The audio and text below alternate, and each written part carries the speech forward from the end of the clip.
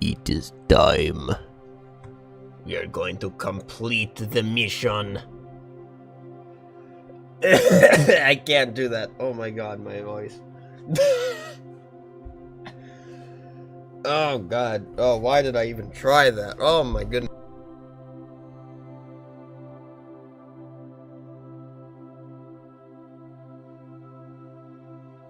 Oh my god. Okay, do not attempt. Bald idea, man. So bald. Do not want. That, no, Why did I try that? Anyway, so yesterday, we were doing a Duna mission. And it was going pretty well. And then we had some issues. And one of the issues was I forgot to do science. So I did some science and we got the stuff done. And then we did the science. And now the scientist led us here. 14. Oh, yeah. So, by the way, that's not my flag.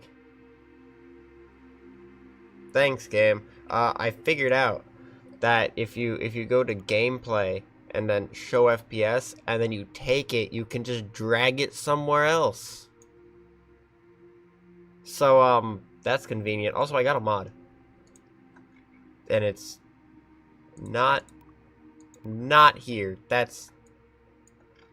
Well, maybe it'll be here later. I honestly don't know. It was like mini engineer redux or something. A mini engineer, something along those lines. This man does not seem okay. In fact, a lot of these guys don't seem okay.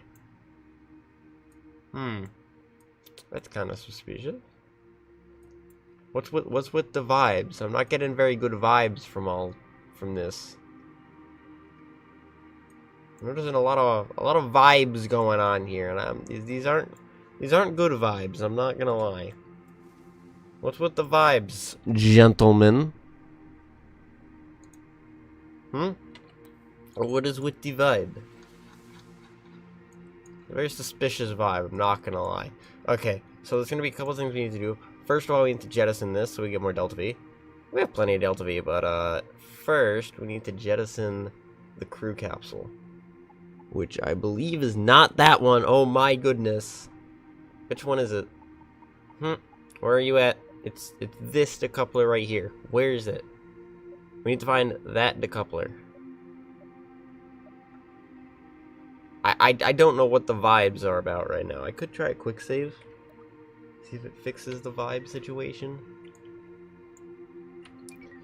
Also at 12 FPS. It honestly doesn't feel like 12 FPS. I'm not gonna lie. It feels like 20. But it ain't great. Oh, we fixed the vibes. No more vibes. I don't like vibes. How dare you vibe? Oh, there it is.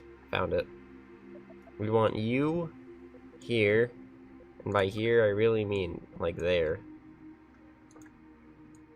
So, we're going to detach. This is because we want to get this thing into a polar orbit. We need one of these satellites to be in a polar orbit as well, but I'm not entirely sure if that'll screw stuff up.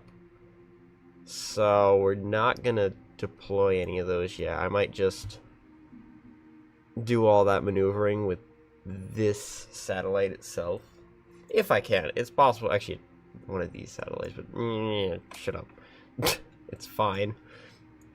Let's see. Stage this guy. So frame rate should actually improve over the course of the stream because, well, that's how that works. Probably.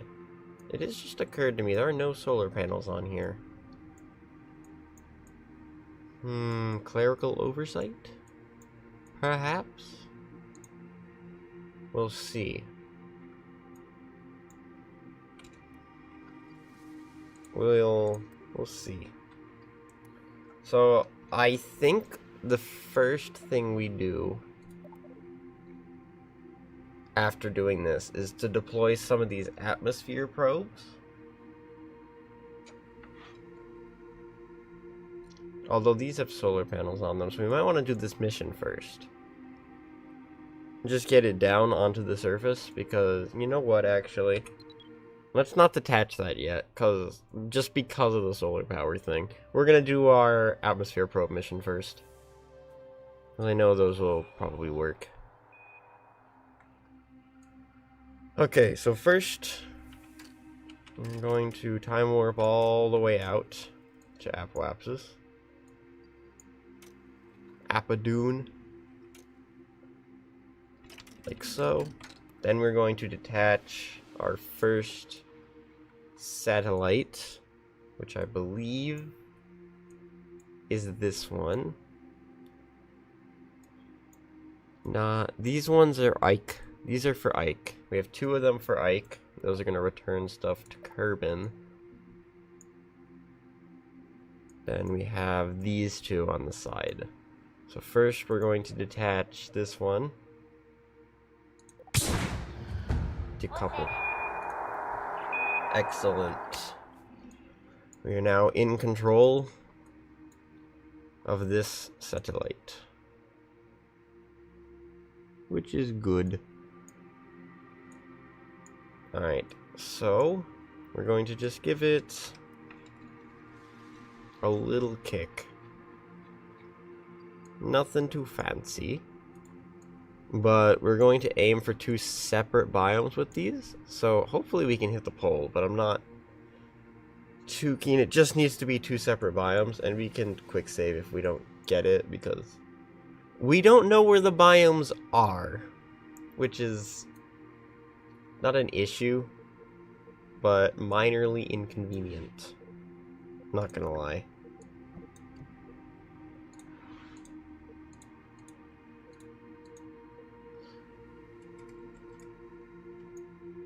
Also, we don't have this engine active yet. Which it is now. So let us activate that engine, get us moving. I think we're looking for a 25 kilometer periapsis, although actually Duna's atmosphere might not do enough then, so we're gonna head for that. And then we'll go back down. We'll do our first atmosphere dive. Also, I hope Ike doesn't, like, screw anything up yet.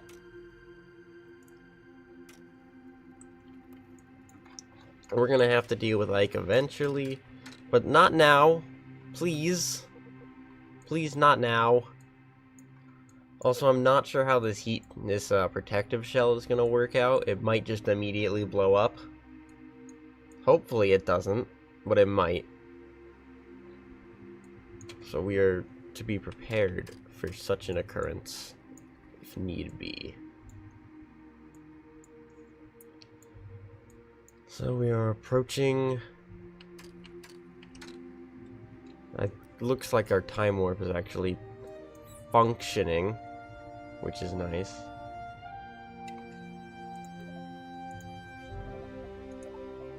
I'm going to decouple this now. Heat shield is exposed. Now, when I did this on my testing save, Duna's atmosphere was so thin that this didn't even ablate, which is kind of funny, but I did do that from a very low eccentricity orbit, by which I mean a circle. So we're gonna do this. Oh god. Sir, I'm gonna have to ask you to... Sir, I'm gonna have to ask you to not do that, actually. Sir, this is... Sir, personal space. Oh god. It is so hard to tell what is moving and what isn't. But sir, please, thank you. I appreciate that. Evidently that has more drag than this. We're running at 48 FPS right now, which is decent. It's not great. It's not bad. It's also no re-entry effects yet. This is not ablating yet either. However, we can do science. Not gonna be able to get this back. Ooh! Ooh! There it is. There's our re-entry effects. Nice.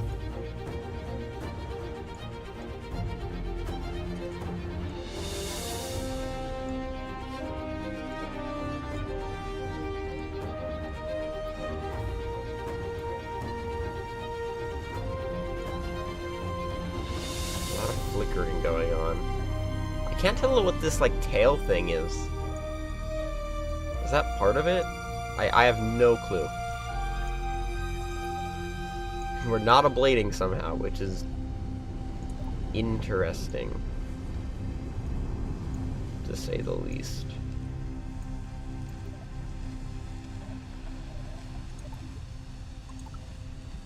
Polar deserts.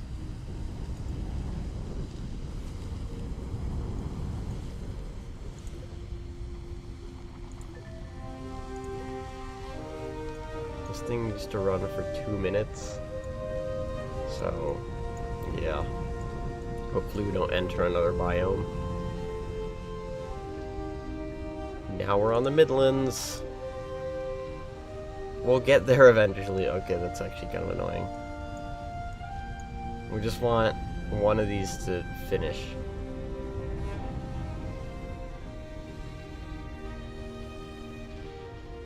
You're only gonna get... We're gonna have to transfer all this science as well.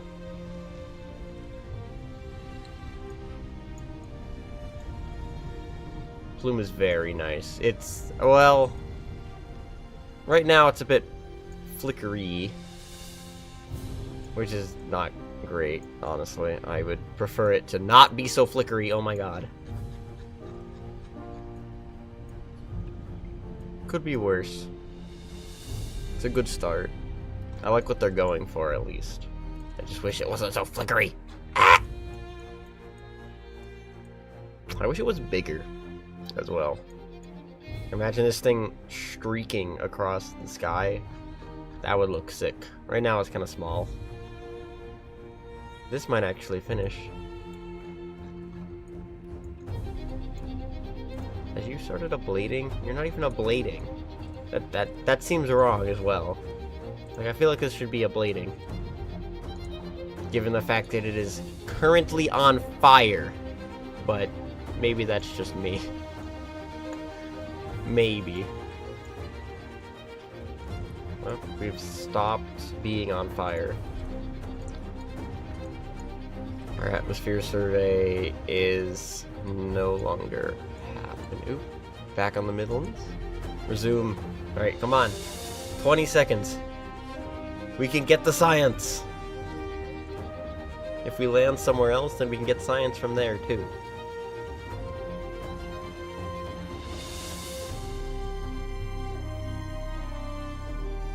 Ten seconds. Come on, science. Having this added challenge of having to have it run for a certain... That was a convoluted sentence with way too many halves in it, but whatever. Having the, it needs to run for a certain amount of time is a very neat feature, actually.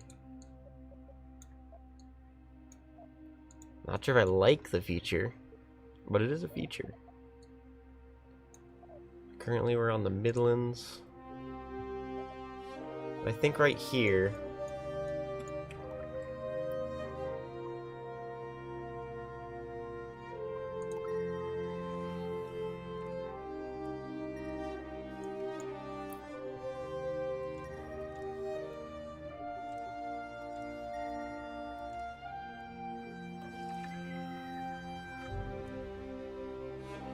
So this is currently trying to get data from the Highlands. We're not over the Highlands right now.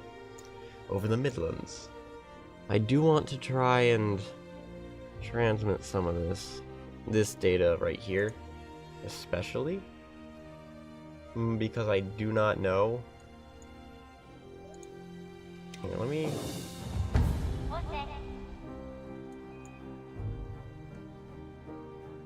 Let's see if we can't discard this fairing.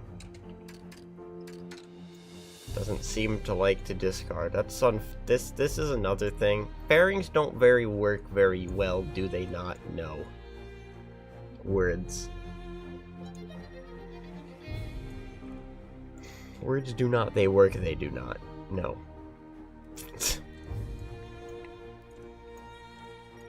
Of course we're gonna land in the dark, aren't we? Alright, we got the atmosphere data. Nice. On the Midlands.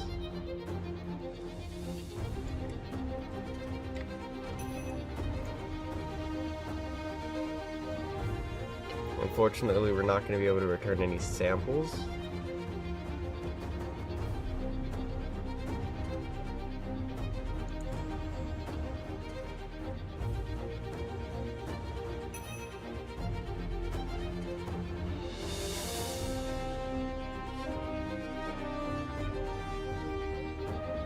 Any more science that we can transmit?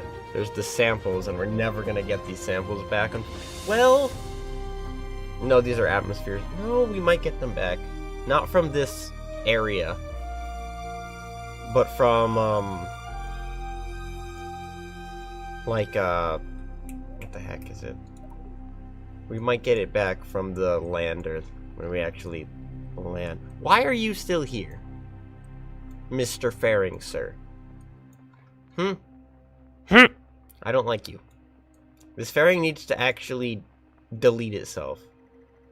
Note to self, increase the freaking ejection force on the fairing because it will not eject otherwise. Let's see how good this parachute actually works. Because last time I had a smaller parachute on it and it just crashed into the surface. No questions asked.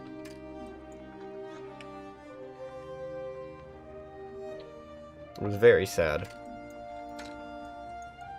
And we should be able to extend the antenna.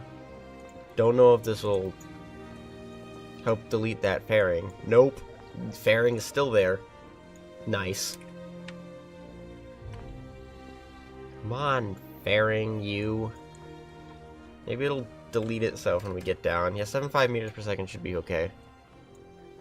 This thing should be a lot less top heavy when it's on the floor. We've got environment data from low orbit. Can transmit that. That's only 36 volts. They measure in volts? It just occurred to me. Does that make sense? I feel like you'd measure that in like amps. Does that make any sense? I don't know what you measure it in. I don't think it's in volts. Or whatever the heck V is meant to measure. It might not be volts. It might be like Veritas. World's greatest landing. Wait. We have landing gear, that's right. I remembered that. Yes, we have a probe. Okay, we can actually delete that. So now we can do the funny thing, because this is going to take some time to come back. We should be able to go an entire day. Does it have an orbit of like 1 day? Really? Okay. Neat. But we should be able to transmit all of the science back.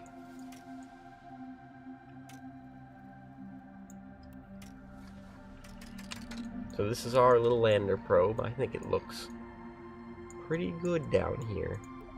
But we do have science to do here. And for example, these samples we're not able to transmit. However, we can transmit the data. We can transmit the data, which is good. This actually worked quite well. We are in the Highlands. So as long as we don't land in the Highlands, Duna atmosphere environment data. Transmit that. Man, it sucks that we have to leave behind all these samples, but it should be okay, I guess. Detailed measurements, 0, 0, 0, 0. We have this and this, basically. Do we have enough volts? Yep, looks like it. Neat. And then we can head to the other one. And see if we land, say, not in the highlands, I guess. See if we can get for, like the pole. Can we aim for the pole? Maybe we can aim for the pole. Let's see, anything else in here? Sample, sample. Yep.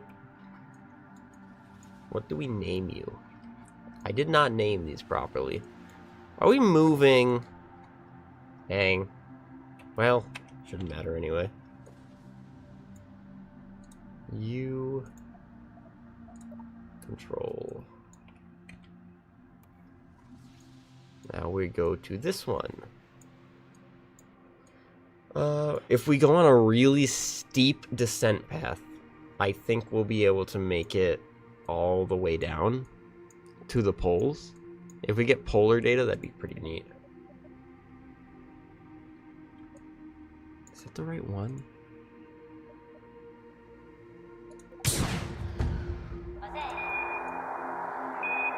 Yes. Alright. Point in that direction.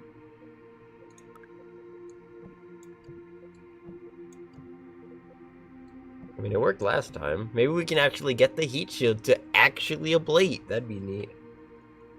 Like, could you imagine if the heat shield which was designed to ablate when get hot, actually ablated when get hot? I couldn't. That just sounds like too much to ask for. Ejection force, 400 kilonewtons. That should be okay.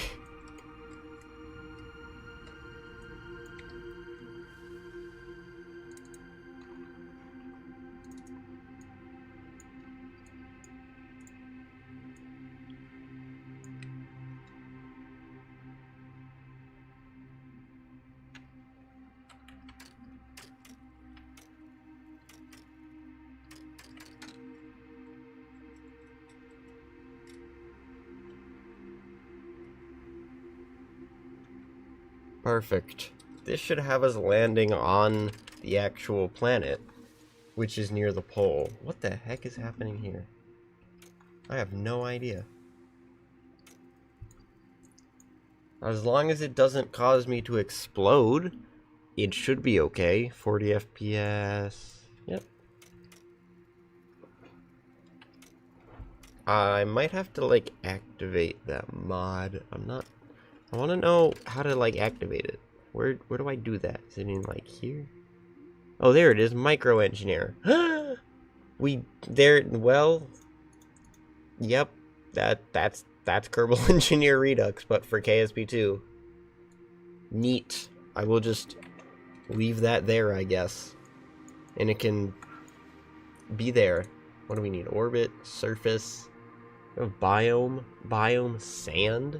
There's a sand biome, there's a rock biome. Does that make any sense? It's just sand and rock. Wasn't it like Midlands and Highlands? Am I wrong about that? Oh god.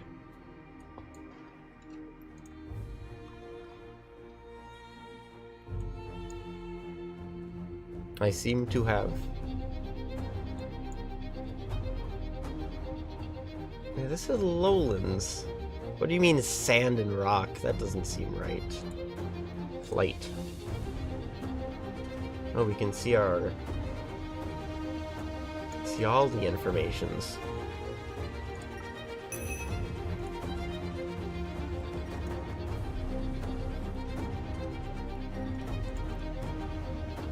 Duna South Pole.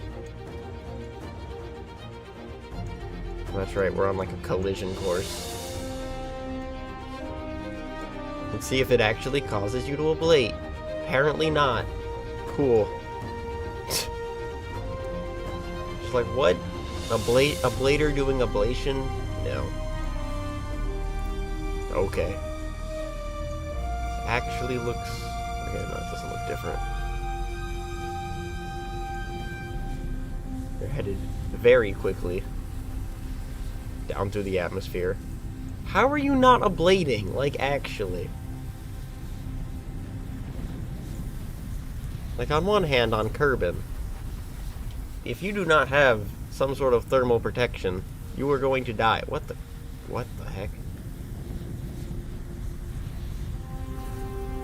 It would appear the dynamic nature of this is dynamic, and it does change depending on how it is. But oh my god, is that heat shield working or what? Because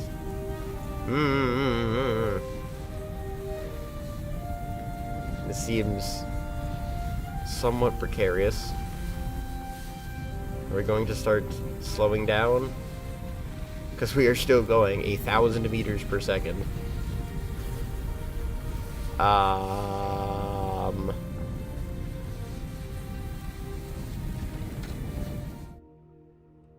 We might lose this. But we just got our environmental data from the South Pole. So, can we transmit the atmospheric data from the South Pole before we crash into the ground? It doesn't look like it.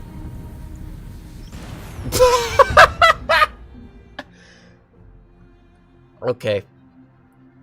Well, that didn't work, did it? You know what? We had 2 of them for this specific reason. So you know what? I'm not going to revert that.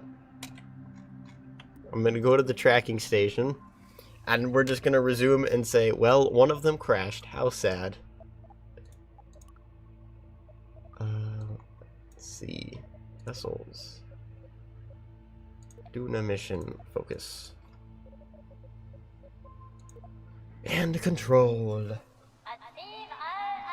Right, well, we lost one. But you know what? That's okay. Sometimes you win some and you just lose the other 33. I think it's okay. What I will do, I think, is, you know what? Now we're going to do the main mission, which is land here specifically. So to do that, we need this not that decoupler. We need this decoupler to decouple these two, which we're not gonna do yet. We're gonna decouple those when we get up here because we have limited. Actually, no, no, I think it's too early. Nah, maybe not. Because this doesn't have solar panels, and I'm not sure how I managed to not put on solar panels. So yeah, we're gonna put this. We're gonna go all the way around first. I think. All the way up to apoapsis. Then we're going to disconnect. Disconnect? Oh shoot.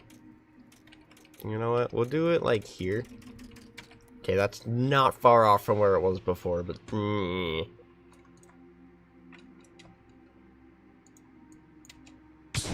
okay. This doesn't have a heat shield, so I'm not entirely sure how it's gonna respond to. That's wrong. Not entirely sure how it's gonna respond to this. But should be okay. A quick save.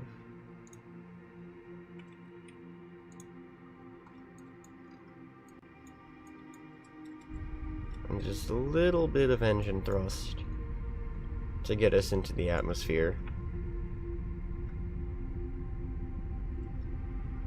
I think we want to head to 35.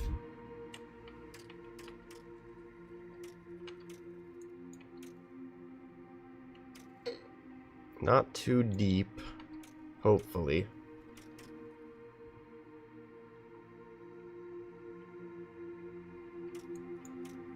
Alright. We'll see. And retract that.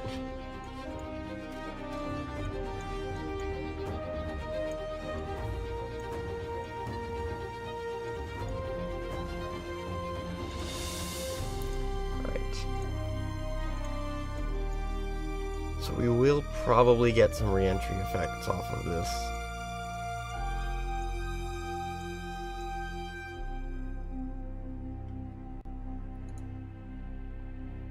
Most likely.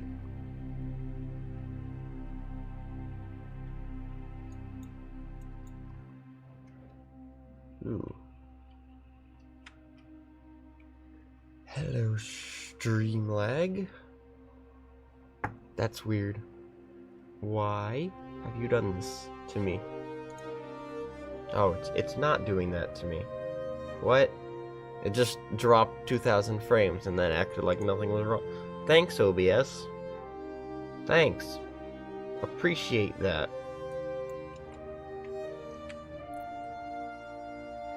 That's getting hot. Tilt away from it. Get out of the hot. Psst.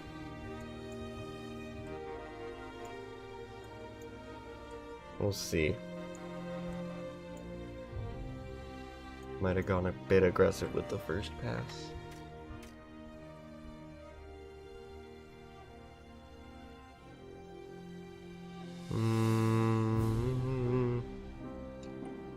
We lost something. We lost multiple things. So that was too far down. I need to go to 40 kilometers.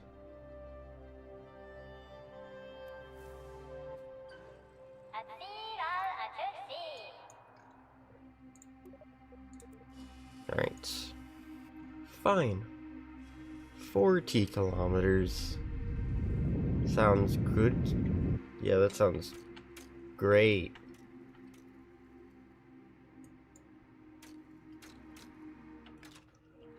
Why did I drop so many frames just then? It's weird.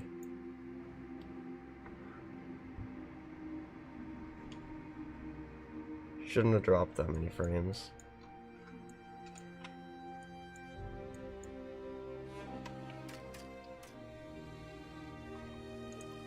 It's weird. Very odd.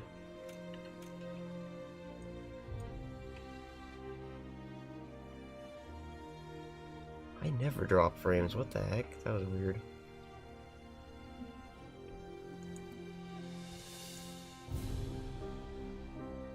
Alright.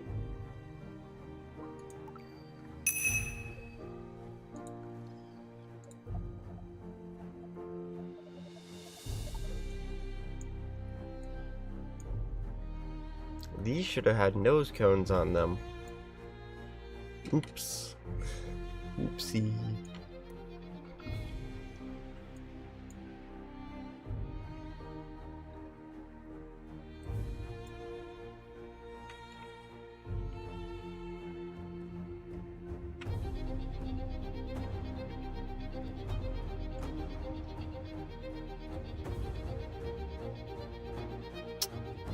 Again.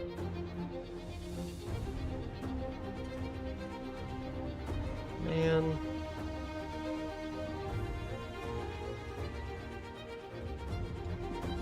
Well, there goes 2 of them. There goes 3 of them.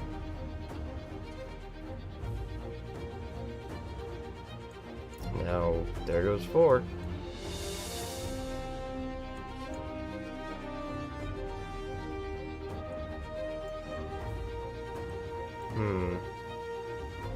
And like we're going up there.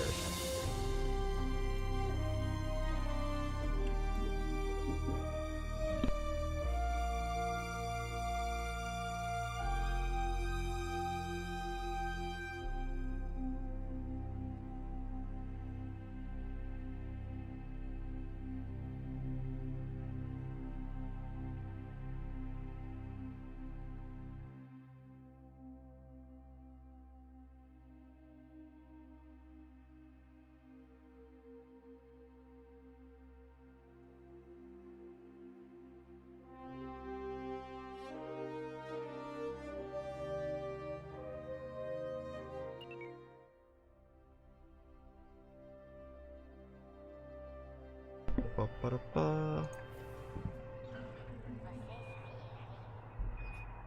Okay, so we might need to go even less low. Say 45? And then burn the engines in atmosphere? Hate that idea. Just... yeah. I don't like it.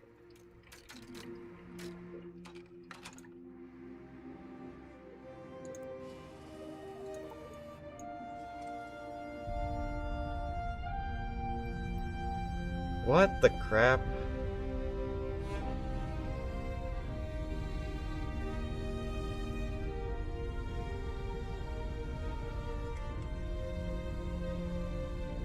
Thank you.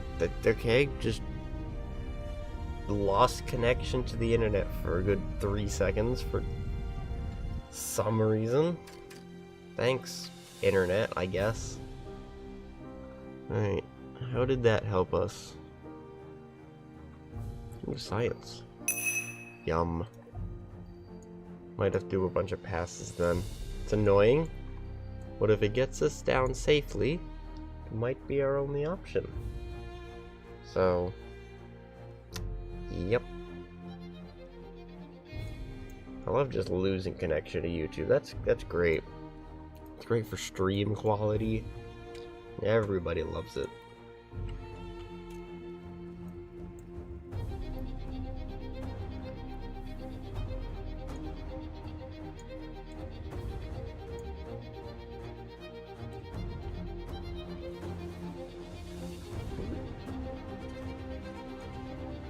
Kerbals are just vibing as you do.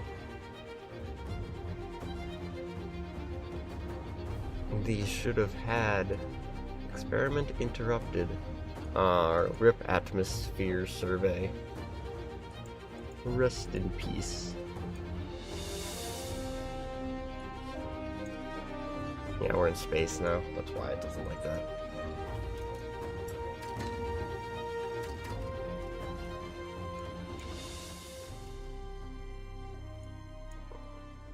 So we're gonna do a bunch of these, I guess. Because I know pretty sure that I know it can get down. But that's after it's been already at 50 by 50 in a low circular orbit. So yeah. Also, we passed the poles again, so I don't think we're gonna get more science. Unfortunately. This we can store science in, though.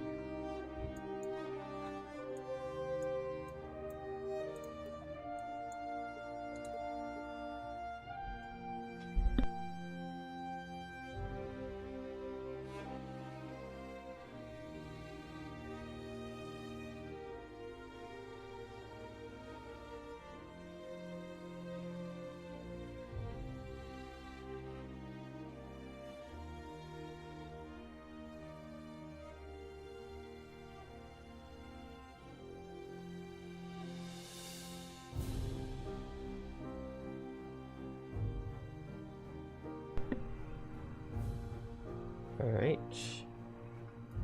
Another pass has been done successfully. Only went down a sliver because this game hates me, I guess. But we haven't lost anything. So that's good, I suppose. We do need to land in a specific location as well. We're actually down halfway already. But that's not too much of a surprise, to be honest. Let's save the game here.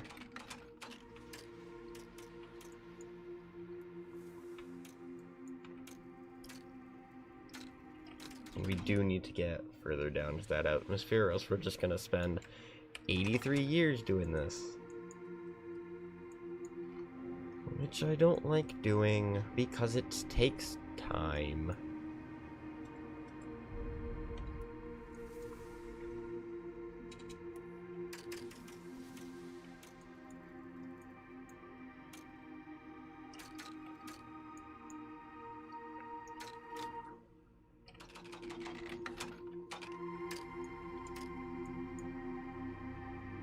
There's the pole.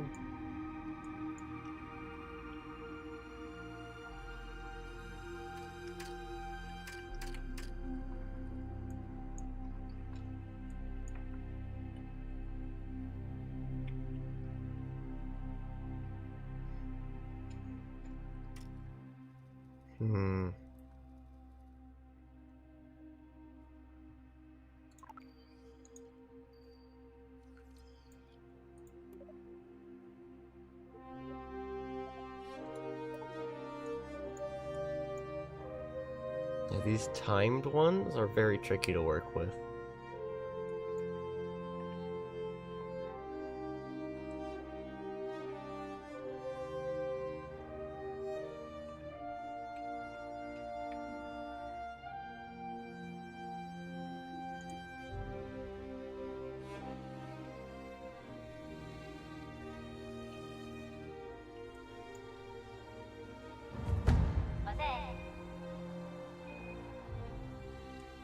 Did we lose something? What the heck?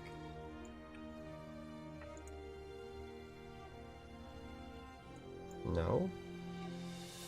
What was the noise for?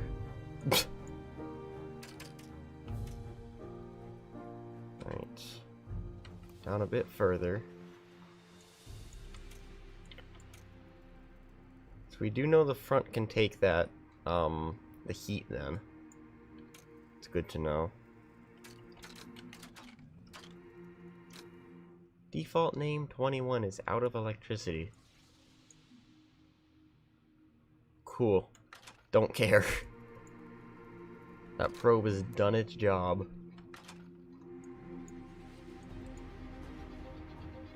It can be out of as much electricity as it wants because it doesn't need it.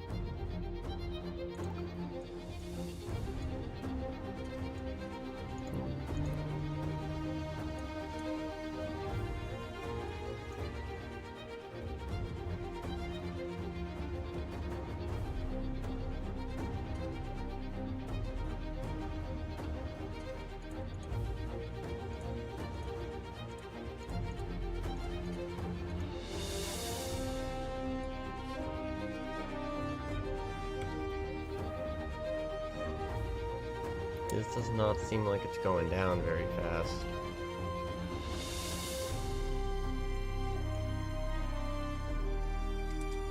Even a tiny bit of thrust brings it down a lot further and a lot faster.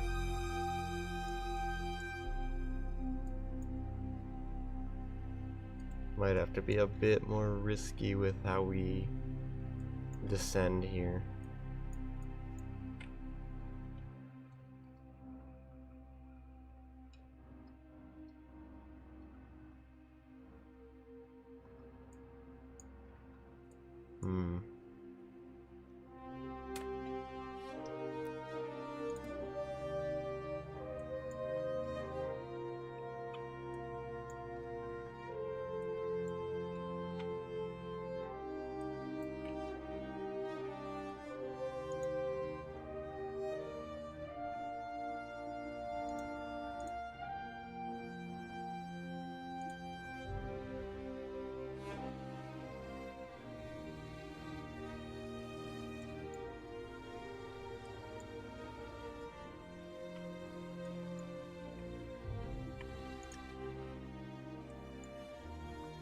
High drag? I don't know what the most high drag position is. Is it this? Is it backwards? Is it forwards? I don't think it's forwards. Just rotisserieing this spacecraft as you do.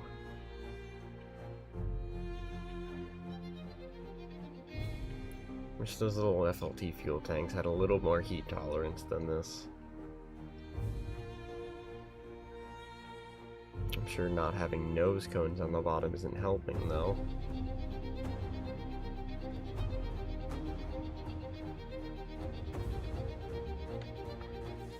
Down a tiny bit more. This is painful. again.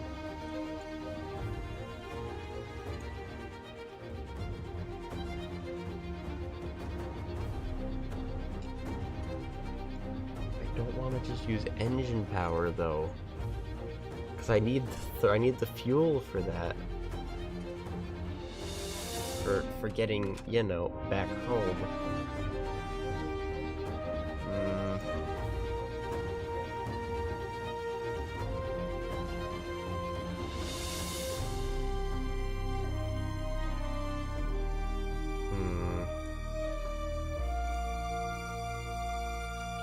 Wonder if open cargo bays are still ridiculously drag heavy. Probably not. We could try opening that just for a little bit extra. Little bit extra drag. Oh geez. Just to see what happens, I mean.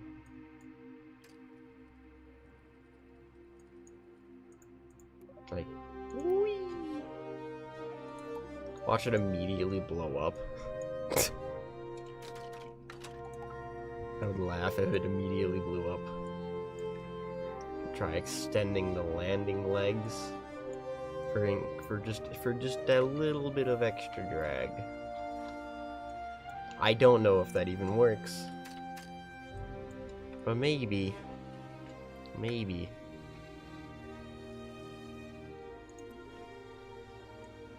But yeah, should we place it in this position while the atmosphere is thinner? And then do that.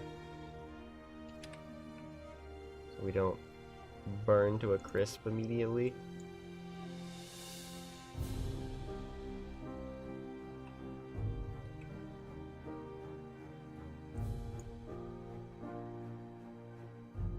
Just so that we can maximize our drag hopefully without cooking the entire thing.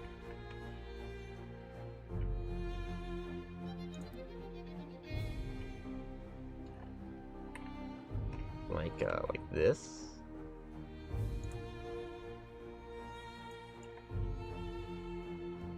This is a tricky situation.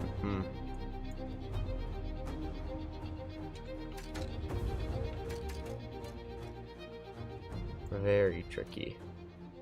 We're almost below 2,000 kilometers now.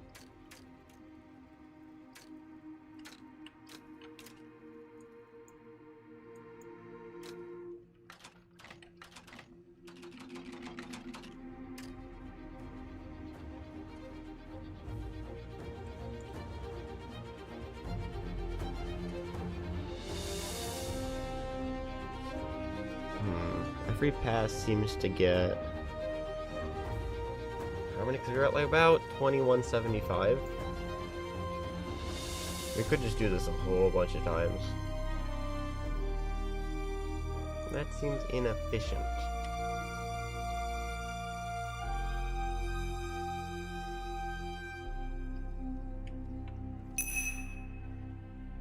Oh, we finished an experiment. What was the experiment? Dunno. One of them.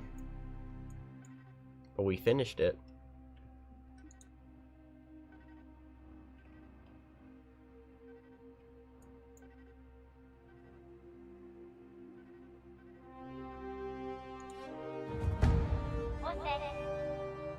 I don't know what that is. What is that noise?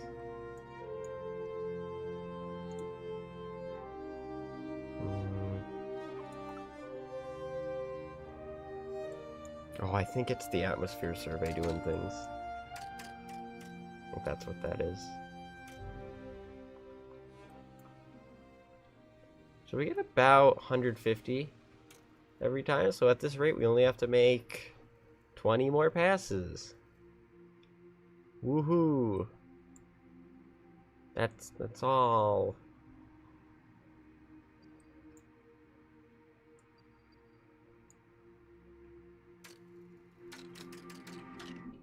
If I just burn the engine, how much Delta V am I losing?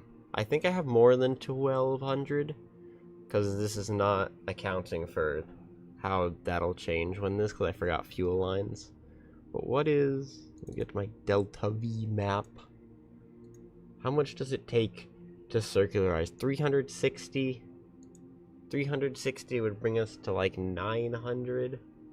And I don't know how much we actually need, because this is not mapping correctly for some reason.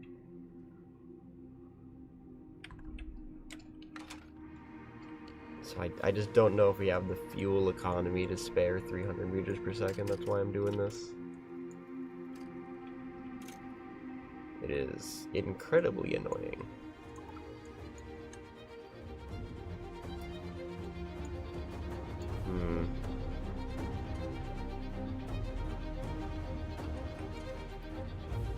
Gonna do a bit more flips. That sometimes you get missions like this where it's just annoying and you just deal with them, cause I mean, what else are you gonna do?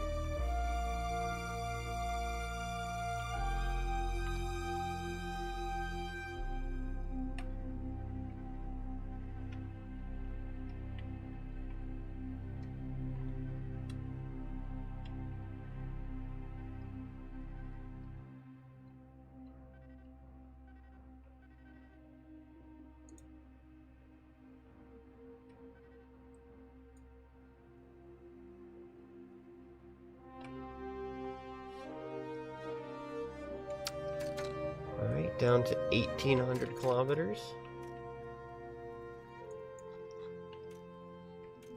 Making progress. Making progress. Making progress.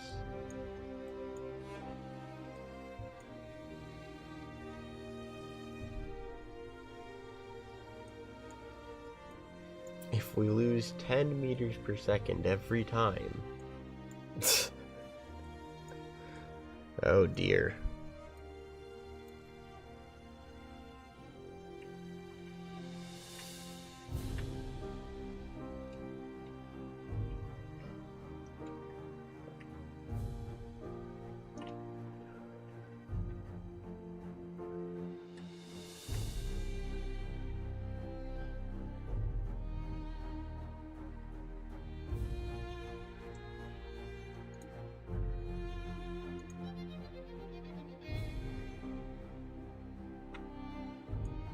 Alright. A little close with one of them. But we're good. And a quick save.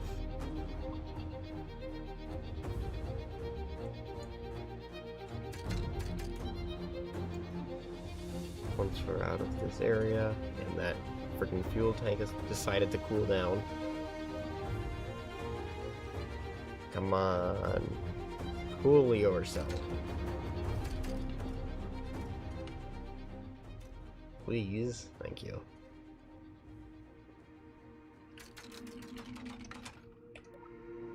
Game saved.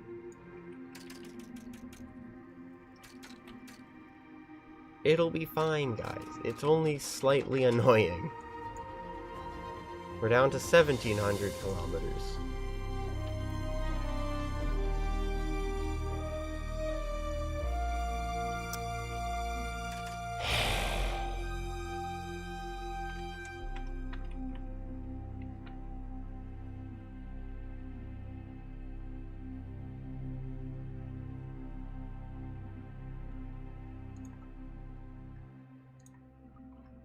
Alright.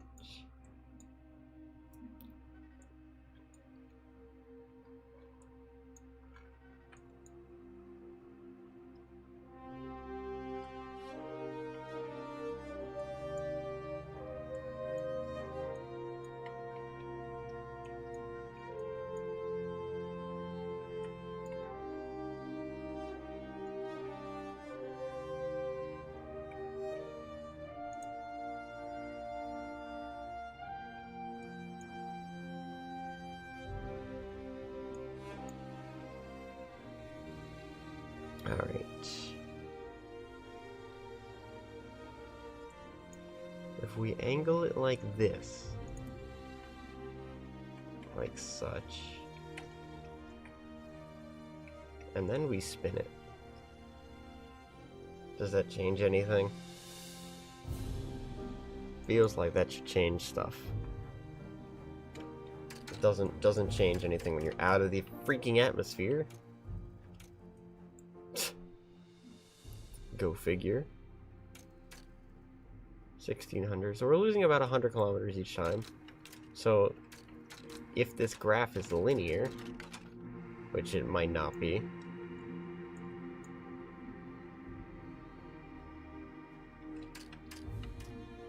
then we'll be down in like 23,000 hours, and it'll be great. So once we actually get into an orbit that is sane, we'll be able to pick our landing spot, hopefully, reasonably. It might take a couple attempts, but we should be able to do it reasonably easily, given what we know about those satellites.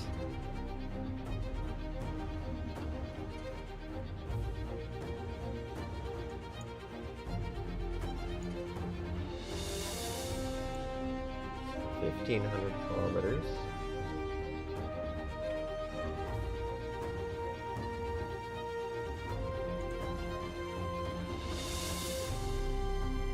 Getting a little too toasty.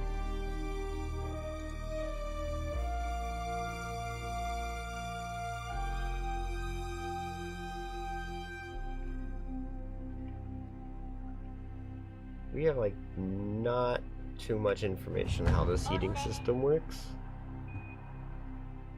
unfortunately.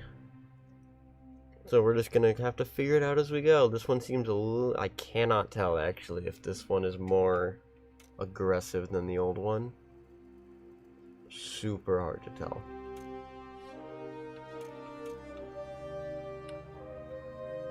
$1,500, actually a little less than 1,500.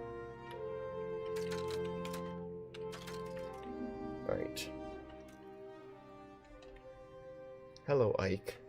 Doing Ike things. See, an intelligent person would have put an inflatable heat shield on this thing. Although I'm not sure how I would have gotten that at this tech level. So, then again. Then again.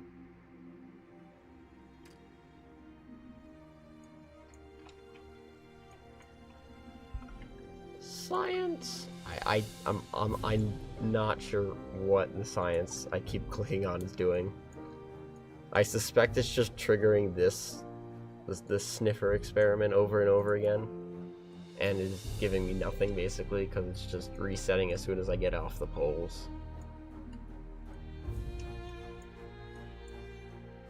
1,400 kilometers is upon us. The way the heating is happening, it does feel like we're getting faster, which doesn't make any sense, because that's not how orbits work. We are actually slower. I think it's because we're getting lower.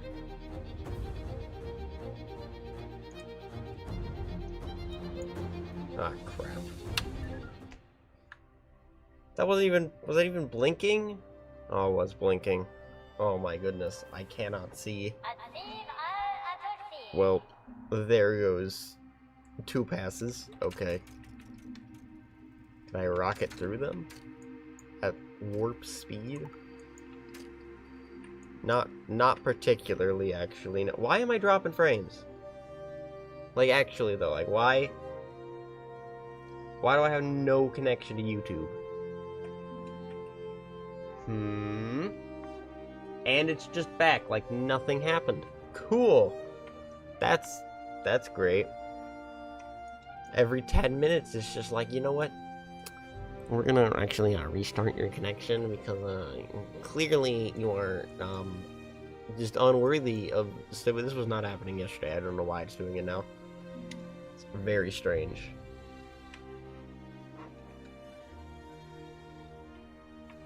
Incredibly strange.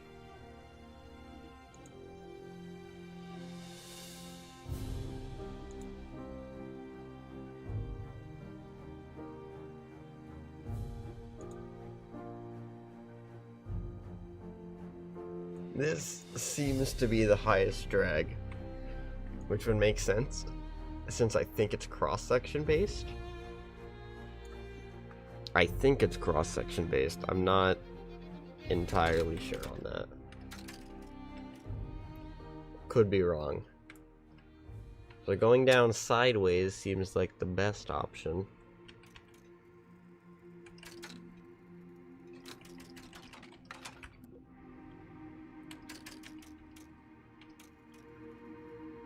But it might not be. So we're gonna sit kind of in this position. Maybe we get some extra drag off of these. I don't know, I'm kind of grasping.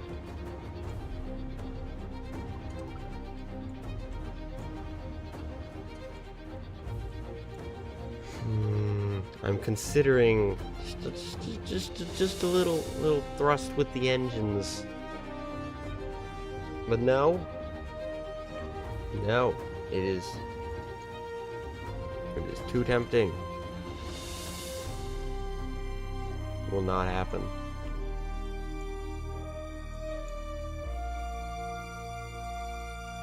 Nope.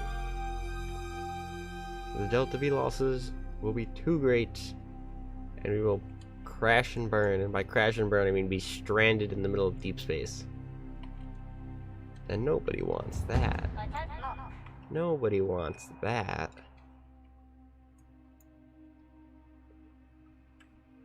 Nobody wants that. Nobody. Alright, we're back to about 1,500 kilometers. 5 minutes of my life I'll never get back. Why? Why? And the worst part is, I'm pretty sure if I added just nose cones on the bottom of these, I could survive much higher temperatures, because there's a nose cone in front of it.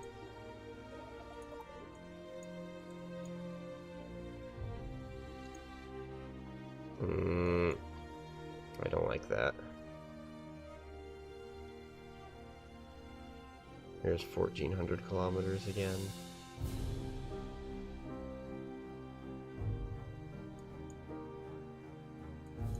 No heating? Oh, there is heating. I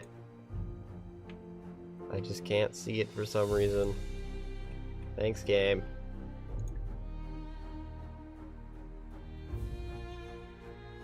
This is such an enjoyable experience. It's not the game's fault, it's my poor design choices. But whatever. I'm pretty sure that's what it is. Could be that the heating system just needs tweaks. But this would be more helpful with a heat shield.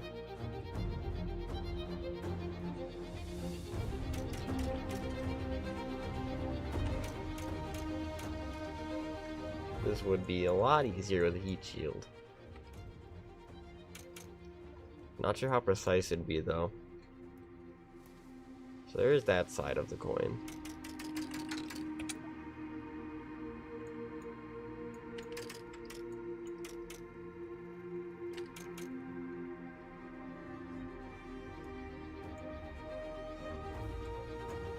$1,400. This should get us to 1,300.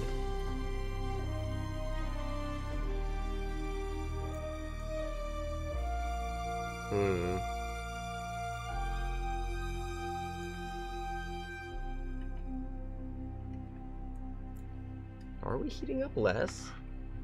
Seems like it. So I need to be careful. But it seems like we're heating up less.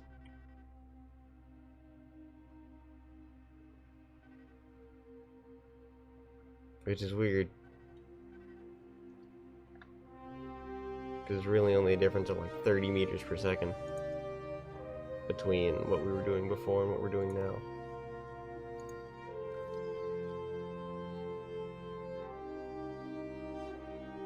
Because right now our orbital velocity is like 1/160, and earlier it was 1200. It's not that much of a difference. We are slowing down, but that's about it. Wish it was a little bit more than that. 1300.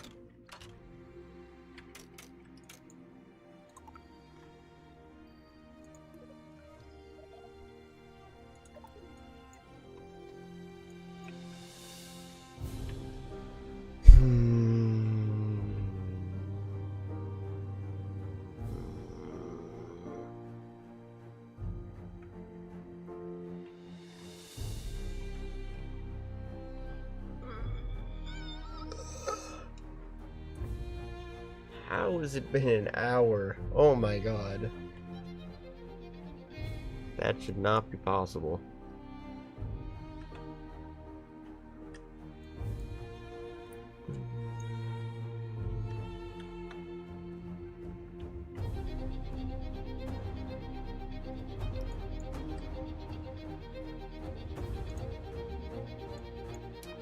Bop, bop, bop, bop. Frames are 20 FPS, which is, I guess, passable. If we could get to a stable 24, that'd be great. There, I challenge the Kerbal Space Program DOS devs. 24 FPS, make it happen. We'll actually make it like 200 FPS, but that's, it's like 4 FPS. It would seem a lot smoother. Oh jeez. Or better yet, you can make it 45, and then my FreeSync on my monitor will kick in, and I won't be able to notice the difference. We have actually gone down significantly, so that's good. Very good. Let's save here. I want to try something. I want to try going down an extra 1,000 meters. We might just explode. I have been told it might explode. But if it helps us, like, significantly, it might be worth it. Just gonna have to be very, very careful.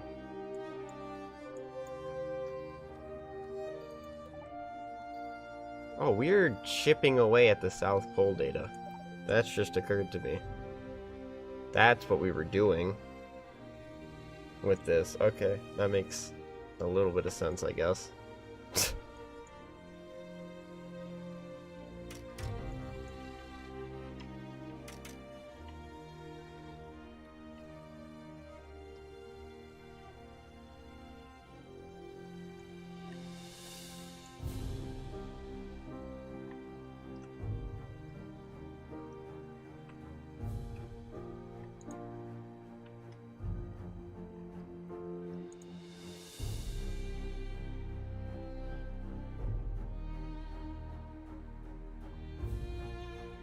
Alright.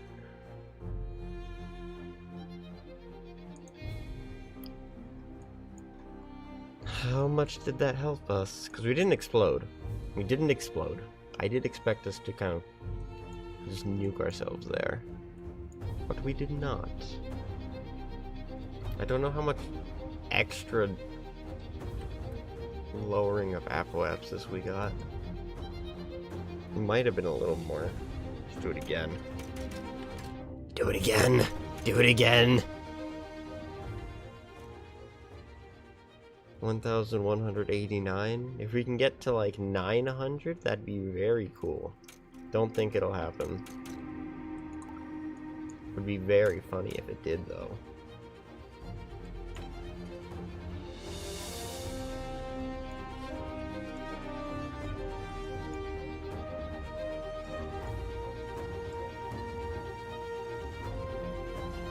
This music is incredibly intense. for no reason.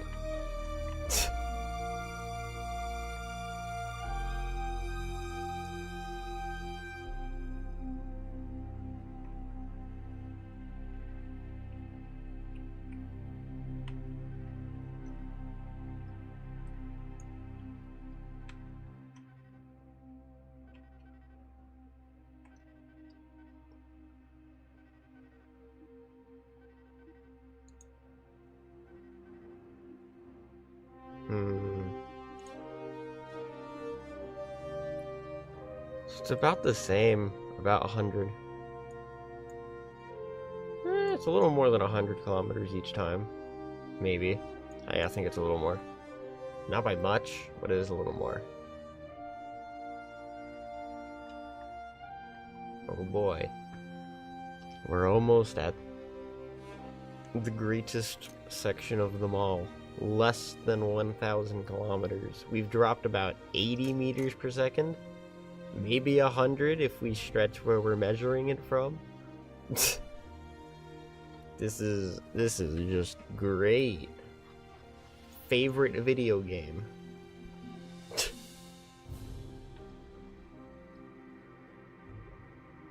I really just want to like just a little perigee kick, and we'll get like significantly further, but I don't think it's possible just because of what we're doing. I thought I tested this, and no, I did test it on a different save, and I put the nose cones on the bottom.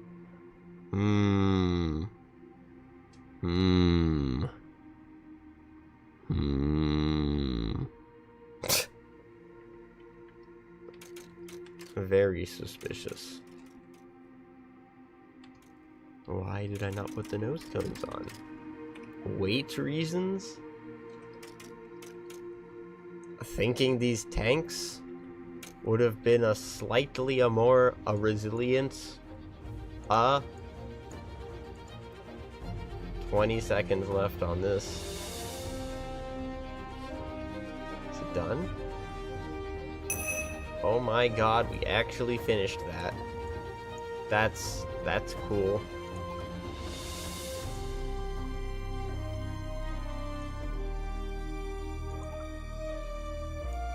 Very interesting.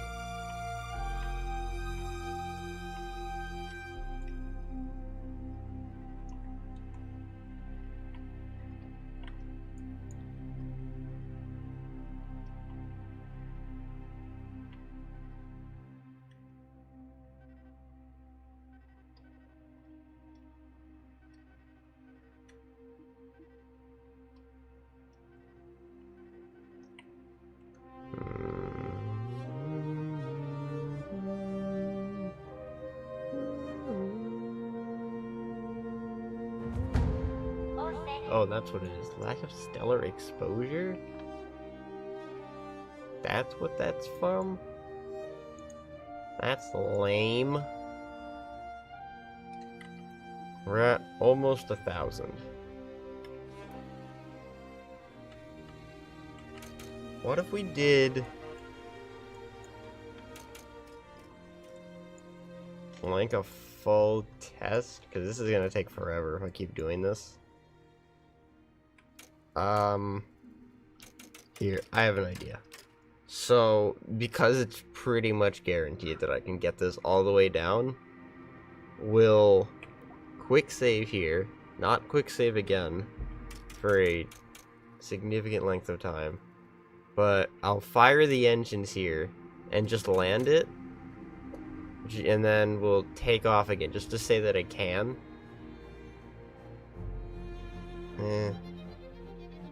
Or I might just cheat myself into a lower orbit, just so it takes less time, because oh my goodness, this is taking forever. I did not expect it to take another 20 minutes over what it was already doing. Here, go retrograde. I'll just burn us into one. If it's not possible for us to get back to Kerbin after doing this, I'll do the quick save. I'll do the quick save anyway. I just want to know that it's possible. It's taking a rather long time. We'll do this.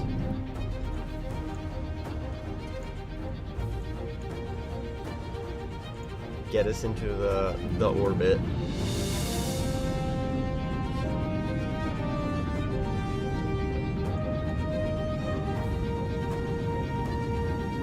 Like so. Hopefully we'll survive entry on the next time going through. Actually, this is the last time going through, it just occurred to me, so yeah. We'll go down all the way. Lock this thing up. Stow landing gear. We'll just go all the way down, pretty much.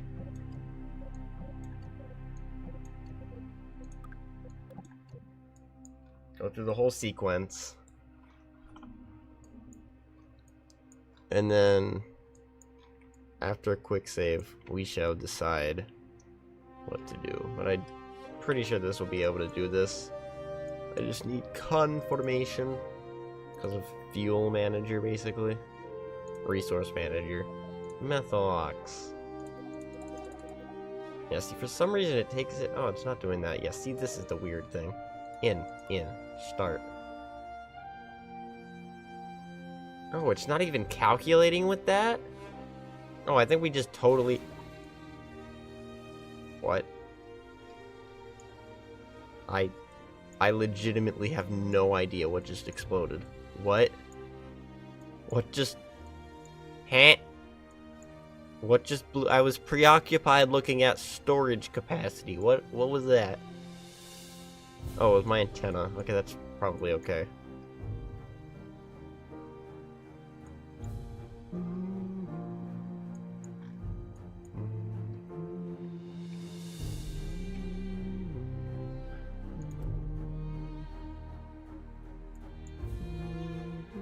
Oh, we do have... Do we have solar panels on here? Am I just blind?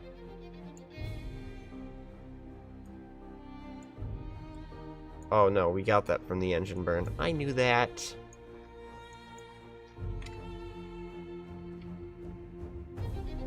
This is actually surviving just fine. It looks like. Great. Excellent. That's what I like to see.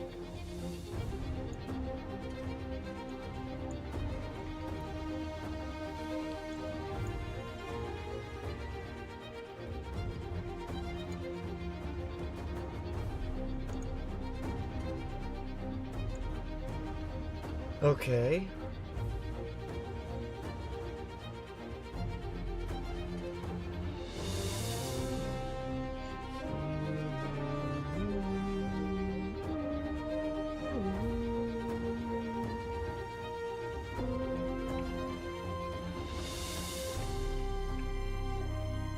I see the SAS system is perfectly functional with no bugs whatsoever.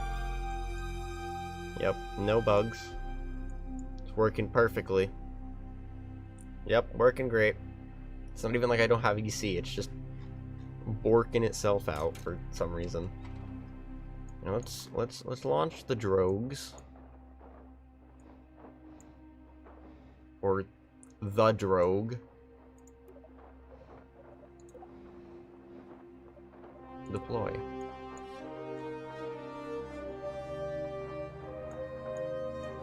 Why did only one of them deploy? You are safe. Deploy. Okay. Don't deploy. For some reason.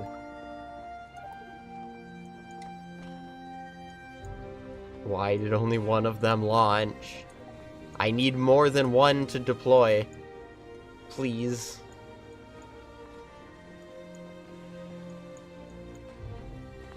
Okay, that's... Deploy settings. Safe.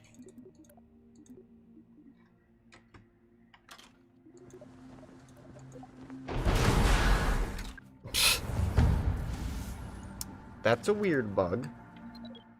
That's a very strange bug.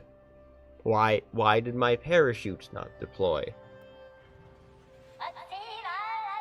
That's incredibly strange. Parachutes are meant to deploy. Because they are parachutes. That is what they do. Major question mark from me there. Okay, we're gonna try this again.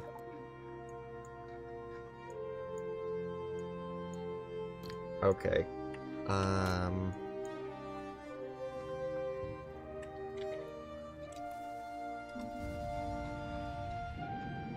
Okay.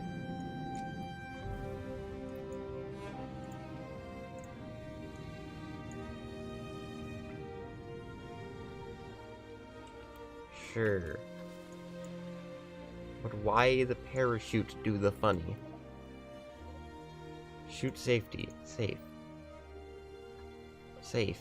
So when I deployed them, why did they not deploy? What?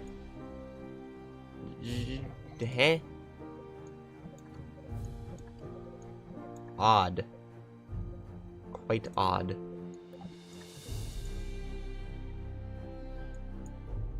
I wish I could accelerate more than this, because oh my god, it is still being slow. I know re-entry takes a long time, but like...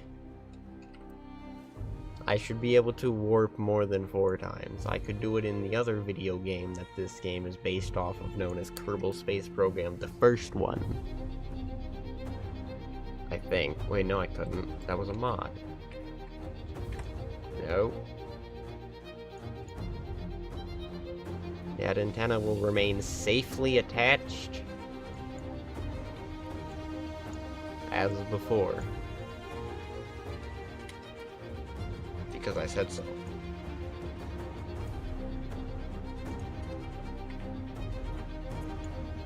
Do we want to come in more vertically?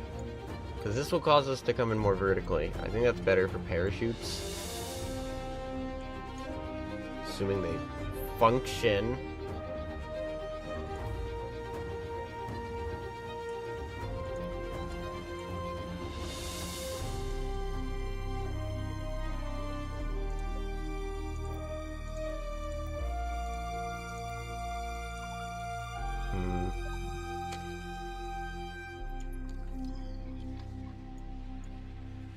It's just the greatest test run. I mean, we're kinda slowing down.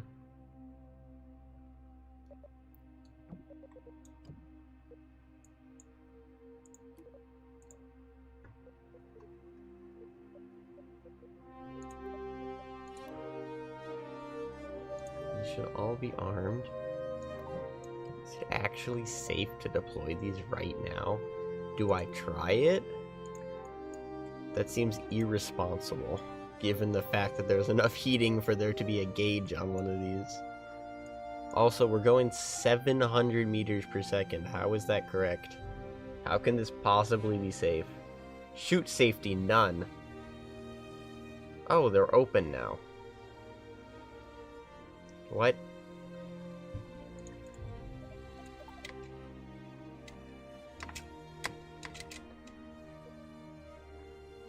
Interesting. And I still immediate deploy.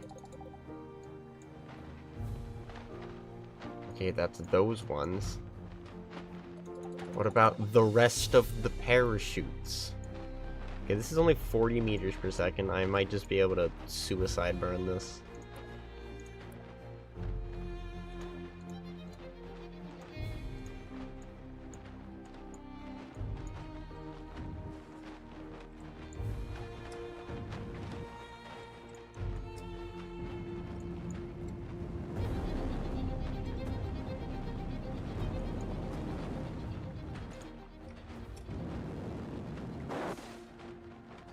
Oh, I'm coming down at freaking 3x speed. No wonder it's being weird. Whatever. Okay. Should be able to repack these chutes. I'm not gonna actually do all that right now. What I want to do is have Resource Manager open, just so I know I can do this. These, all these should be here. This center tank should in. Okay, that gives me more fuel, actually. 1,400, okay. We're gonna leave this up, then. We're gonna take, just to prove that I can do that.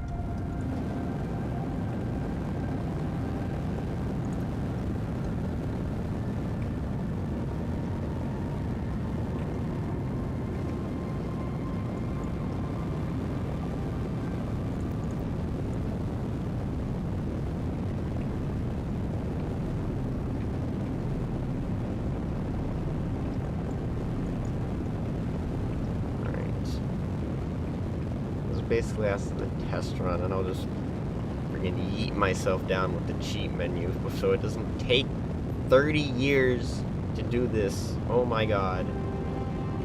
Horrible.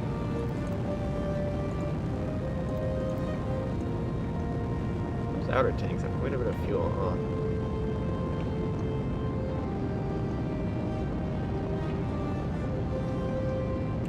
Now, the best way to do this would just be have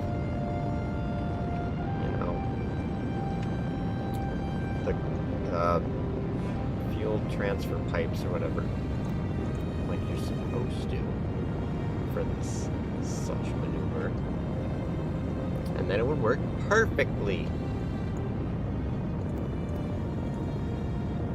Once these are empty, I will jettison them with the correct action group high.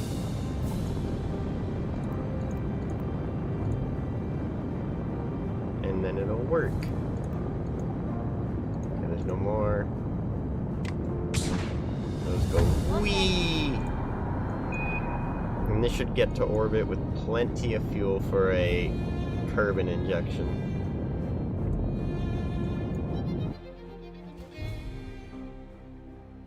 We lost something.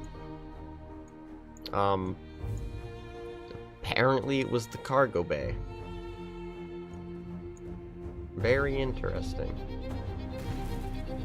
Okay, just gonna ignore the fact that things are currently exploding.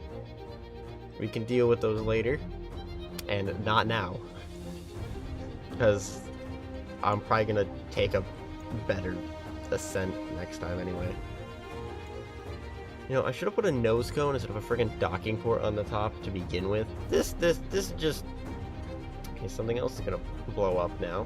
It's batteries, even though there's, like, no atmosphere for the batteries to be blowing up in. But, okay, whatever, it's fine.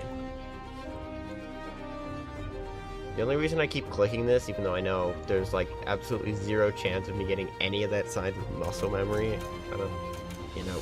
click the button when the button becomes able to be clicked for, you know, maximization of science. So this should be able to get into orbit. No questions asked. And have, like, 1,500 meters per second left. Okay, we're good. Cool. It works. I think 1,500 is what you need.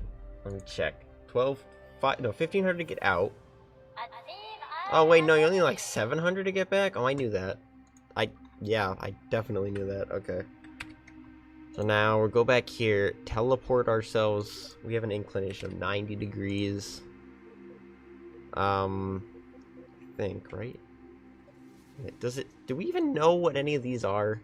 Wait, wait! I have this.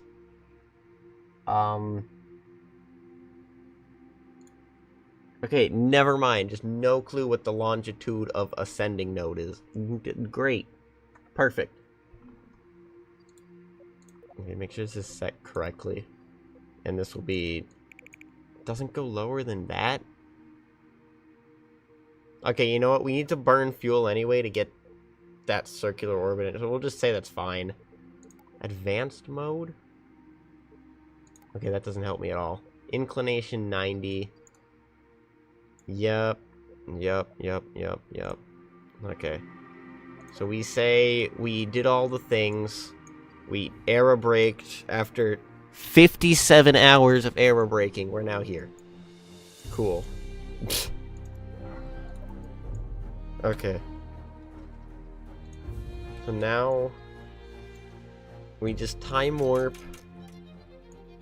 until this is in a feasible position on this. Okay, I'm gonna do this in the tracking station because oh my god, that is going to take even more time, which I actually have today, but I'm yeah. Wait, did I click VAB?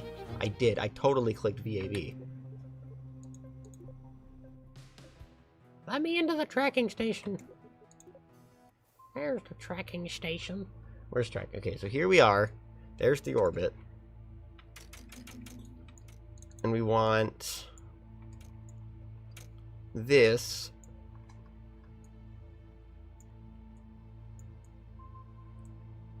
in a reasonable spot. I'm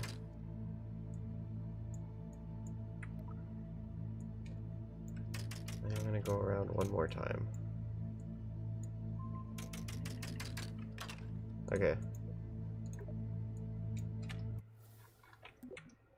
Why is this here? Why is that there? No. And I'm back here. Can you not control? Okay, that's better. Now, that's better.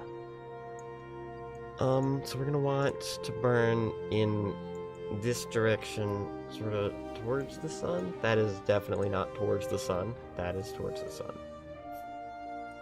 So we're gonna want to pull our orbit this way a little bit. I'm gonna quick save here actually because it's gonna take a couple attempts. We're trying to aim about here.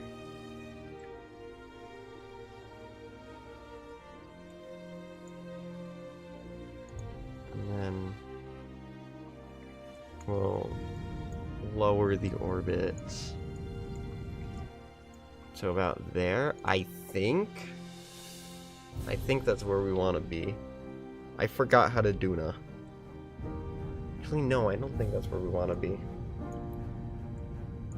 Because of Duna's freaking atmosphere doing funny atmosphere things.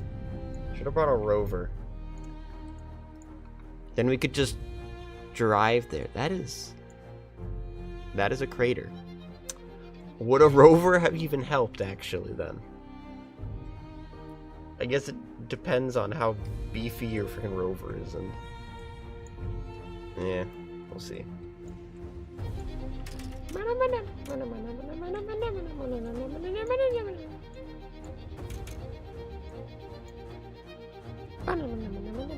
Okay, we were a little off.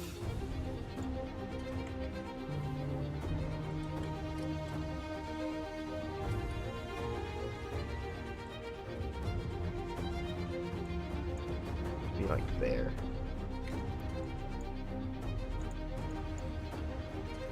Alright. Going down.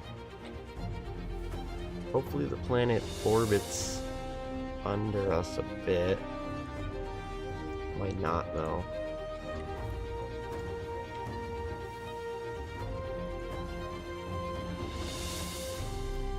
I think that's great. And then we'll just sit here. This inclination. Inclination? Is that the right word? I don't know. That looks very precise. For the like second or third mission that they want you to do, this is very precise.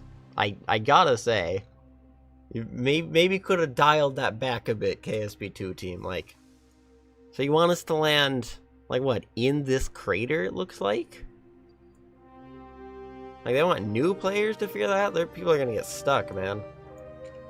I feel like it should be land on Duna, or maybe even like land on Ike first. As like a training, because this is an atmosphere entry. Like I've done plenty of these at like KSC, but like seriously, you want new people to figure this out? Because like even this, I feel like I might have undershot it.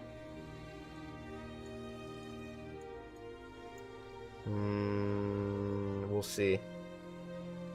It does look like I'm gonna undershoot.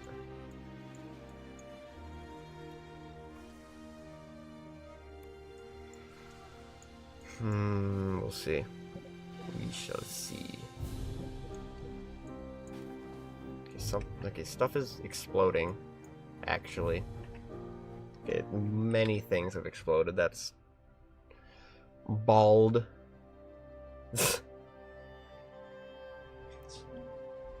No, that's what I'm saying. Okay, take 2. We need to go a little bit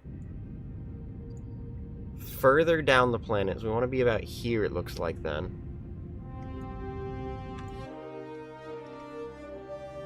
And then we'll go retrograde. There's like a quantifiable amount of trial and error that may be involved with this mission, which is interesting. Oh crap, I might have overdone that.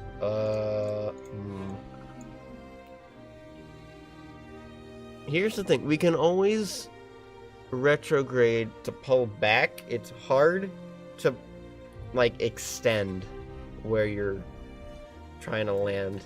It's harder to push it further back than it is to pull it down, because you need to decelerate anyway. That's what I'm trying to say. It's easier to decelerate than it is to accelerate, especially in an atmosphere, because the faster you go, the faster you bleed that speed off.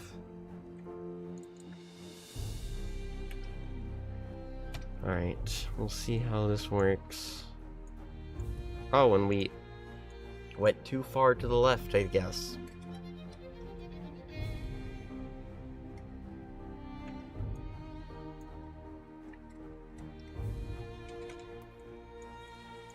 Hello, Ike. We're gonna go to you later, but not now. Hi. Experiment finishing sound. What was it? I don't know. Something. Man, I wish I put a friggin' nose. This needs 5 more nose cones. 1 nose cone here, 4 nose cones here. I didn't put any of them on. Put a docking port and exploded immediately upon me launching the rocket. That was unfortunate. I need to go even further.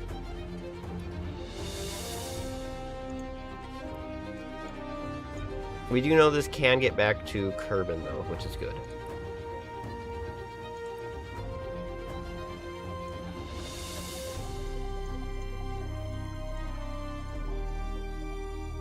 Yeah, definitely. 100%.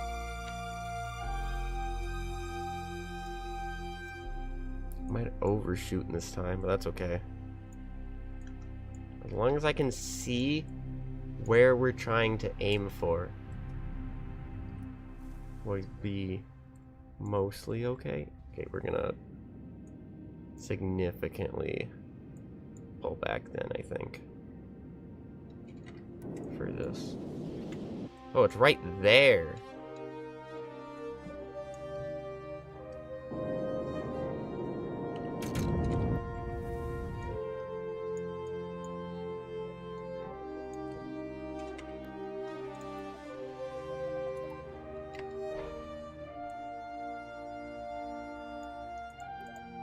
Yeah, absolutely none of those decided to disconnect. Okay.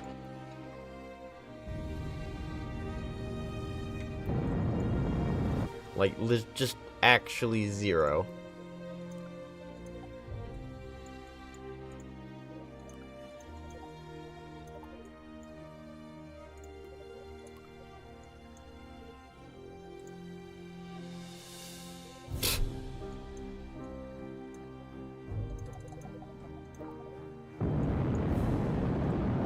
Oh, there they go.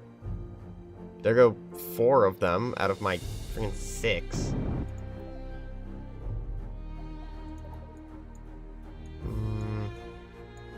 We might be walking here. Hey, I'm walking here. Yeah, we overshot a bit. No, I don't want to land in that crater. No. That is not a good idea. 936.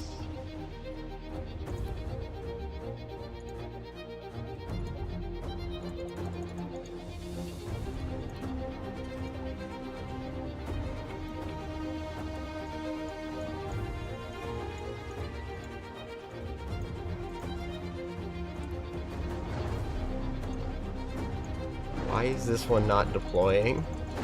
Hello? Okay, we just got a defector, I guess. Cool. Alright, we're gonna have to do a 13 kilometers of walking. Oh boy. Who do we want? Jeb, Bob, or Bill? I think it's gotta be Jeb. Probably. Oh, we have to walk over a mountain. Oh, that'll be fun.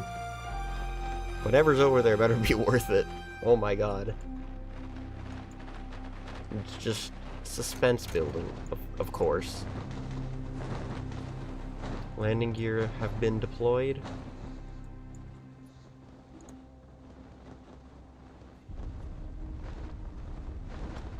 We have 1600 meters per second in just this main tank. So we should be okay. Ground.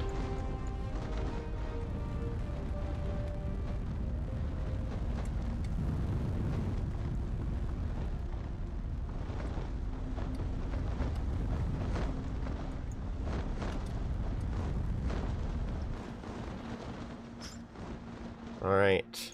We have landed on the Duna. And these need more suspension. Oh my goodness. Quick, do science. I hear lots of pings, and I like that. I suspect this one's gonna want to take time. Nope, we're in the Midlands. We already got research here, because of course we did. Alright, let's get the scientist man out.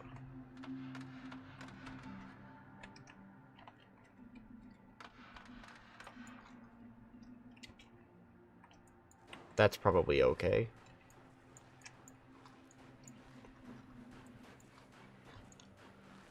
I kinda wish we landed on that mountain. Just because it would be sick to get that view. But I guess we're gonna go that way anyway. Nope, we're going that way. Never mind. Forget it. Forget everything. Plant flag. Site name. Duna landing. There's some kinda anomaly on the scope to the north. How weird. Perfect spelling here. Absolutely wonderful. That is also not my flag. Oh, it looks like this fixed itself though. Did they make the hamburger menu actually a hamburger?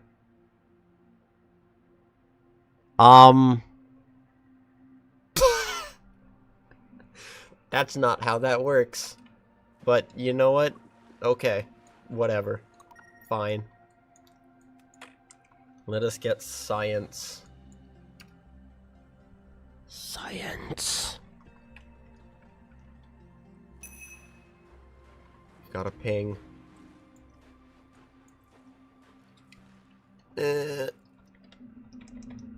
Alright, need to be a little closer to the ladder. Okay, we can actually make it to the ladder, which is good. Okay, and maybe just another step towards that ladder. There we go. Do we have to keep pressing F? That's another thing. It doesn't smoothly transfer between this. I'm just sort of sticking on this ladder piece. Weird bug. You have to press F again to get, like, from thing to thing. It's super awkward. I do not like. Alright, now we get Jeb out with his backpack. And he's going to make a 13-kilometer walk, I guess. Oh boy. How long do we think this is gonna take? 29. The music is indeed great. We need like... There needs to be landed music. Just like triumphant, like Martian style, I guess. I don't know. I like oh my god. We're doing this. We're actually doing this. Oh my god. He's going. This is hilariously this movement is a lot more stable than it was in KSP1. Which is funky, but this is a lot more stable. Like, if you try doing this in KSP1, it's like, well, is he going left? Is he going right? Is he going left, right? It's like you're walking like this the whole time. It's hilarious, but it's also super slow. So this is currently being run on an RX 6800 non-XT. So basically right below recommended spec. It's also running 1440p resolution, I think. Should be. Yes. I considered the XT version, but ironically, it was like significantly cheaper to not do that, and was also like it was like actually like $200 more for the XT. Like that was a lot.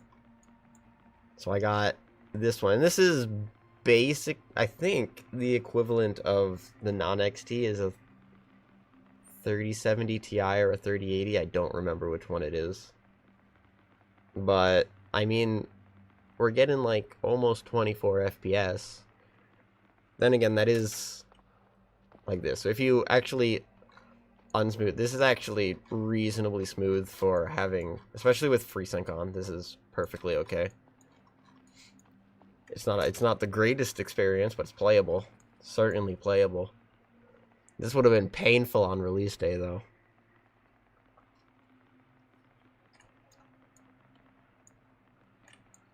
Okay, we are at 12 kilometers flat. Can you jetpack on Duna?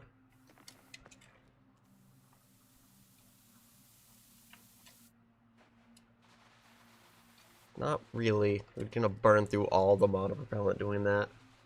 And I kind of want that in case we need a jump. Because there is no spacecraft out here gonna help me. Man, a rover would have been great, huh? 2 meters per second. 11.7. It was at 13.8 though. We are making, for landing 13 kilometers away, we are making reasonable time. It's not good. It's also not crap. It could be way worse. This is basically impossible in KSP1.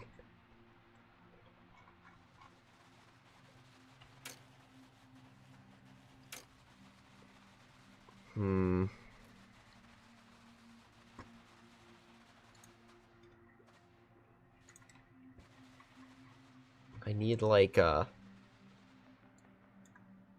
need like what am I thinking?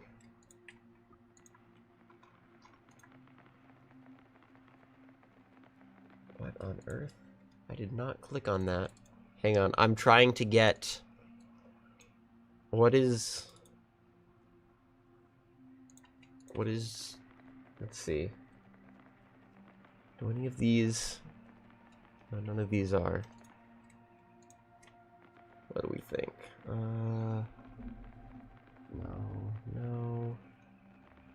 No.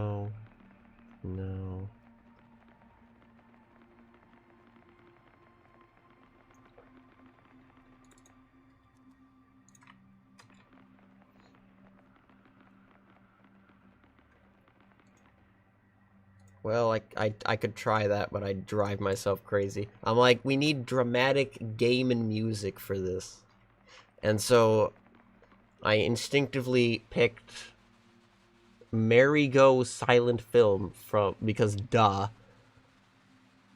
That's the funny one.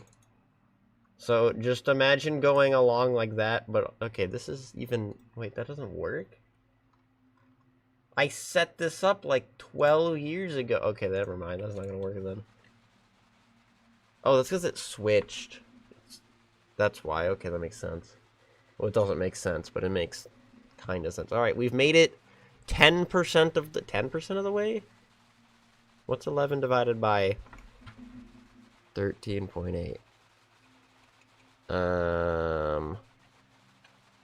Like 15%. That's more than nothing. It is more than nothing. I forget how many surface samples you can take. Is it 2 or 3? It's at least 2. It's not less than 2. Jeb is having so much fun right now. Just look at this guy.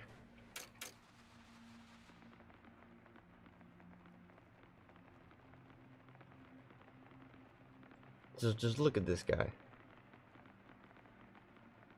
Wait. It's just occurred to me. It would take less time to try and nail... It's just occurred to me it would take less time to trial and error this. That's annoying, actually. That it would take less time to trial and error this. So we're gonna do that, actually. I think just for time's sake, because this is gonna be annoyingly long otherwise. Alright, so we're gonna pass straight over that crater. And for how far down this is gonna go, we're going to go... I think right here. That should work. We'll do that all the way down.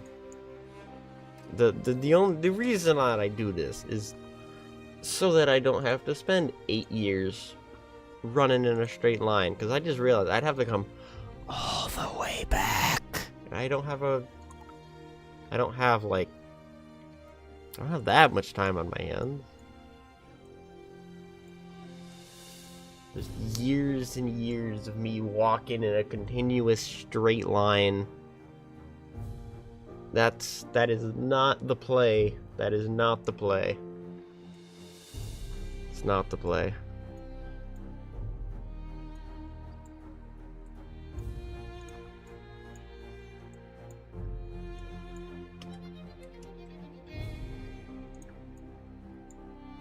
So, to change the play.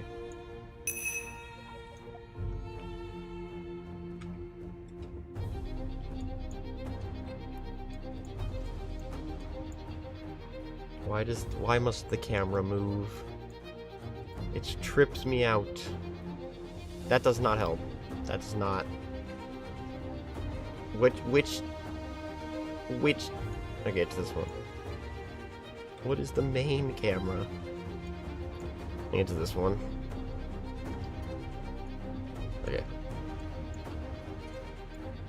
Got our parachutes prepared for deployment.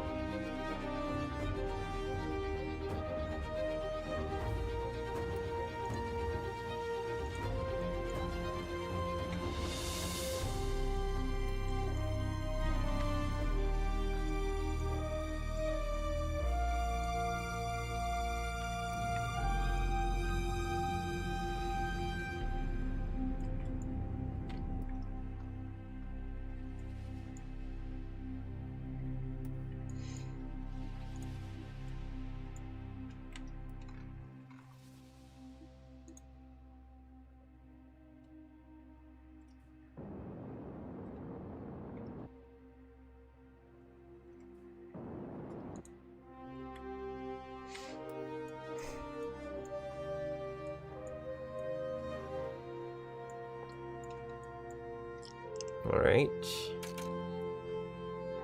This looks a lot better, I'm not gonna lie. We might actually land in the crater. Which is crazy.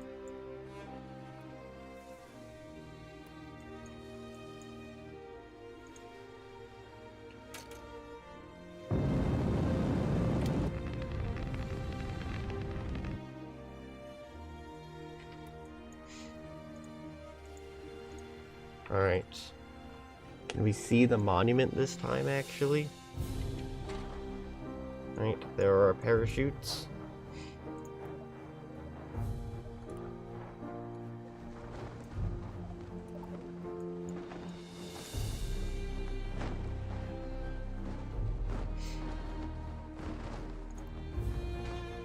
Oh, I see something on the horizon.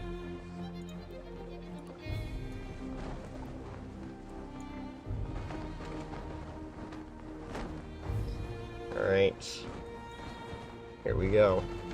Oh, I can actually see it now. That's nice.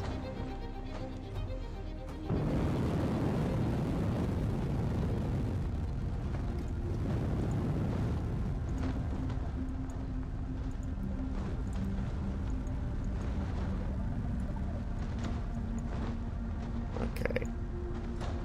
Not the greatest landing site, but it'll work. Presumably. Maybe. Maybe. We can do science. Okay, we can do the same science we already did. But this time, we're only 4 kilometers away. I'm not gonna get closer than that. Okay, can we stop freaking sliding down this hill? Experiments must be done. I see. There is no stopping the science. So, we'll do all the stuff. Plant the flag. Duna landing. Look, a weird spire thing. Look, a weird spire thing. A perfectly normal thing to put on a plaque in front of your rocket ship, which is currently deciding to go on a journey. For some reason.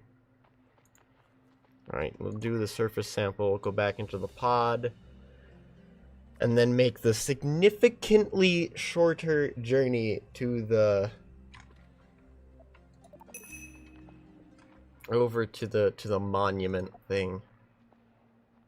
And it'll be mid. Oh god.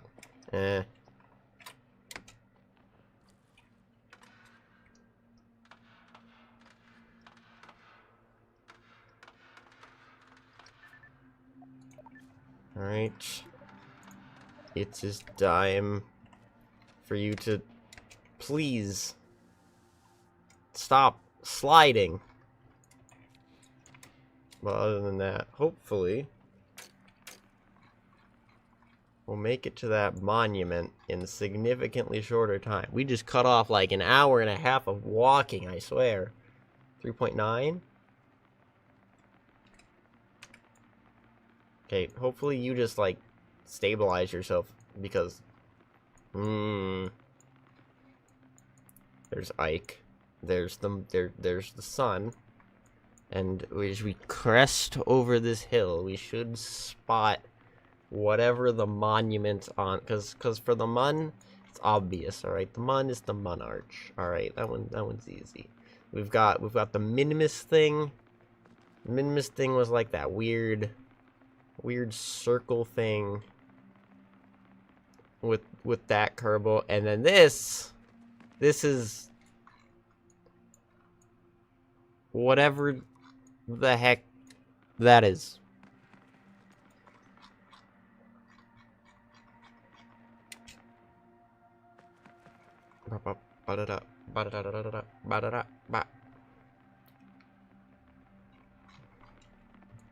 I have no idea. Maybe we'll go to, like, Dres next. There'll be something on Dres. Well, as long as actually, you know what? There's probably nothing on Dres because Dres doesn't exist. That's probably what it is. They're gonna be like, oh yeah, go to Dres, and then as you get there, Dres just disappears itself from existence. And you're like, well, guess there's nothing here. Go to Jewel now. Can we see how far away we are? 3.3 kilometers. Oh, this is so much faster. So much quicker. I was gonna do this from 11 kilometers. That was a bad idea. Why did I even consider that? Alright. Jebediah. Kermon. 3.2 kilometers. 3.1 kilometers. We're already 25% of the way. See, this is so much better. So much better. 3 kilometers. Now. Now and a half. Now and 3/4. Now. Yeah, I guessed it. What? Is that a guitar? Is there a guitar sticking out of the ground? Because that'd be funny. We get all the way here, and it's like, oh yeah, the ancient Kerbals, you know, they were actually very good at music. And they just left the guitar here. Nobody knows why.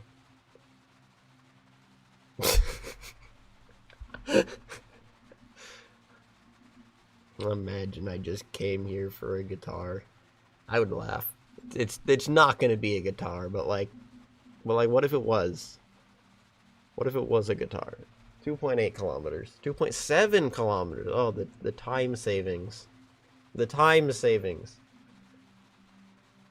Can't believe I even considered walking 11 kilometers. So we're almost halfway there already. What? No, it's curvy. There's like a spiral or something. What? But what is it? But what is it, chat? Is that part of it? This like rock that just materialized in front of me? Or is that just that's just surface scatter?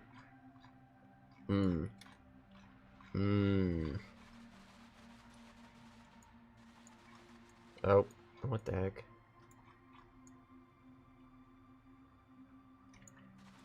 Started going the wrong way. For 3/4 of a second. Oopsies.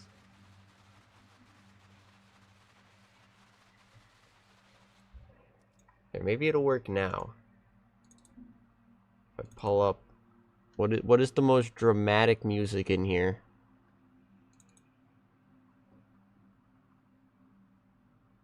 No. That's not it. Surely I have something here.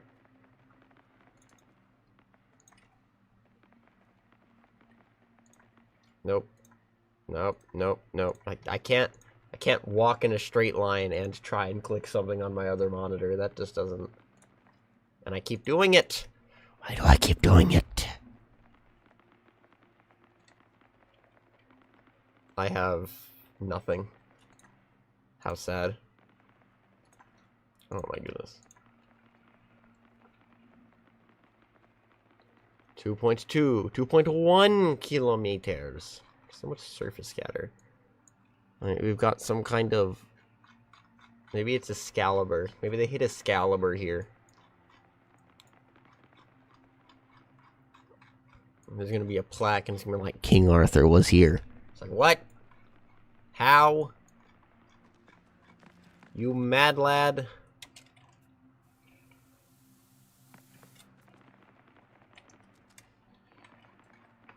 Wonder if there's anything like Highlands, because we can store 2 more surface samples.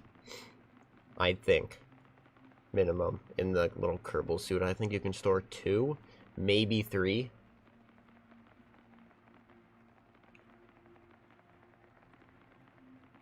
Alright, 1.8 kilometers. And counting. 1.7 kilometers. Come on, Jeb, you got this. Up. 1.7. 1.6. Oh, he's going for it. He's going for the guitar thing. I wish I had a rover so much right now. I was even planning to bring one, and I just couldn't figure out how to put it on the rocket. That would have been so much more convenient. As well, having a rover. Not, given the fact that I was barely able to land this thing, though. How would having a rover have done? Would it have done? I'm not sure. 1.3 kilometers. Oh, the drama. Oh, the drama. What is this terrain? Do they expect people to land here? Or do they expect... I cannot imagine they expect you to walk. No, no, you're intended to land within a kilometer of it. Of this strange tentacle thing holding an apple. Or maybe a pumpkin?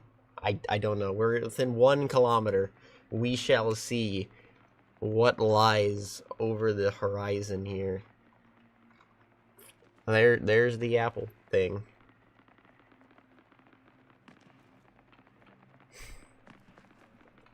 $900 meters. 960. 950. 940. 920. 900.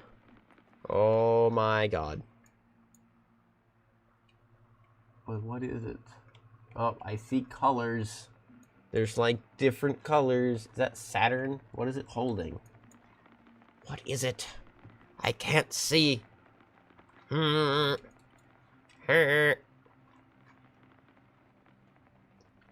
must learn the deep kerbal lore. And I still have no idea. Is it a tree? Is it your mom?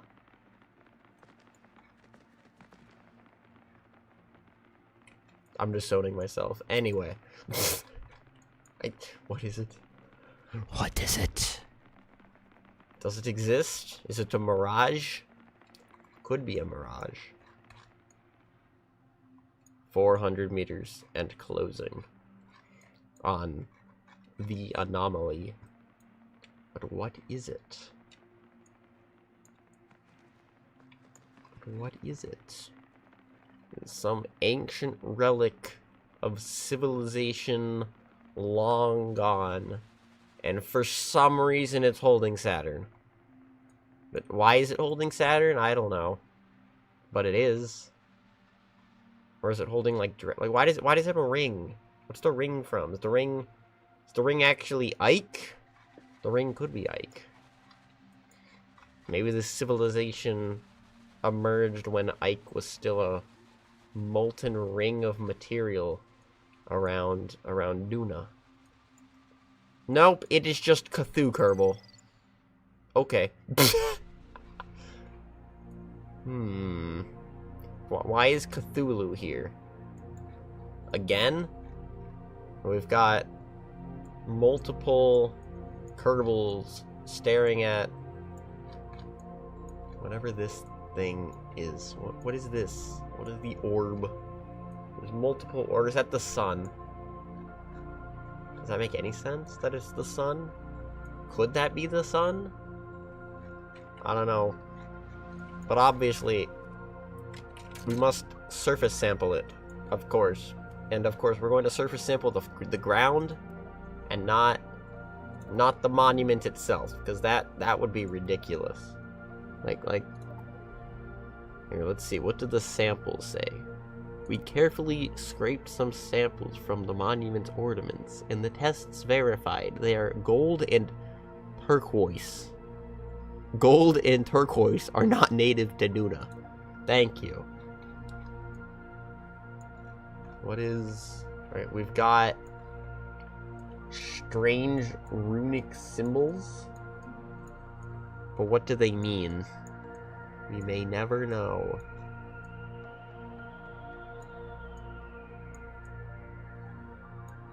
Plot twist. It's just a your mom joke. We've all been bamboozled.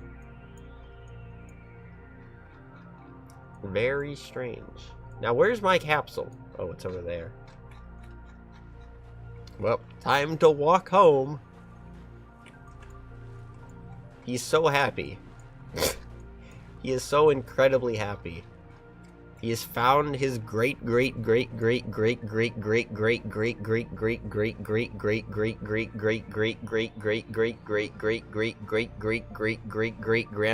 cousin, and he could not be happier. Look, he's even dancing. He's like, I can't believe what I just found. Now back to work. Wait, what the? Perform? What the heck experiment can I do still?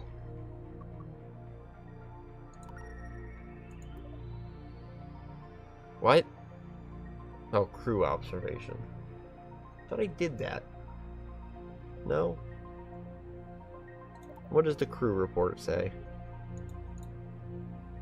The monument looked like it has been sleeping for eons. Let it continue its nap. I agree. Disturbing ancient monuments is never gone well in any book ever.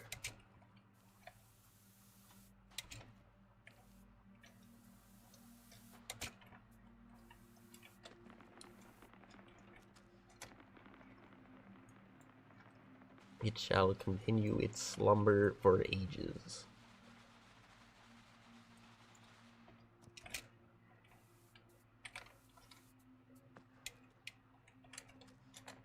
Trying to just make it a little faster. Since we have some height here, we can essentially, like, I mean, not really glide, but like kind of glide. There's just a bit too much gravity for like actually flying with the jetpack, unfortunately. But we can just sort of like hop like this, and it sort of works. Oh, I guess that works.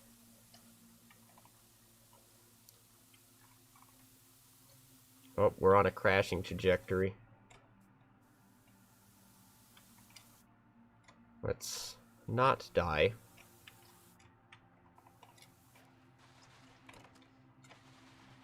There we go. That was significantly less painful than I thought it would be. Can we go even further? Let's go around this mountain.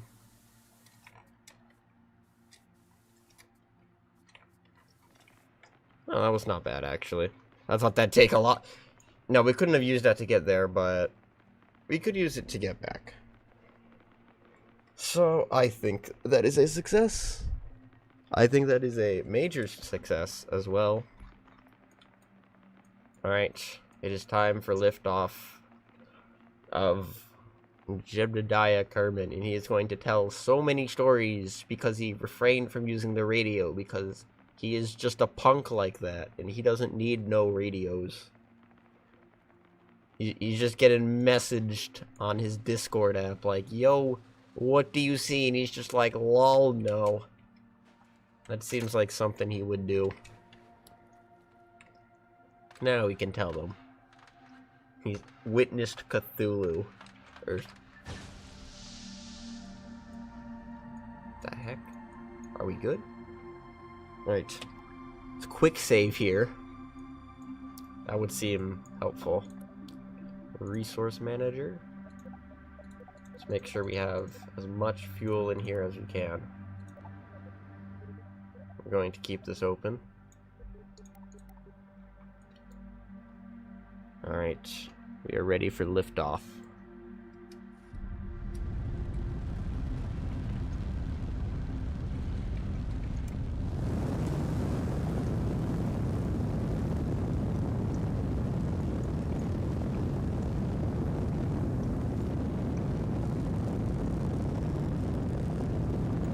You do actually want to keep yourself going up, I think, when you're on Duna. For a little bit. The atmosphere is a little thick, if I remember correctly. Keep ourselves going up like this.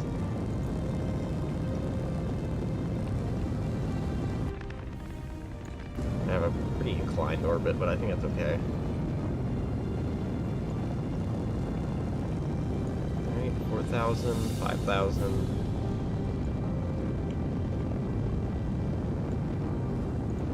That should be good.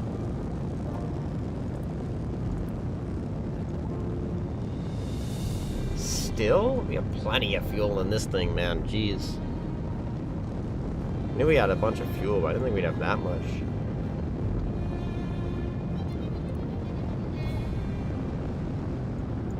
Jeez, still? Still got fuel, I guess.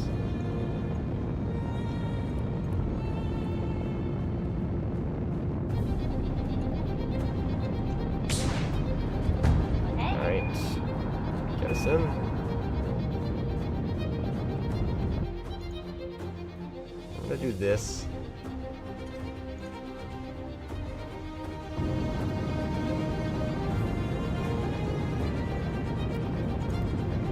so that we don't burn up our scientific instruments.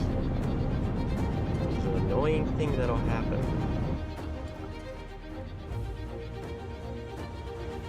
Crap! Why? Okay, we might need to... What altitude did that happen at? 16,000? Alright. That's why quick save. Alright, take 2. We're gonna go up until we reach about 5,000 then. And then start doing our significant tilt over then. Just because I think they think it's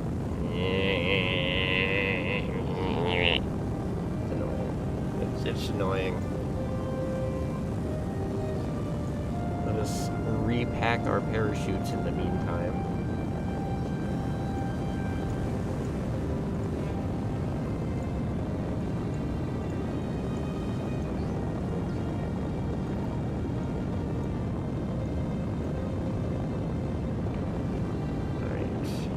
Start tilting over. Duna has a weird atmosphere.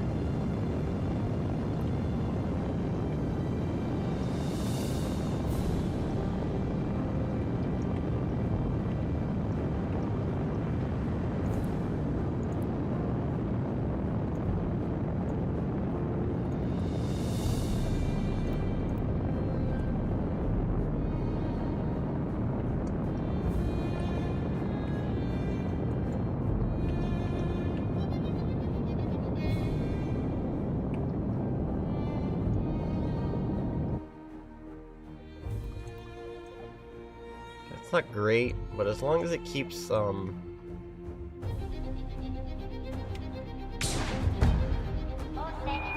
as it keeps the atmosphere off of it, should be okay.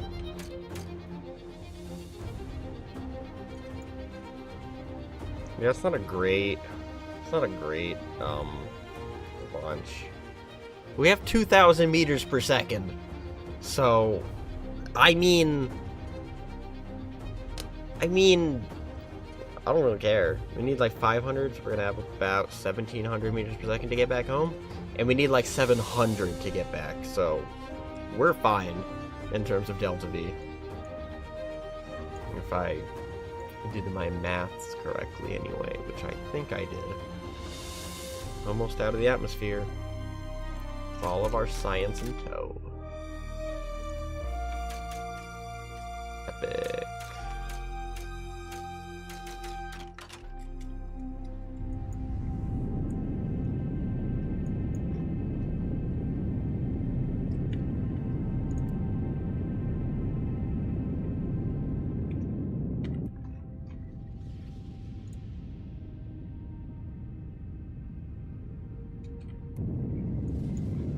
Okie dokie.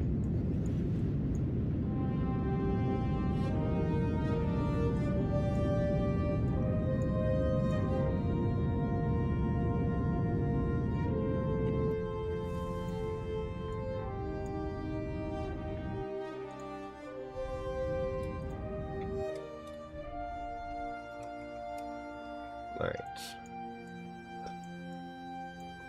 So next, now that this is back in orbit, we're gonna quick save, and we're gonna go back to our main satellite bus, I guess? I guess this would be like a satellite bus. We're gonna do 2 things, I think. First of all, we're going to, I think, release one of these satellites, then we'll get kind of this, like, Molnia orbit for one of them. I think that's what that's called. And then we'll do the other 3 after we sort of redo our orbit so that it actually functions as like well, not functions, but is like equatorial. That's what I mean to say. We're gonna decouple this one. This guy is now out here. He can extend his solar panels and the antennas. And it'll just kind of be here. He has a little rocket, so I'm gonna turn it on first, and then just give it a little bit more headway, but it's Apoaps is basically where I want, which is 6,000 kilometers. So yep. We're then going to try and get an Ike encounter. Cannot create maneuver node. No fuel. What the heck is wrong with you? Definitely have fuel in here. Who are you speaking to? Because it's not me. Because I have fuel. In case you couldn't tell, I was able to use the engine. Thank you very much. Nope, the gamer's like, no fuel, you idiot! Ha ha ha ha! Well, that's annoying.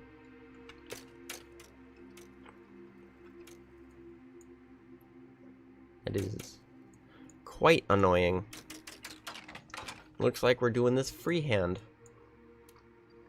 For no particular reason. Other than, no fuel! Hee hee hee hee hee hee hee hee. Alright, we have enough fuel. So I think the plan will be do that.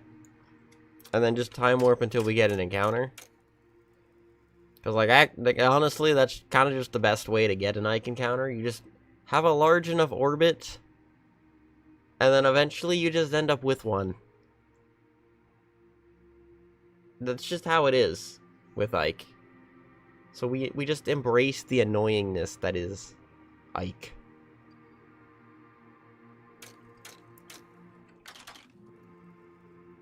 And then eventually they'll just line up. Because that's just how Ike is sometimes. Oh, we got one. What did I tell you? We got one.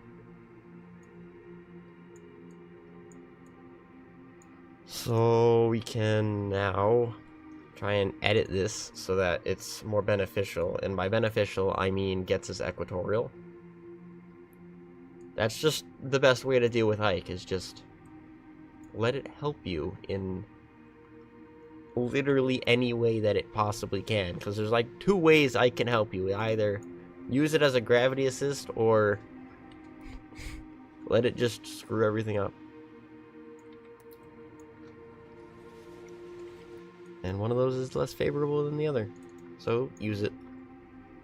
That is backward. Ah!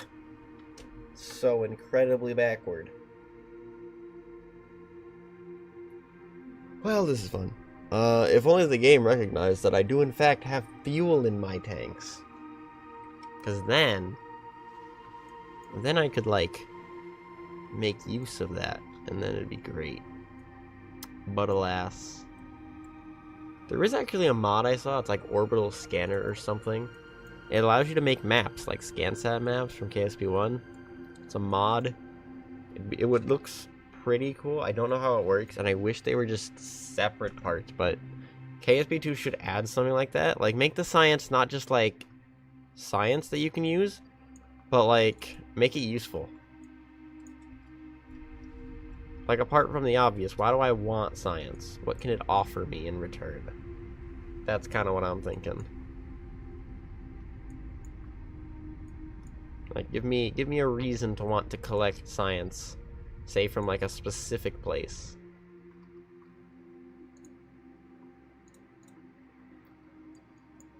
I think we want to go up and down here. I think we want to go down.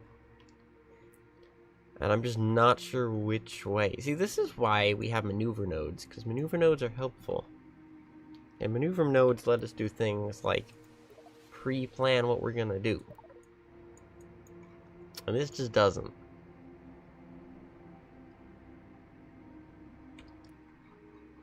It's annoying. It should be okay. Come on, turn faster.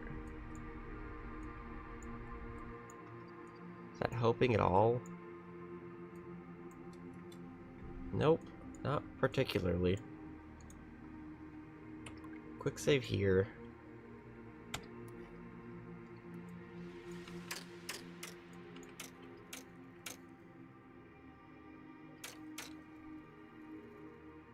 Sometimes it gives you a delta V readout after you switch. Nope, didn't do that. Thanks. Helpful. This will just help me predict what is happening. I don't think this is the correct direction. I think this is the opposite.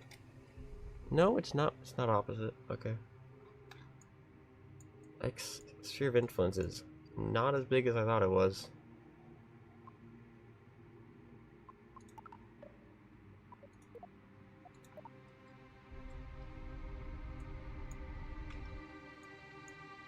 Oh, radial in. Radial out? No, in. Radial in.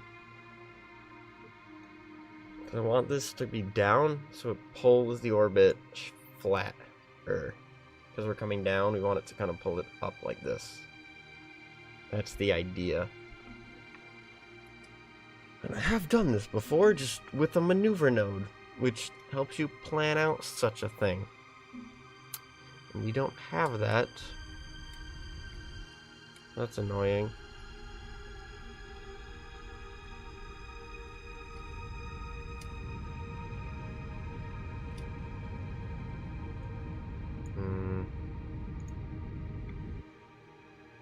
Now if we try and pull that around the planet this way, so it pulls us upward instead of just yeeting us out like that, that would be great.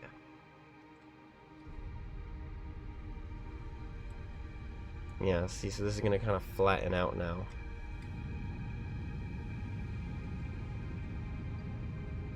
See, we can make use of Ike, even if it is incredibly annoying half the time. We can use the Ike.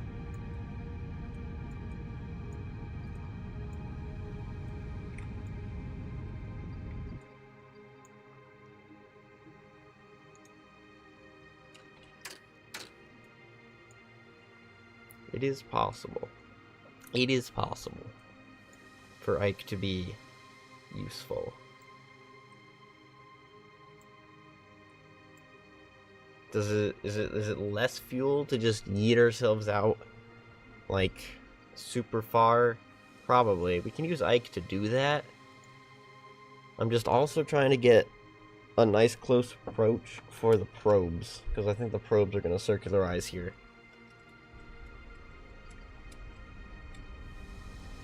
So if we can do 2 birds with 1 stone,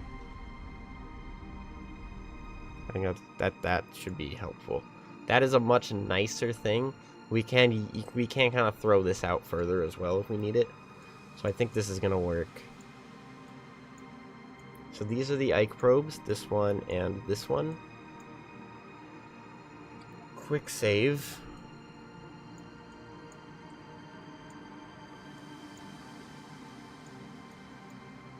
Alright.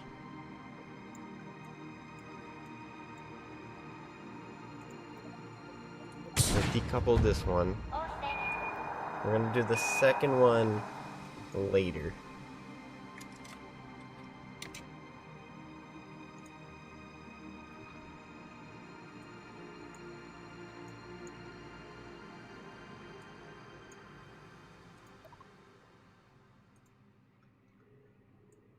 So we have this guy, the Science Junior, which we've already gotten our things for.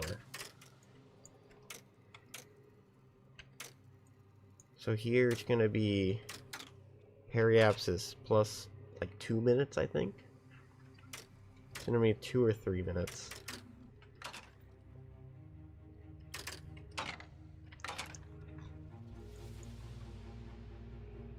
We're gonna start this burn, circularize ourselves.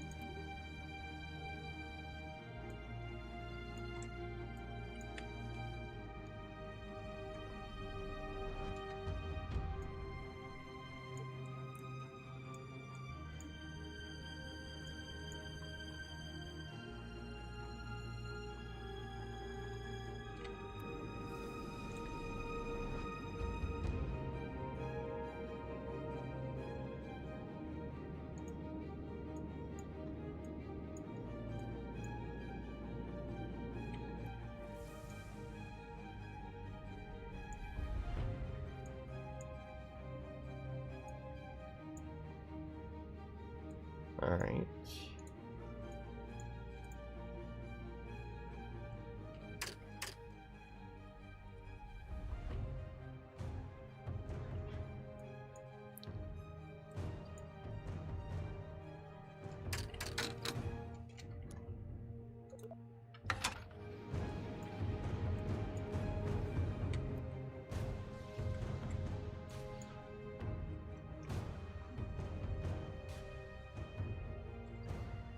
And the good thing about having this sort of setup, assuming this works, I have not tested this to its fullness, I guess. It's a bad way of putting it, but whatever. I've not tested this to, like, see how well it works. But if this mission goes all the way through and it works perfectly, then we get surface samples and stuff back from, not surface samples, but the environment sample back from Ike. And that's helpful, because it gives you more science without having to send kerbals, which are heavy.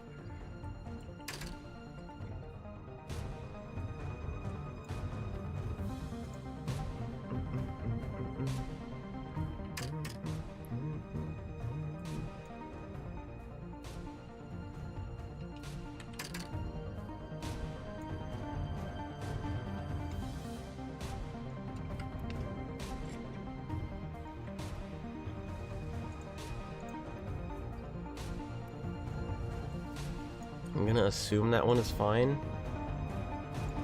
because this is moving quite quick.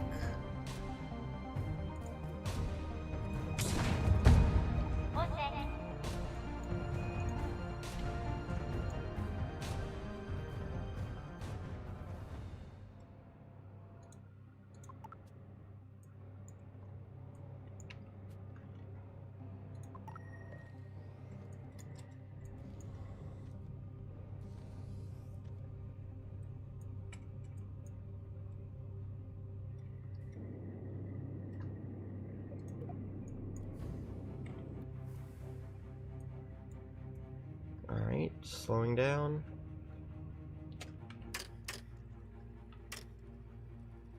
Oh, that one just yeeted itself into nothing. Cool.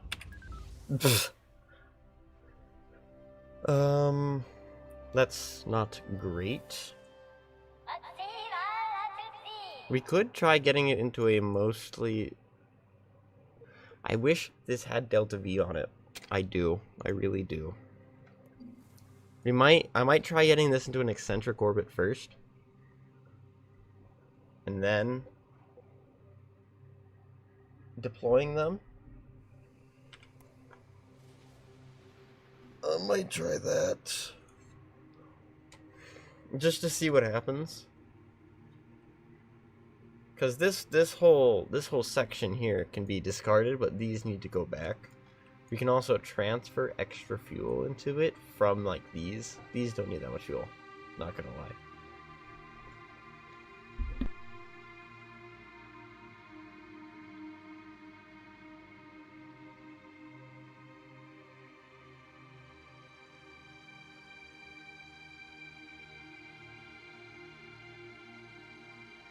I'm still muted.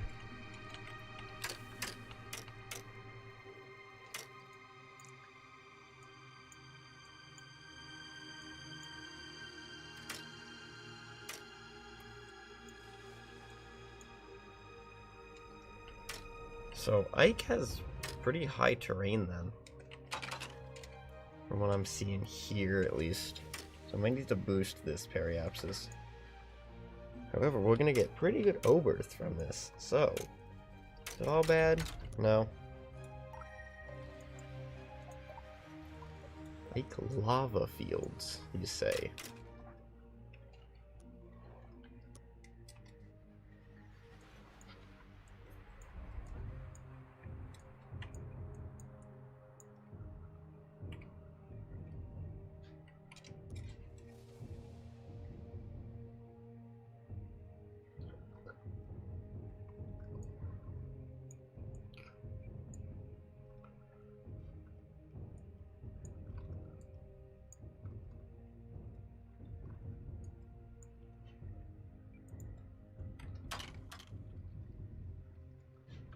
Mm-hmm.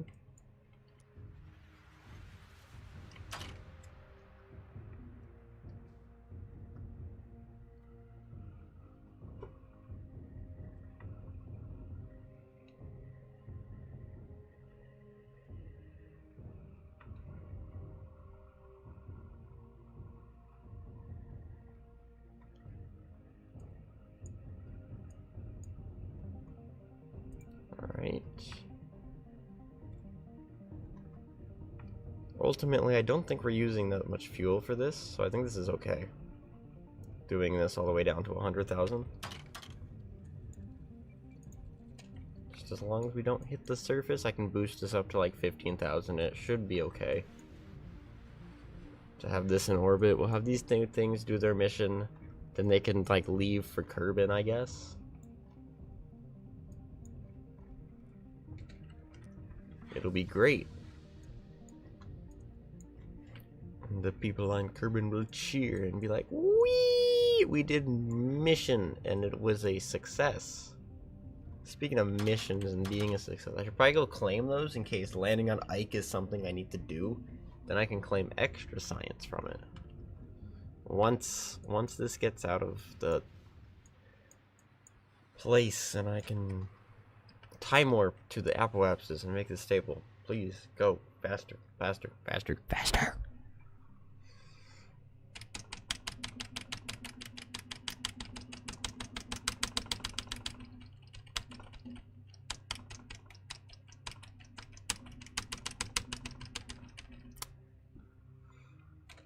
How high up do I need to be to time warp? Oh my goodness. 4x time warp is so slow. Ah! Why?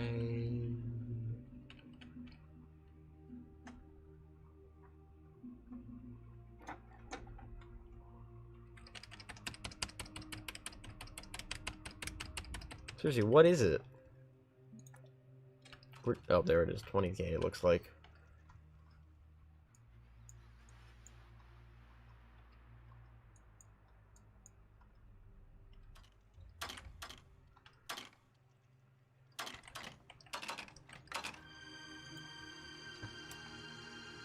Get up to like 20,000. There.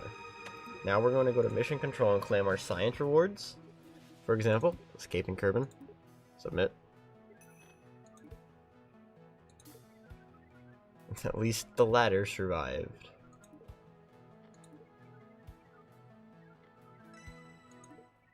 We've done it. We've left Kerbin. So this is the big one. 1,600 science.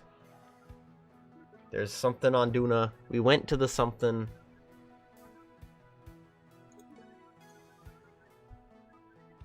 Is it some sort of family tree? There's a kerbal on it. And then there's Cthulhu.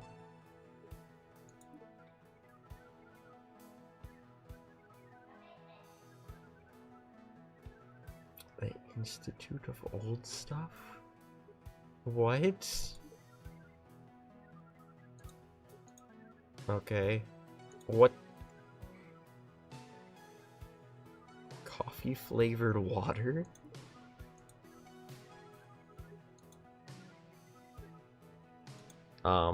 Why is there...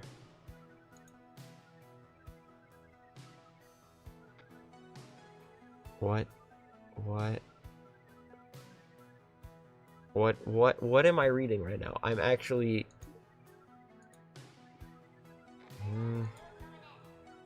What is this? What is this leading to?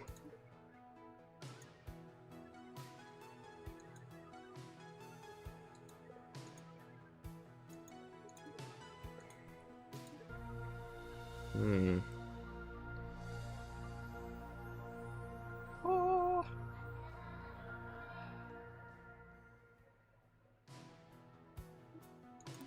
60 better signal.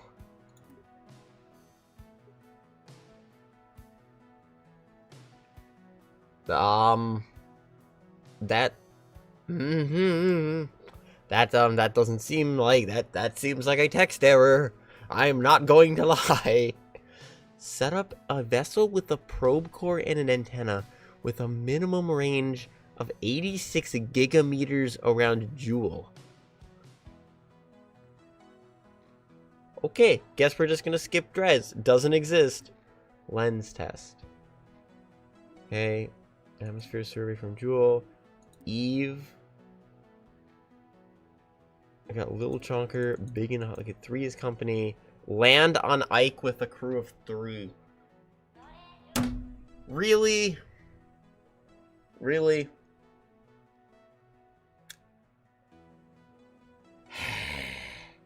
Well, we can go back to Duna tomorrow, and actually it's Ike because of reasons.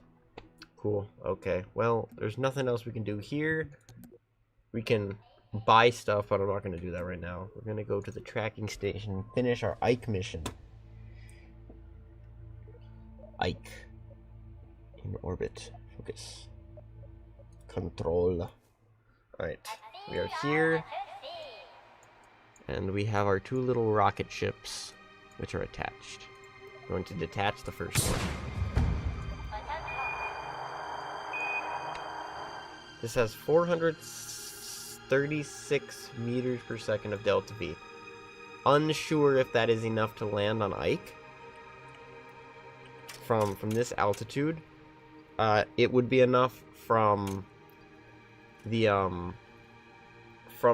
low Ike orbit, 21 by 20,000, I think, or 10 kilometers by 10 kilometers, sorry. But from this orbit, we might not be. I'm not entirely sure. We'll see.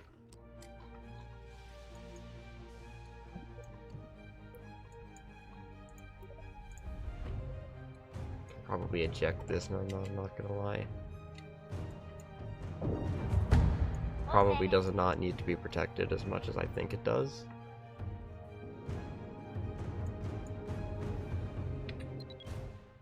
It didn't really help. So I'm thinking I keep that on then. I should have quick saved before that. When was my last quick save?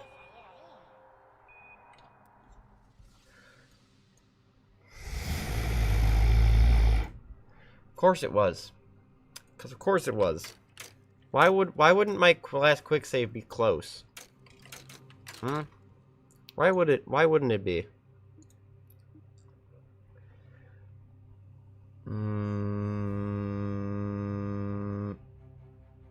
Just error it out.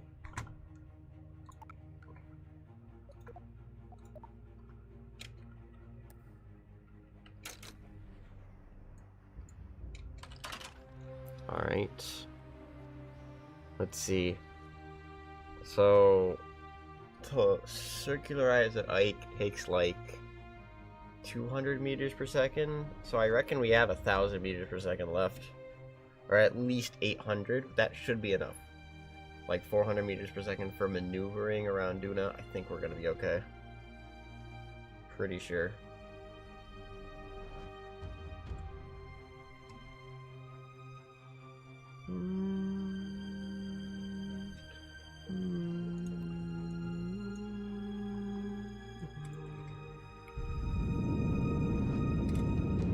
Kinda laggy. Still, I think that's just because of what we have around this vessel, which is a bunch of satellites. With they're not complicated, but they do have a somewhat large quantity of parts. I think that's what that problem is.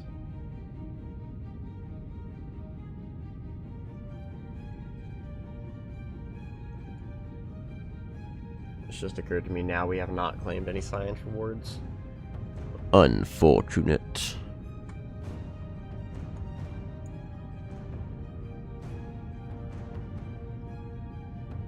0.2 tons have been used.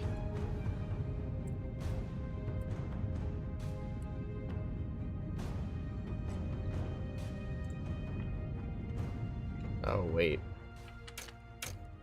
That is more than I meant to go down. Probably fine. But I did not mean to go down that much.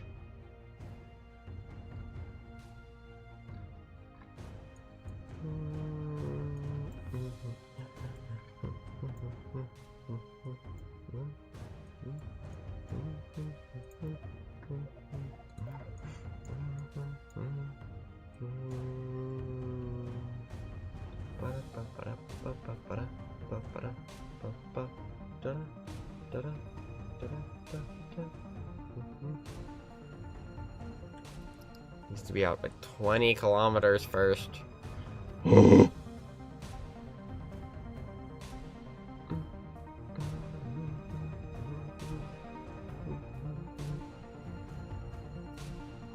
Okay.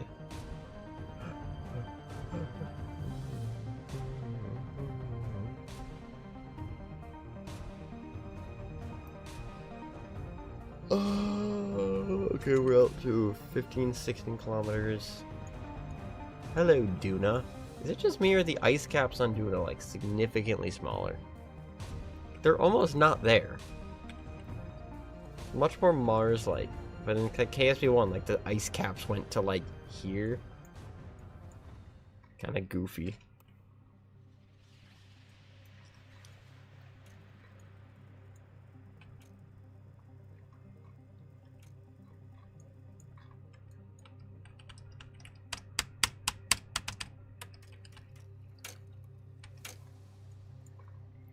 Right, Ike apoapsis. Here.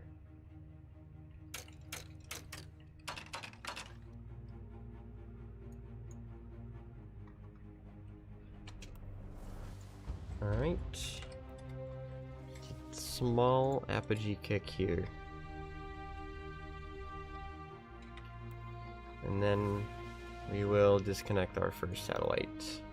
Satellite? No, this is a lander. What am I talking about?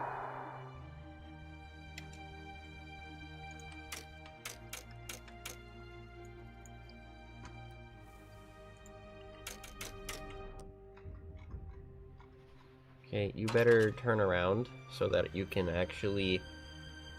So this periapsis should be at 10 kilometers just for orbital reasons, basically. There's no real way to physics time warp when you're not in an atmosphere, which is kind of annoying. Or I guess close to a planet, I think it switches to physics time warp.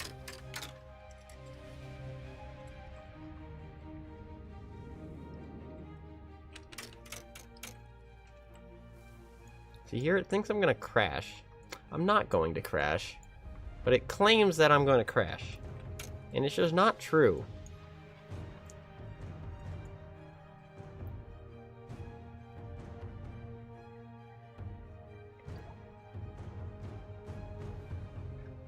It's weird. Alright. Gonna watch this for experiments I can take.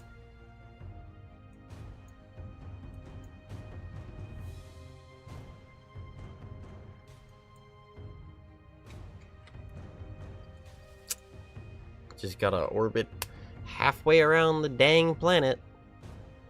By planet, I mean moon. Duh. This antenna is sticking far down. Is that okay? Probably.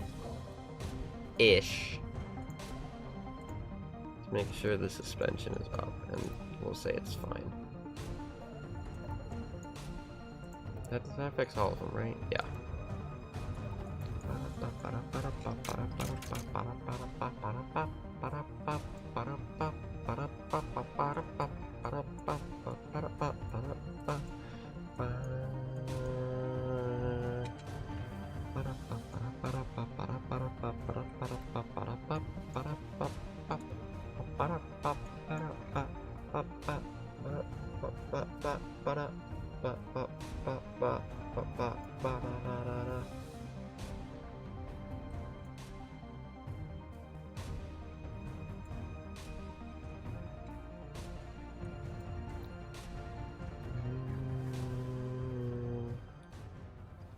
How is that a crash? I don't understand. There's nothing there in the way that would be a crash, would there? No. It's just, it's literally above the point. What? Okay. The game just doesn't know what it's doing for some reason. Like, look, I'm gonna go straight past this. It's like about where I need to start burning, but, like, bruh.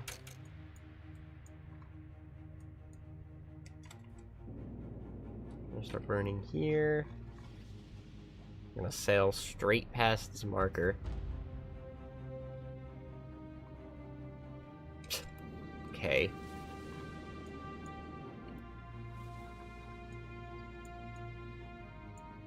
There's like this crater. That's neat.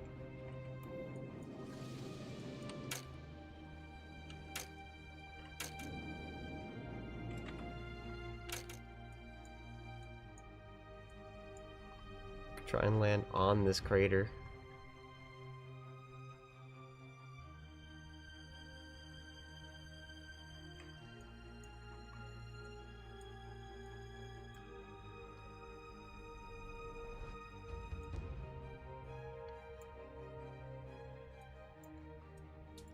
So we're gonna crash into this crater if I'm not careful.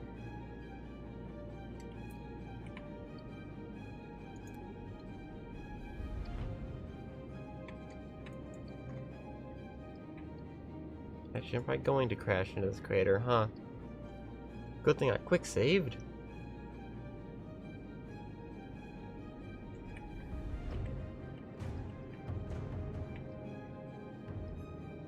Oh no, I'm totally going to this crater, man. Rip. Well, this was the life of probe number 33. It was at this moment the probe knew. It messed up. Ah! It was at this moment he knew. He messed up. What the? What? Wait, I can time this. Nailed it. Alright, where's that?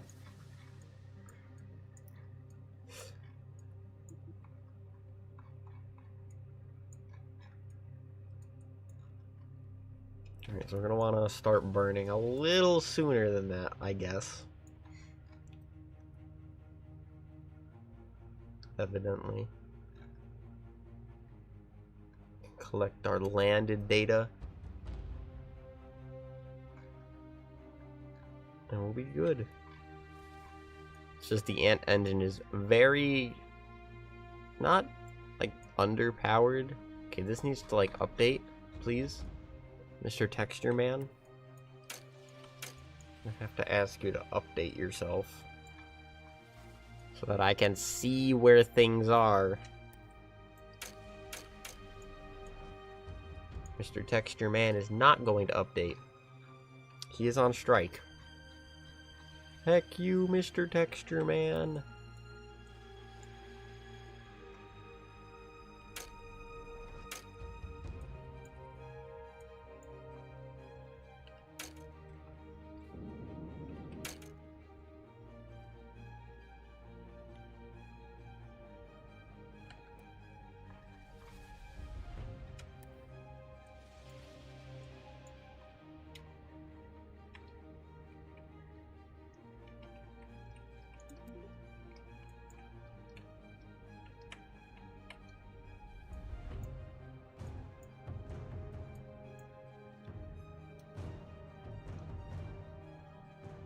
Do I need to go early? Where the heck is that mountain? How am I crashing somewhere else? What? I expected there to be a mountain here. Where is he? Where is the mountain? Can we survive? No. Wait, where the heck did that mountain go? Did I fly over it? Because it is gone. That mountain is not here anymore.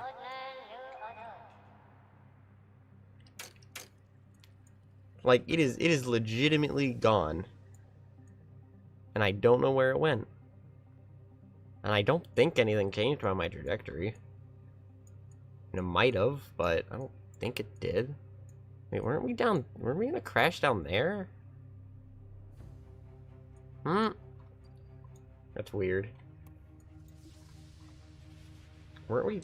Did it just, like, translate my orbit into a different position? Because I swear we were down here. where there is a mountain. Want to double check that, but the game just moved my position, I am pretty sure.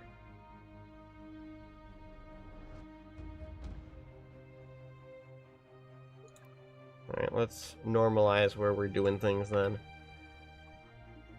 Sea level, well, let's say at 7,500 kilometers, or maybe 9,000, we do our initial burn to slow ourselves down. From orbital velocity to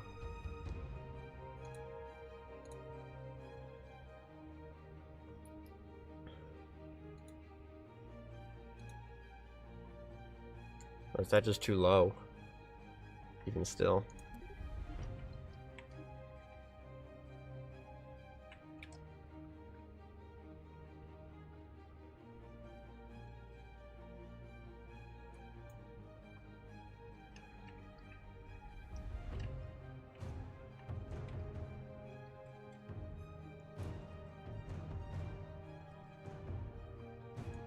Biome. Sand. I don't like sand. It's coarse, it's gritty, it gets everywhere.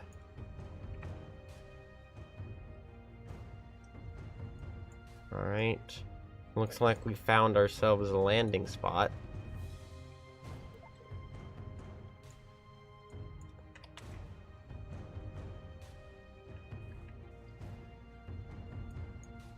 It's right here. Hello, Duna.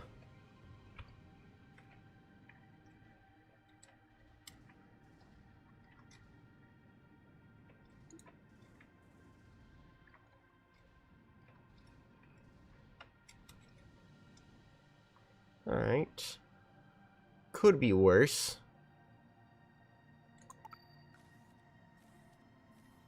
It's a little worse.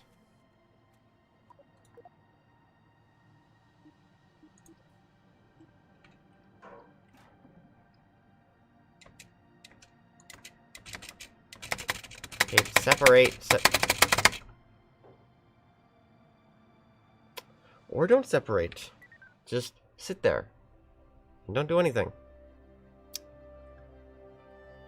Need to go down and get the science.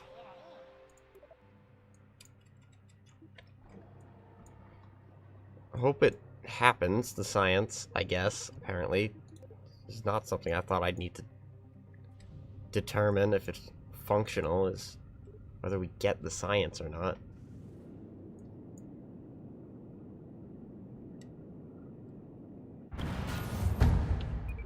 Okay. Acceleration go down for some reason. Take 2.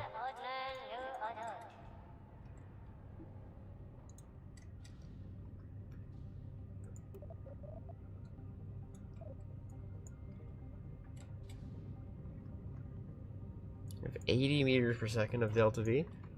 That's okay.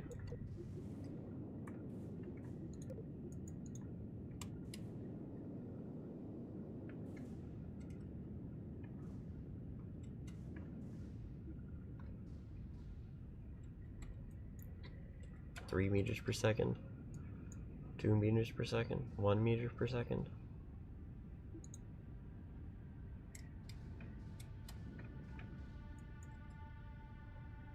Alright, Ike Volcanic Fields, run survey.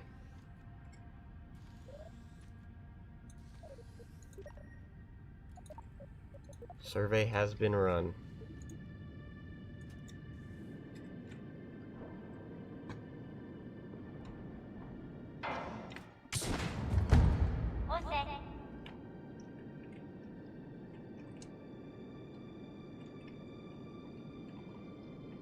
We have 600 meters per second.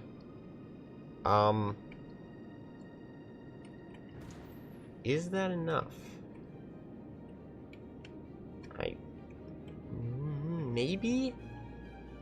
I actually don't know.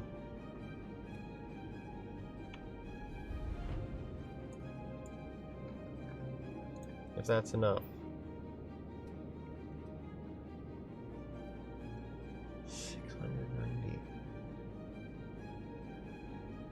Might not be. Thought it was. This thing had enough delta V to get back.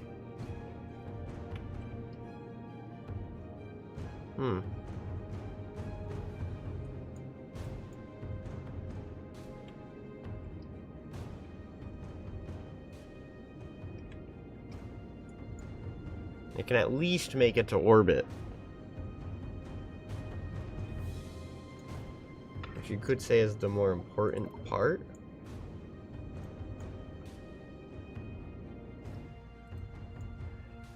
I thought this thing had enough delta V to get back. Oh, and we also have orbital decay, which is fun. That's nice. Hi. Hi, orbital decay. We don't like you. Can this make it back to Kerbin on 300 meters per second?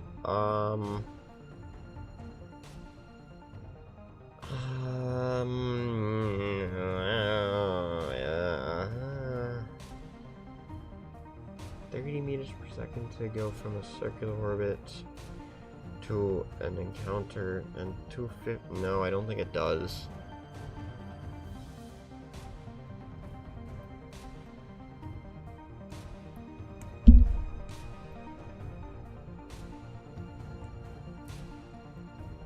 Okay. We could just say we're setting it up for another mission.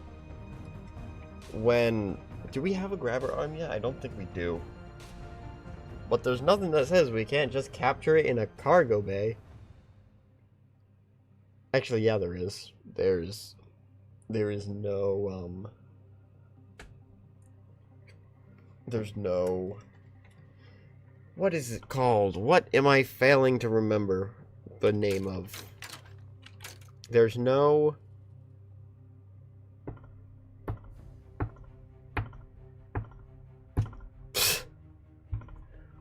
Wow.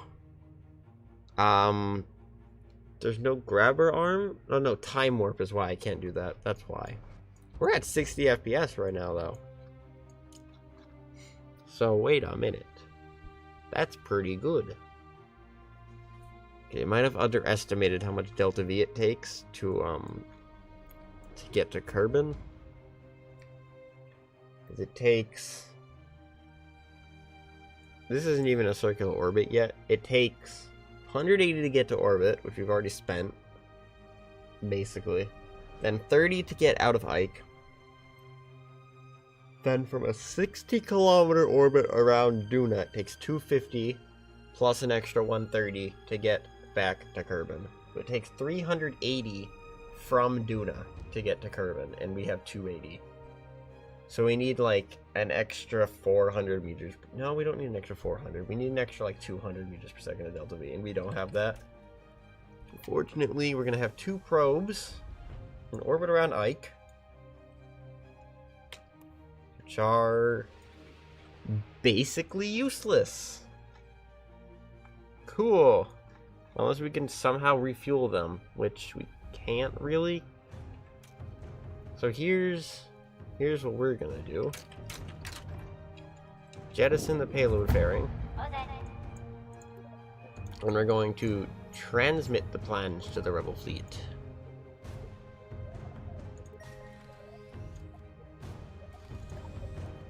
Samples can't be returned, but we can transmit the science. Environment data, transmit. Because this is basically all we can do. It's very sad, but it's all we can do. We had such plans, but alas. Transmit all takes.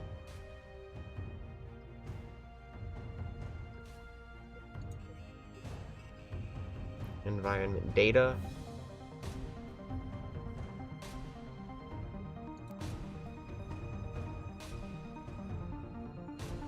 The pillows are not comfortable. What? That's not what a volcanic pillow is, and you know that. Oh dear. Is that all the science we can get, I think? Probably.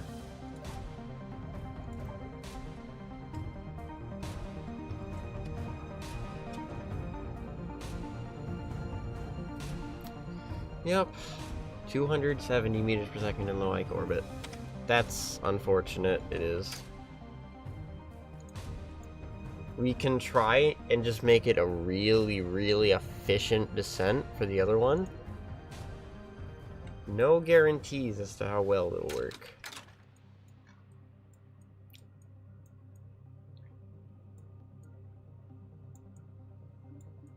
I mean, it's possible.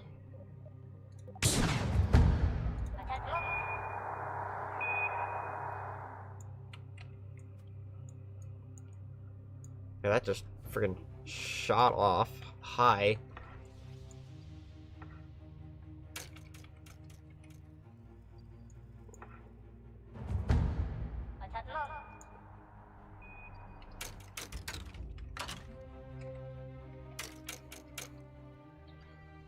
Alright, so we have 436 plus 6. So we have 1,000 meters per second to get from this orbit, spend 200 meters per second getting down. No. To spend 600 meters per second getting down. So we could have 300 meters. It depends. There's a lot of factors here. And I suspect the low TWR of the stage is not helping. But if we get a different biome, I'll be happy. If we get a different biome, I'll be happy. So just not the lava flats. No lava flats. Lava flat data is not good. Because lava flat data bad. Just because. 15,000.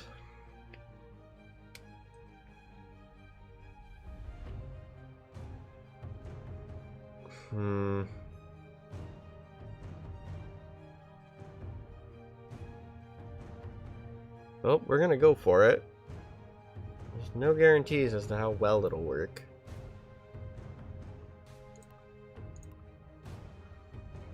$1,000 meters.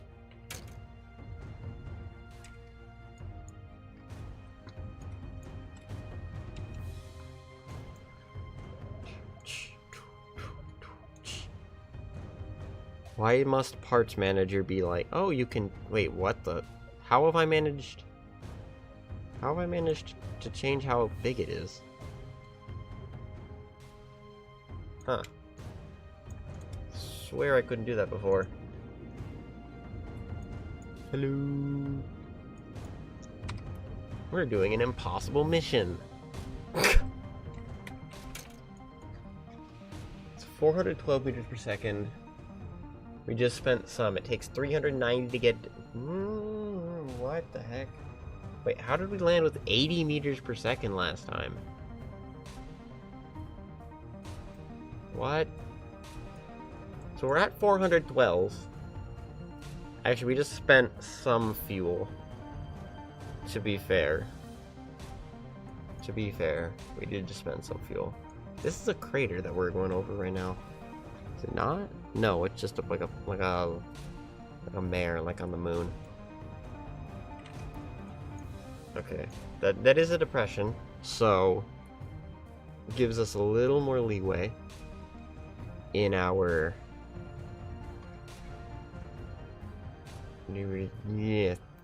thing. What am I thinking? Oh, we just switched to physics warp. Okay.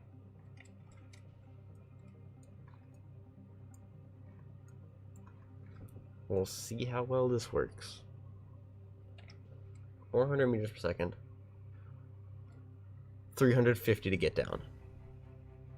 So we'll end up with like 50 meters per second, and then we're left in the same place. 700 meters per second, then 300 once we're in orbit. And that's not enough to... So this just doesn't have enough fuel then. Man! It needed another fuel tank. I thought it needed another fuel tank. I didn't believe myself. I was like, nope, I can make do with just 2 Oscar bees.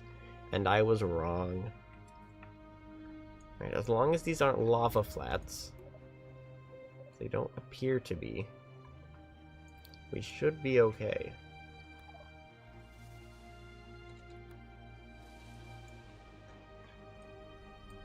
They're not ice caps, so there's that.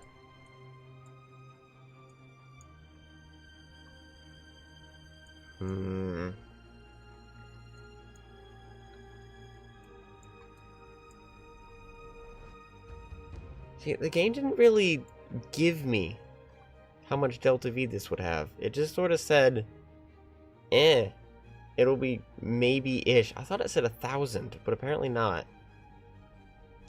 Apparently, it was wrong. It didn't give me 1,000, because now it's saying... It's like, which stage am I even looking at when I'm in the VAB? It doesn't... It's not really... Oops. That's not what I want. I want micro-engineer. It's like kerbal engineer redux, but smaller. And only uses the pixel text. For some reason. Like, come on, you had a chance to improve on the UI and you gave me the pixel text again. How dare you?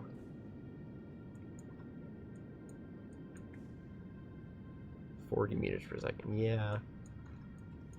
It's fine.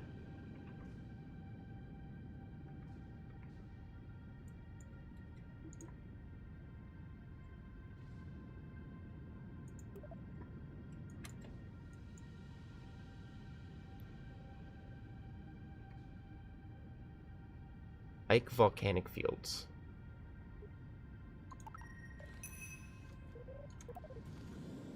Pull up. Oh god. Pull up! Okay, stop, stop, stop, stop, stop, stop, stop. Burn. Go up. Okay, pause, pause. Okay, okay, okay. What's the contract? This isn't a contract, this is just science. But we went to the monument on Duna earlier. That was the main contract. We're gonna jettison this. Okay. Extend the antenna for realism purpose. Okay, or not. And we're just gonna transmit the plans. We're gonna transmit the plans. Okay, there's my science window. I don't know how do you open this second science window? Is it here? Oh, it's here. Research inventory. And we need to transmit this. No. Which one was it? Where is it? Me. Transmit all?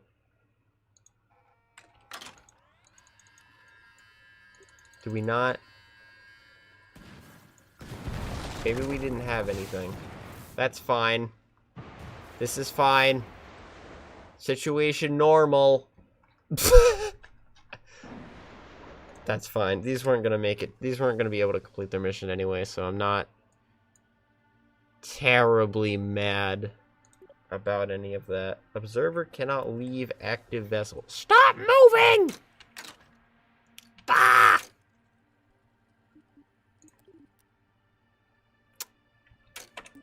Tracking station. Haha.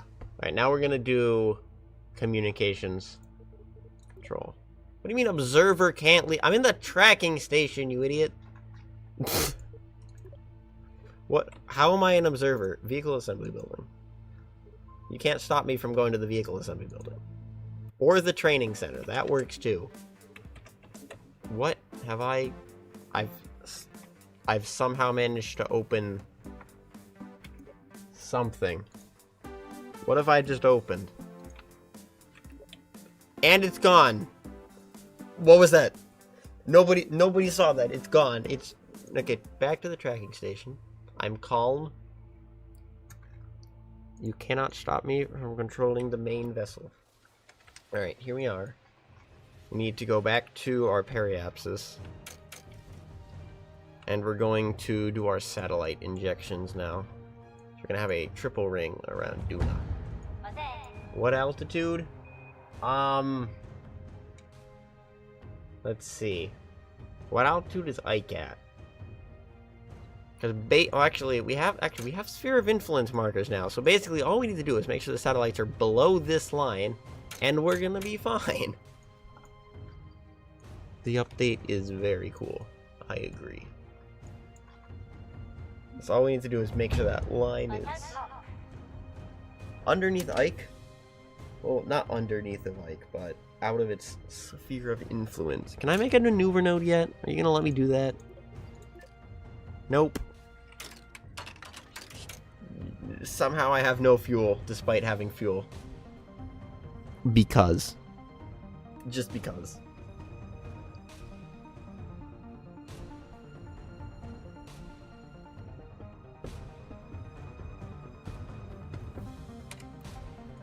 The music is music. Thus is good. I should...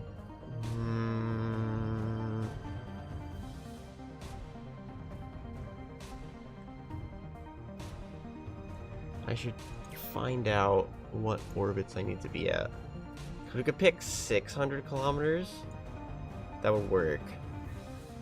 I don't know how high that would be, though. And then I need to do... Not done the math for any of those yet. Oh, we need to be prograde. How about you do that, and I'll pull up Desmos. Where's Desmos? Desmos? Hello? Demos? Where's Desmos? Desmos? Desmos? Oh, there's Desmos. I found it. I have all of the things still plugged in from yesterday. So what is Duna's radius? Duna's radius is not a crash report for Minecraft. That is what? Why is that even open? Who opened that? Who done it? Okay, so there it is. Are we pointed prograde? We are pointed prograde. I think this is reasonably circular. Once we do this. I mean, not circular, flat. Okay, that's fine. This should actually, you know what? That's actually perfect. How low can I go? That's you know what? That's okay, because then I can make an orbital correction burn here, make it perfectly flat. So thanks Ike, and then we can fiddle around with it from there. So let's start time warping because it's gonna take 30 years to reach 20 kilometers. And then I can do this. So the radius of Duna is 320. 320,000. All right.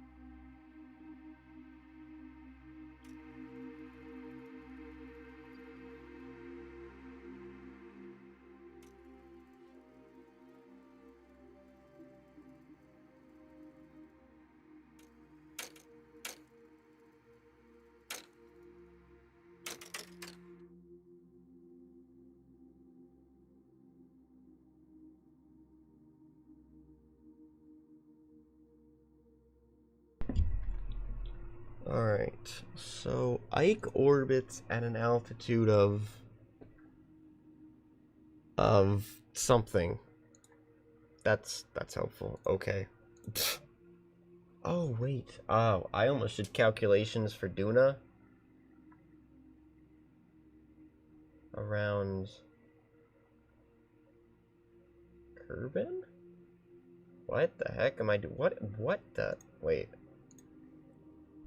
Minus. Wait, what the?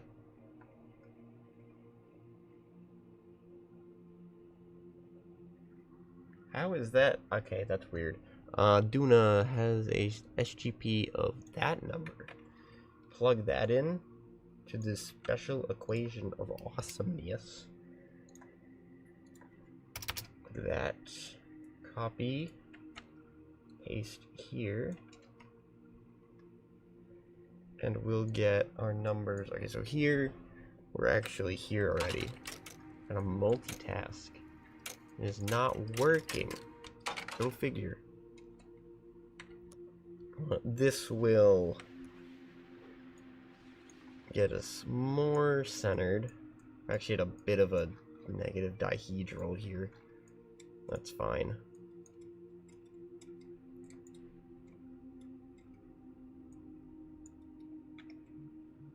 I wish we had freaking node markers for the planet we're orbiting. We still don't have that. No, orbital. What's my inclination at? 2, 1, 0.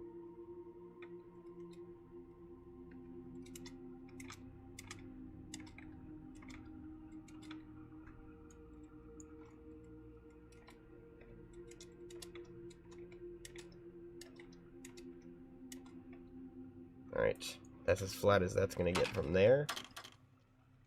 Do we have, like, ascending, descending node on here? Target. Not really. Can I set Duna as target? Ooh, we can.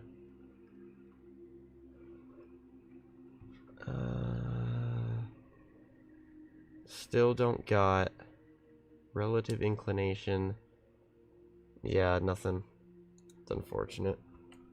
I think I know what I need to do for flattening this, though. I think it's about here that will do that.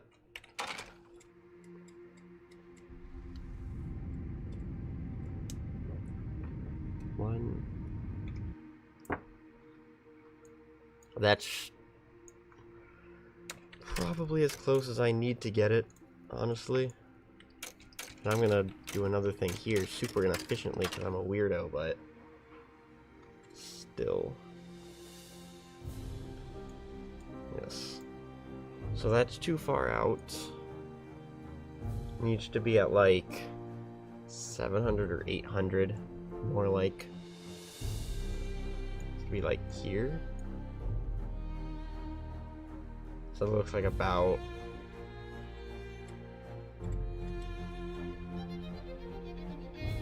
Get his inclination to as low as I'm going to be able to get it.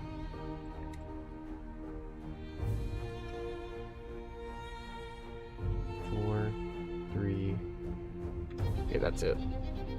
Now we go to retrograde. And we find our orbits.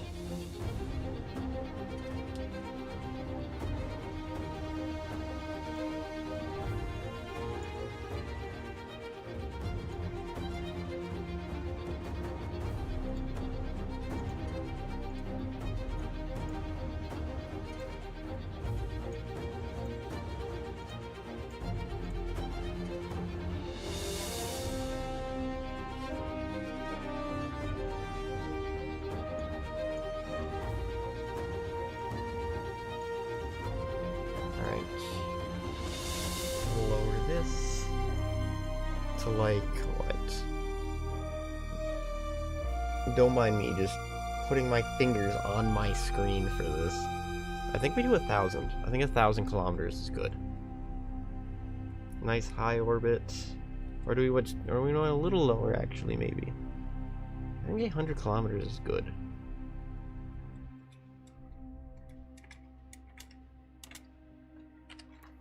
Alright.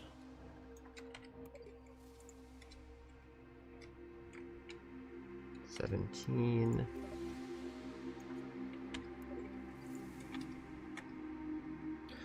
Well, that's annoying. Whatever. It's fine. Alright, so what do we need for an 800-kilometer orbit?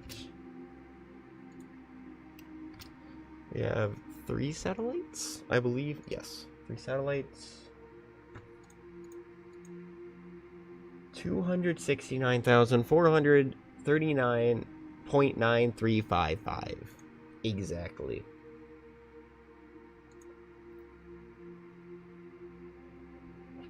Does it need to be that precise? No. Is it funnier if it is? Yes. Twice. Did I did min-miss satellites yesterday. Not yesterday, 2 days ago. But I was using the Kerbin standard gravitational parameter.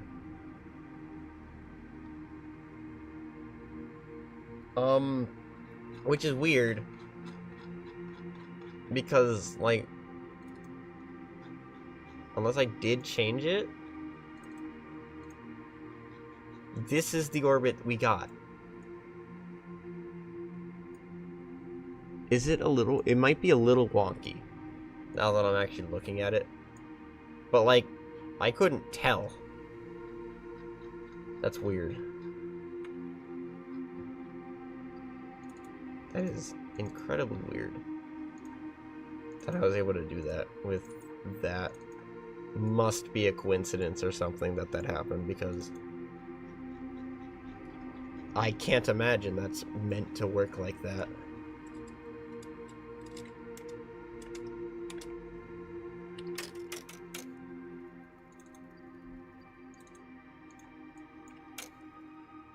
Alright. We need prograde on this side. We have plenty of fuel for this, yep. Definitely.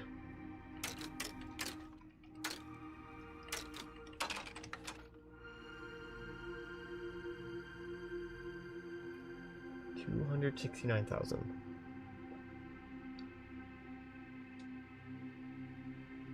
Also should up the thrust on you.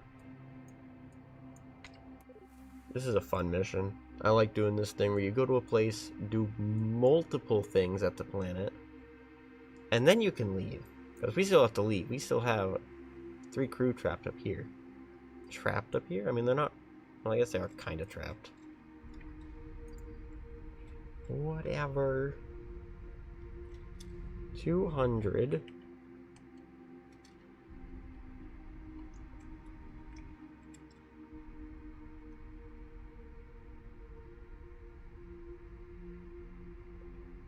$200.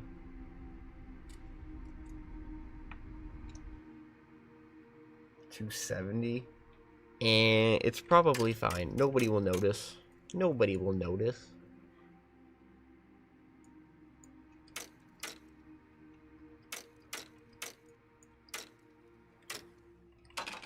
Nobody will notice.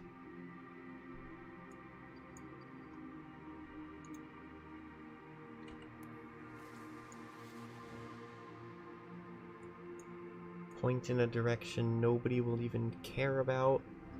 I mean, these are launching sideways, so like actually doesn't really matter which way I throw them out, because they're gonna end up going in a different direction anyway. Alright, so the first satellite will be thou. At exactly periapsis. Right. You're going to need to point towards... Point towards prograde. What am I doing? That needs to point towards prograde. It's a tiny bit too short on... crap. Whatever. Yeah, I can't speak. Alright.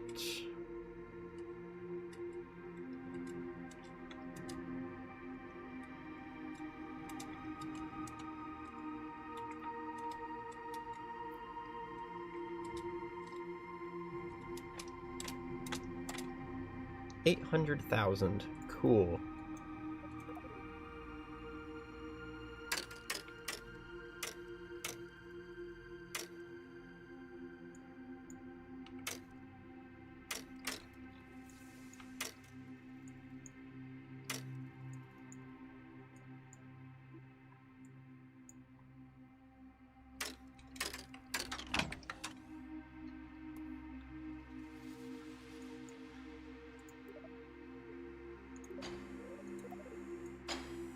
I think I need to do that because this is losing a lot of power.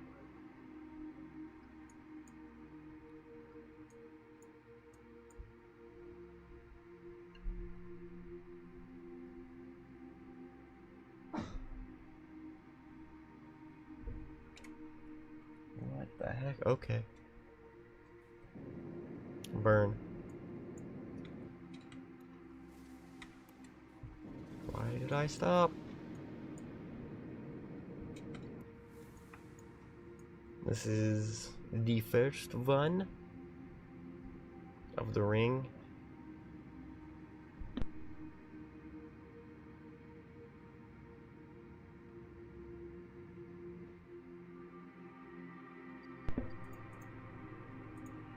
And then radial out. Pull that across. So this is getting pulled this way because we're burning this way. And that affects it 90 degrees across when you're doing that. When you're doing forward and backward, it's always across this way. But when it's up, down, up, like this down, in or out, it's always 90 degrees. So if you go up, your orbit changes over here. And if you go out, that out, which you'd think would be seen as the spacecraft moving this way, it moves that way, this way. Like so. Shifting the orbit over. In this case, looks like the orbit has a little too much energy. So overburned a little bit. So we're going to bring that back. Hopefully to 800,000.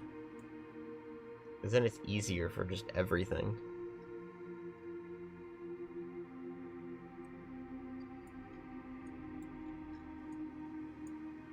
Alright.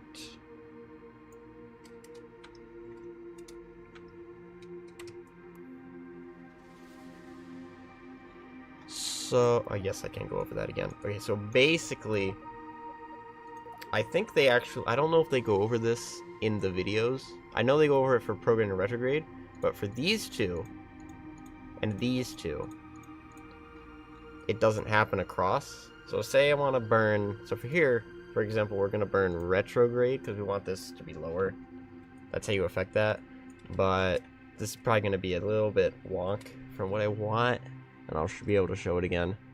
So basically, when you burn anything that's not forward and backward with your orbit, you burn, whatever you do affects it 90 degrees in front of where you want to go. And by contrast, it's the same for back, but in the other direction. So if I burn up here, I'm not changing my position, I'm changing my velocity to be upward.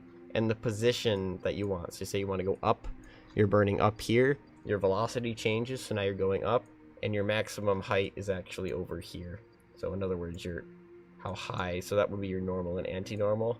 For these two, your radial in and radial out, that's basically you going towards Duna is radial in, away from Duna is radial out. So if you burn radial in, you're not going to see, you're changing your velocity more towards Duna. So you're now traveling towards Duna. You're not physically pushing yourself because you changed your velocity, not your position.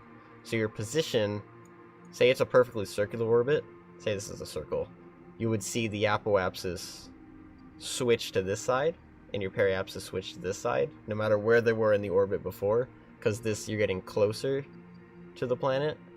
But you see that here is where your closest is. And then over here, it's staying where you were over here. And then over here, it's actually shifted outwards. I think that makes sense. Meant to tap that. Forgot that was sensitive to position. I don't know if that made sense. I think that made sense. The orbital mechanics are complicated. Except when you don't want them to be complicated. So once you get kind of once you get how this works, it makes your orbital maneuvering a lot easier, especially rendezvous. A lot of people have problem with rendezvous. If you understand what these do, because these don't change the time of your, the good thing to note is that these don't change the orbital period of your orbit. I don't think they do. If you do it with a maneuver node, it will. But that's because it's saying, oh yeah, you're doing a bunch of this, and then as you're burning, you because your orbit is turning kind of upwards, you end up, because you're not moving your position, you end up actually burning a bit prograde. So then your orbital period will increase. Orbital period is your time that it takes to go around the orbit. But if you just like say point this and then burn, as your orbit turns, your spacecraft will turn, because your normal and anti-normal are kind of 90 degrees. So a good thing to know there is that, so these, and same thing with these, I think as well, yeah. But, because this isn't technically, actually I guess for these it is always, but, never mind. Basically those don't change your orbital period, while these ones do. These kind of translate your orbit, and this is your inclination change. So, when you're trying to do a rendezvous with something, the best way to do that is usually you'll get into a specific orbit, which is either below or above it. And then because of your orbital period is slower, or quicker because you're lower, so you have a faster orbital period, you can catch up to it. And usually when you do that, it's because you have a maneuver node. You can right click on it and say in X amount of orbits. I have no idea how to do that with this maneuver node tool, but you can just pick one. But sometimes, for example, with a planet, you basically have one shot. You can't just keep going in circles. I mean, you can keep going in circles. It's going to take about 37,000 years to do it that way, but you can't do it that way. Please don't. So the best way to do that is if your phase angle, which is the meme thing, like if you draw a line from the Kerbin to the sun to the Duna, it'll be exactly 44.37 or something like that. I don't know. It's like 45 degrees. If you're a little off, you burn in and out. It doesn't change the timing, so you burn a little less fuel. But because you're kind of translating yourself forward and backward, you can move where exactly you intersect with Duna here. I can try and do that here. So basically, you're trying to go from here, and your Hohmann transfer kind of takes you out to here. But if you use your normal and anti-normal, you can kind of move that around, so that, say you're currently encountering the orbit line here, but Duna's here. If you burn enough radial in, ideally you don't want to burn any radial in or out, but if you do, you can kind of move it along this way without changing how quickly you get there, and so your orbit will actually intersect Duna, say here, instead of like over here and like. But if you do prograde or retrograde, you usually won't get that because you're just going to be moving it this way or this way, but it's not it's not affecting when you do that. So if your orbit line might move this way, but because you've added velocity, you can kind of think of it that way. Prograde and retrograde add and remove energy from the orbit. These use energy to change the orbit in some way. So prograde and retrograde add and remove energy. That's kind of how I think of it. But because you're adding energy, you're now approaching, say, this point quicker, so you end up missing it anyway. You can usually get that because your orbit line will go like this. It would go out, intersect kind of here, go around, intersect again here, and then come back. You can usually finagle it so that you spend a little bit more time out here with prograde, and then you end up falling back into it, but you usually end up going a lot faster at Duna, so I've kind of stopped doing that. It's a lot. You have to get used to it, but eventually you get better at it. I didn't start playing the game and then was like, yes, I know exactly how all of this works. Nobody does that. If you think you do that, you're wrong. Shut up. Go back to school. Cause that's just not a thing that happens. You have to get a feel for how everything works. That was like one sentence. Oh my god, my voice hurts.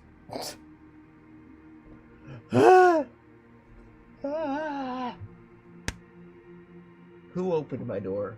Who is eavesdropping on me? 1 second.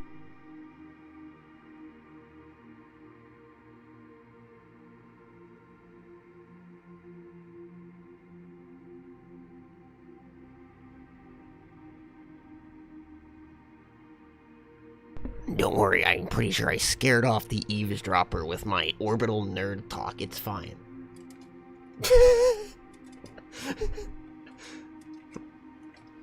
Conflict eliminated. I'm gonna have to time warp more for this, but I don't have time for that because this orbit is going to literally touch periaps before then. So we're gonna time warp here, get our next orbit out. This is barely gonna change. I'm not being too fussy about exact for this because the orbit is so large in this case. It just doesn't matter. There's no point in being that precise because, like, you can look at it and be like, yeah, funny. I got the world's most precise orbit. But like, it's a satellite. It just needs. You're gonna have one here, and one here.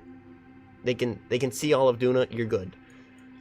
It doesn't need to be that precise. A change of like 2 seconds between where it should be and where it is you're not even gonna see it. Unless you're not even gonna see that if you like go on your screen with a protractor, man.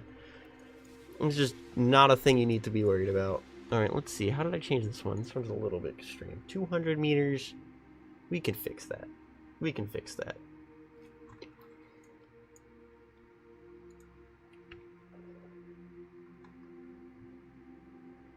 Oh, I suppose in case literally anybody cares. This is the math I did. I should do a video on this. That would be cool. Because I do this way too often. But it's just right here. This is the orbit radius. It's down here too.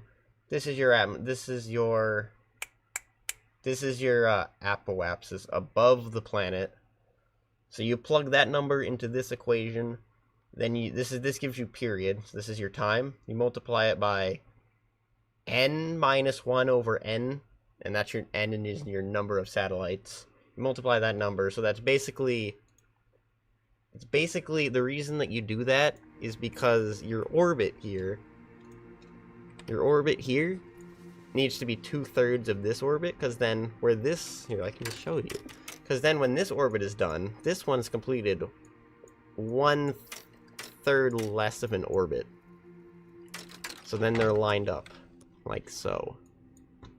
And then you basically plug that into the previous one backwards. So, I mean, I could, like, do, like, the Algebra 1 thing where it's just like, oh, yes, well, you see, you take the cube root of you divide everything by 2 pi, take the cube root and square, or I could just memorize both formulas. Or even better, I could just pin Desmos to my Google so it just never leaves, and then I just plug in the values. And I mean, if you wanted to do all of this, all you basically do is you just go onto the Kerbal Space Program thing and be like, what is the standard gravital parameter of a debdop? And it'll just tell you, and then you can plug it in. It's great. It is the one use of math I found in a video game that is actually funny and useful. So I do it because it is funny. And then I can go back to my physics teacher and then they're like, look, my teaching is useful.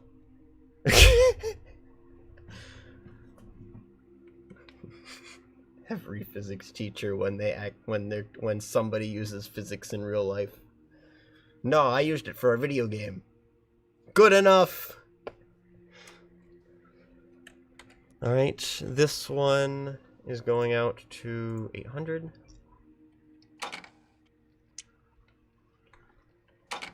I've seen other people do this, And they leave it at like 824,000 by... They'll leave it like this. And I look at them and I'm like, my guy. No. And then they're like, well, I could spend an extra 5 minutes on it, but I don't want to. And I'm like, I will spend the extra 5 minutes on it.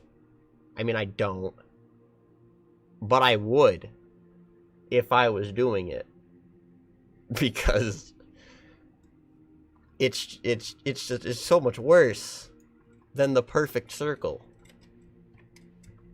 Maybe I just have OCD. It's possible. It's possible. Okay, I need to retrograde here. It's possible. How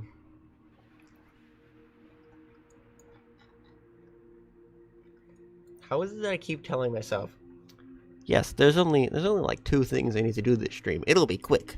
Half an hour. Looks at time. 4 hours. Yeah, let's go. Actually started earlier today, so that in the event I go overtime, I don't go overtime. That's how that works, because I said so. Thus, it's how it works. You can't see it, but imagine a big thumb showing up on screen. Just thumbs up. Yep. That didn't work. I'm not sure why I expected it to. Oh. Burn. What is it? Prograde here. Yeah. So this orbit is low energy. And you can tell because both of these are below 800. It's harder to tell. So if you get one side at the thing and one is above, you have too much energy, so you're going to have to remove some with retrograde. If they're about equal, and I mean that like one is 802 and one is 798, then it probably has about the right amount of energy, so you just back one off until you get to 800 on one. Time warp to the 800, and then just... That's all you need to do, basically. You just... Every time I was advancing in steps of 1, and then betrayed. No. No. Betrayed. It jumps by 3.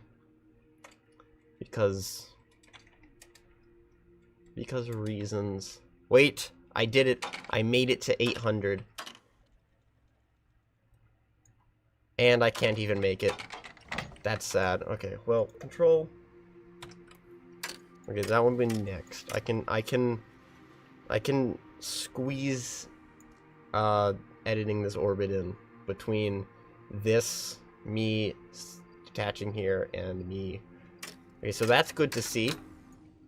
This and this are aligned, which means, because this is 1/6. So by the time you get here, this one should have traveled 2/3. No, this one should have traveled 1 whole orbit, basically. So yes, that is good to see. That's what I like to see. Where's the final one? There it is. Once this is in orbit, the mission, the satellite portion of the mission, will be complete. Ah, the satisfaction. Needs a little bit of prograde in there.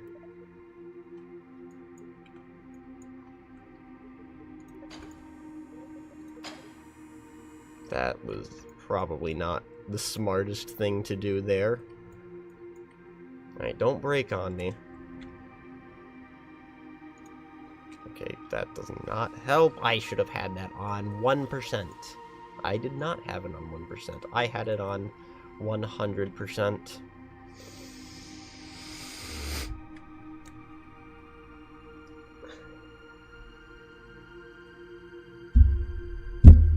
Ow.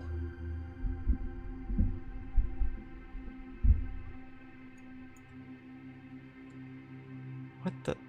Oh my goodness. I bumped into this, And now, well, crap.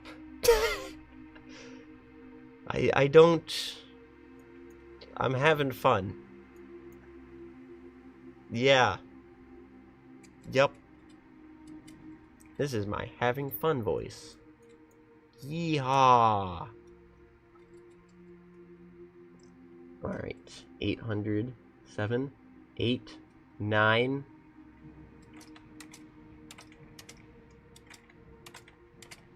$800. Had a fake. Alright, so this one we should now be able to control.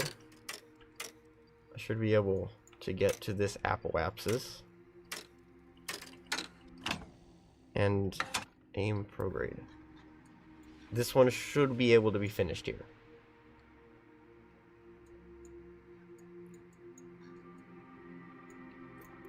%.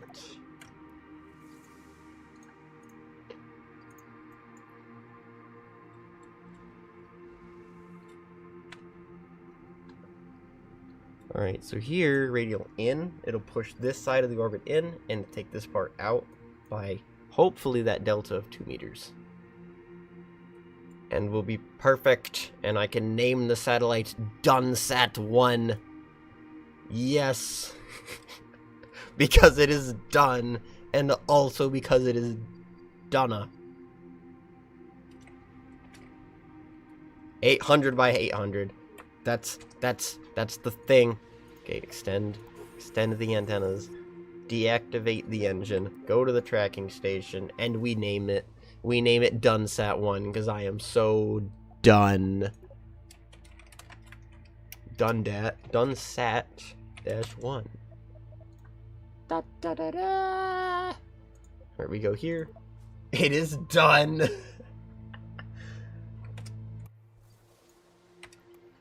Alright, so here we need prograde.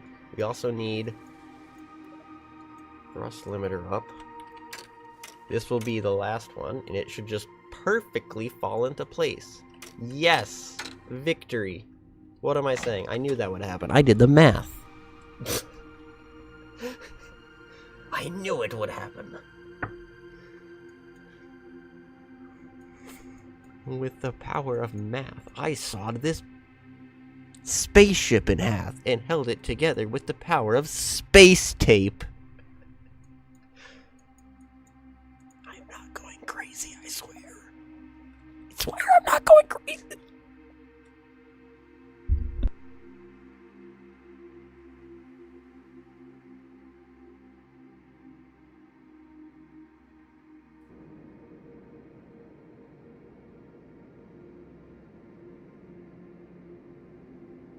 Don't mind me just dying in the background.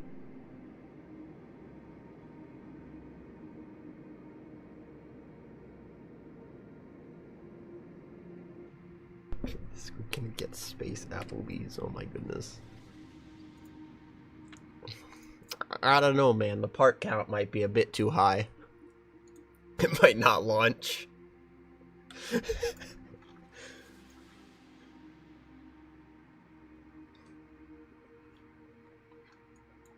There can certainly be somebody's probably done it already, honestly. I mean, it's 100% done if you check Kerbal Space Program 1. Somebody has probably launched a Space Bees.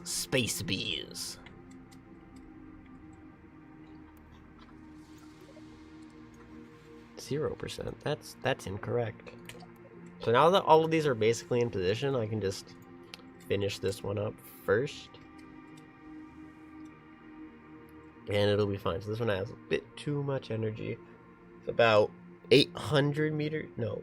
Yes. No. Yes. 800 meters per second. Too much. Not 800 meters per second. 800 meters worth of extra energy. There we go. So get this back to 800.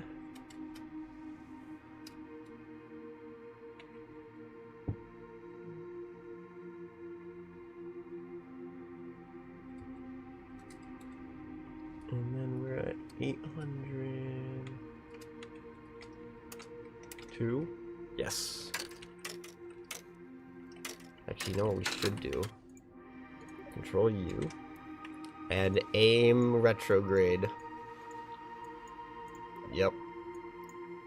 It's begun. There's only one thing to do now. Deorbit.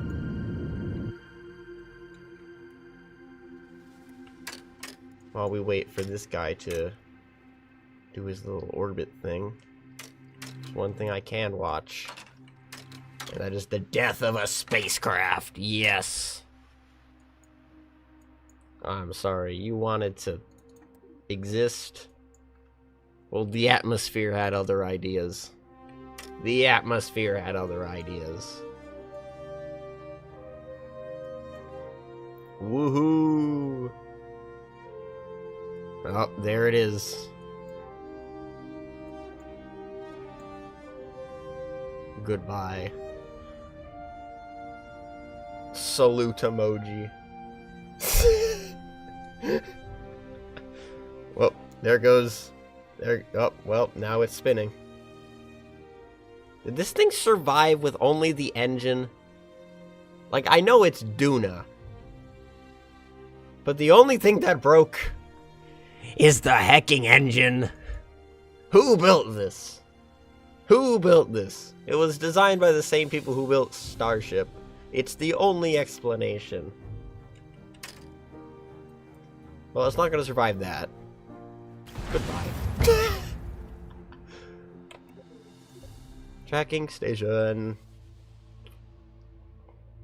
I do like the excellent load times. Those are excellent. You want this one next? Like, I'm controlling that vessel now. I click the button, I'm controlling it. It is that fast at loading things. It is great. Loading times are... I do not know how they managed to create a game. Honestly, I don't know how they managed to make a game which is currently laggy while using none of my GPU and CPU, but it loads incredibly quickly. I don't know how that works. I don't get it. Granted, I'm not a game designer, but like, how do you do that? The only thing that's full right now is my memory, but like, I don't think it's a memory issue. I can show you Task Manager. It is like actually legitimately just... And where the heck did I put OBS? Like, it is legitimately, memory is the only thing in use. My Radeon? Nope. CPU? Nope. Memory? Oh yeah. It's just memory. I don't, and the memory is, I'm not gonna show this, but memory is 12 gigabytes is just Chrome. I have 100 Chrome tabs open, so 11 gigs is Chrome. Kerbal Space Program is only using 4,700 megabytes. It's not, the RAM is not the problem. So, question marks all around. That is very close. That is incredibly close. I used to, like, with KER, you can see these digits even in KSP1. It went to 3 digits, but this is fine. I used to even, like, micro do, like, if it is not within 0.05 meters of both sides of the orbit, I will not accept it. I stopped doing that because it actually took 33 years to get an orbit done. You'll never figure out why. Okay. Thanks, game. Doesn't need to be that precise. It doesn't. It's gonna drift by a second in 10,000 years. And, like, in this game, you might reach those timescales, but then what? Like, actually, though, like, then what? It drifted a second? A second is how much of an orbit? You're never gonna see it. It's never gonna become a problem. So why do I worry about it? There's no point in worrying about it. So I just don't. It's great. I'm free. I meant to put reaction wheels on every single one of these probes, but I don't have it unlocked, so they're not on there. We deal with tiny probes moving at half a tardigrade per second.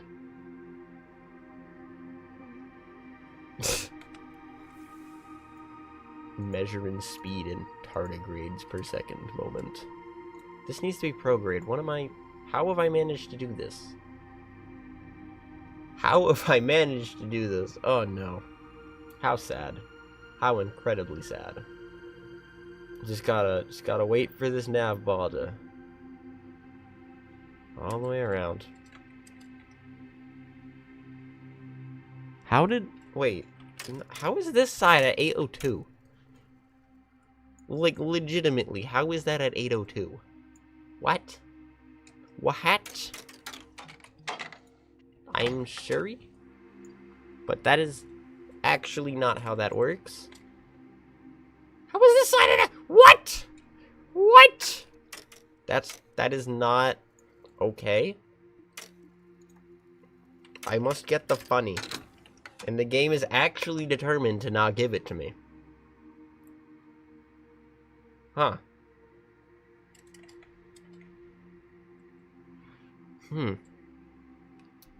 Weird. It's not even the first time this has happened. This happens often. It's like it doesn't want to lock in. You know what would be nice? If when it got to that number, and it was at about 800 by 800, it locked it in. And it was just like, well, this orbit is at 800 by 800 now. That'd be nice. That'd be a good feature. I'd like that feature. Probably will never add it, but I'd like that feature. That'd be a good feature. Because then you could say, well, this probe is actually never going to drift, and then it wouldn't drift.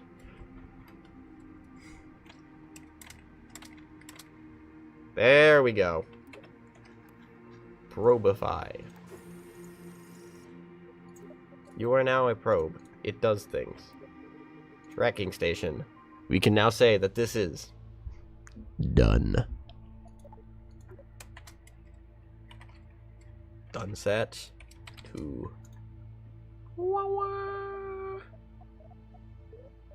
where's the last one? Default name -30, get over here. And now I'm controlling it. It is that fast. I don't know how they managed to make it that fast. It is crazy. Madness. Shit. Well, don't do that. Don't do that. Pfft. I hope Realism Overhaul is in development for KSP. Oh god. I doubt it's in development right now. It probably will be at some point. I don't think it will be now though. There are too many bugs in the game itself that they need to work out, let alone like bug fixing the plugin itself.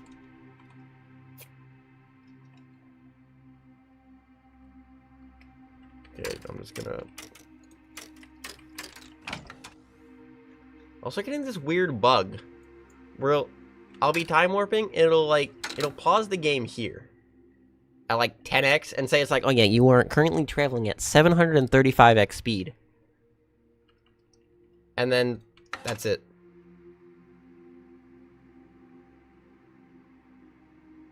Yeah, they're probably giving it like a roadmap, like, okay, so we're gonna have the planets done. The nice thing about it now is they could actually have the entire solar system flat because orbital inclination's a thing now.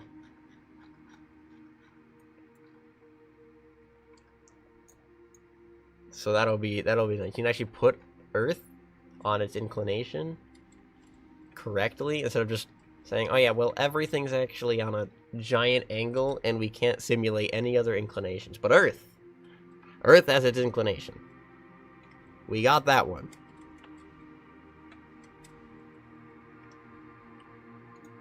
We got Earth.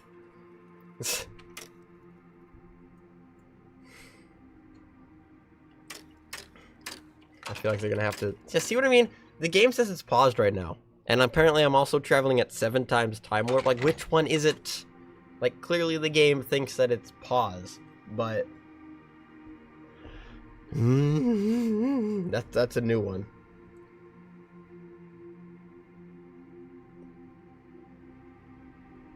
I imagine they're probably gonna have a patch out, like... Actually, no, because they're all of the KSP2 team is out until, like, January. So there's probably not gonna be a patch that soon. But I imagine as soon as they get back from Christmas, they're gonna look at their inbox and be like, bugs? And then they're gonna fix the bugs. Or at least they're gonna try to fix the bugs and probably introduce another bug. But slowly and surely it'll be stable. It just needs about 4 years. And it'll get there.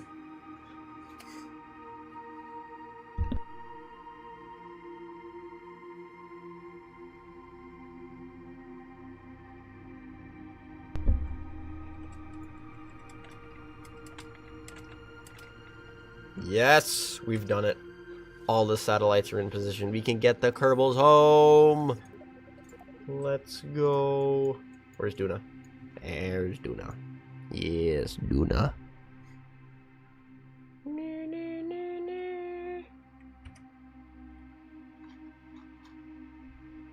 Excellent. Name it Dunsat-3. Because it is the third one. Which is done. Also this one. This one should be named Dunsat-4.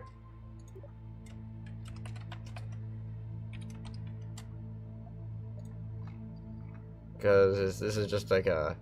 Normally this one would have like a bigger sat, because these ones will then communicate to this one. This one will relay information out everywhere. But it's fine. Nobody will notice. We just need to go to... Where is it? That is a surface probe. What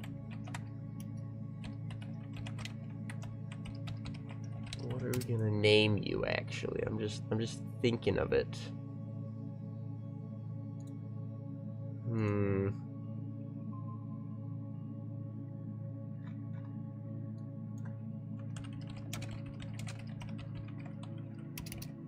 Because I'm just thinking.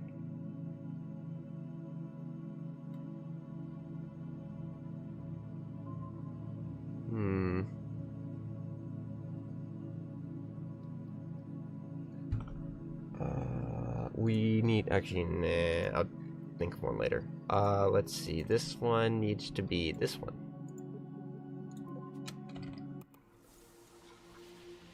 Hello, Jeb, Bob, and William Shakespeare.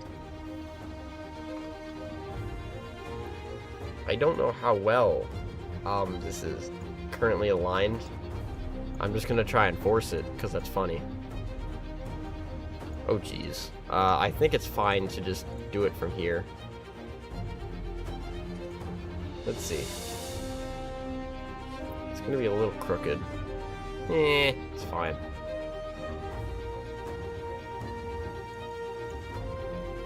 So we're gonna set not that, we're gonna set Kerbin.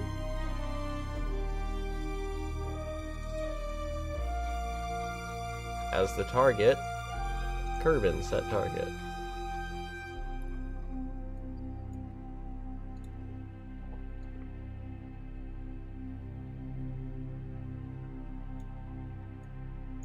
And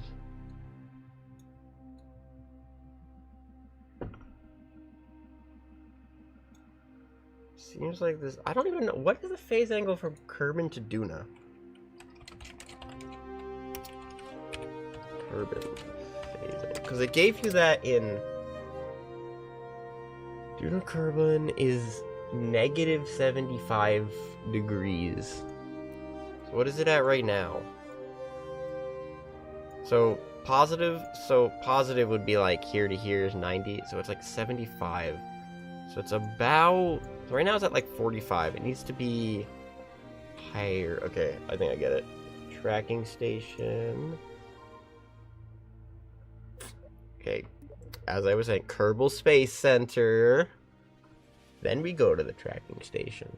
Yes, tracking station. And eventually it will load station. Alright, so we want Duna to the sun to Kerbin to be about 75 degrees. Hang on, do I have a protractor somewhere? Wait.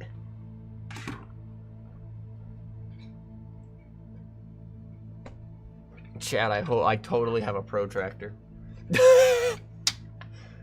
Yes, the precision. This is the dustiest protractor in the world. Oh my god. Dust. Become dusted.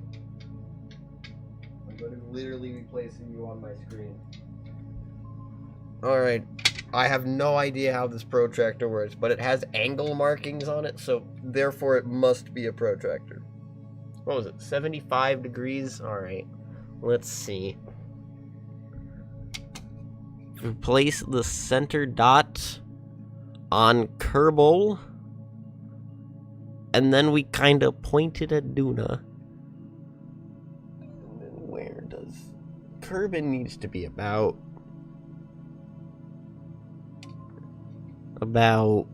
here-ish. Right? Here. Okay.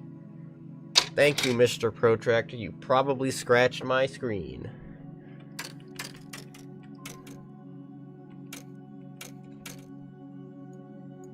Cool. I think that's better. We'll see. That's Ike. What? That's not the correct thing.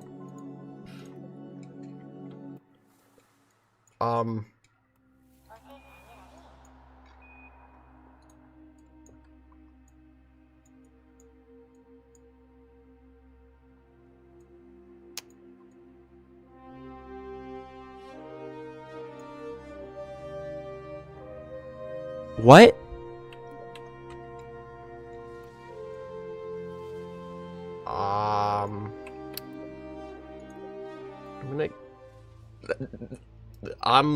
I'm gonna go back to the tracking station, actually.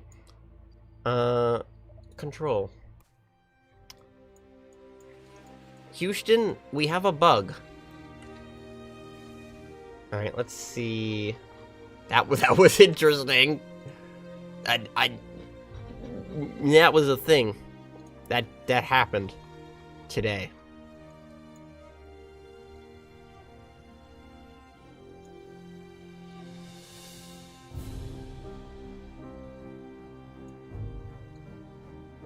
Just... Ooh, what? Oh, that's an Ike encounter, isn't it? Was it an Ike encounter? Wait.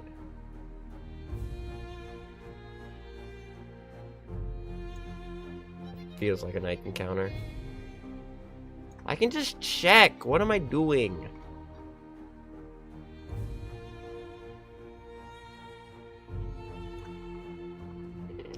No, yeah, it's totally an Ike encounter.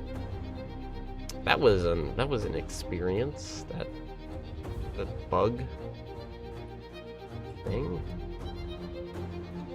This seems wrong. Oh, that's because it is wrong. That's positive 75 degrees. It needs to be negative. Okay, take 2.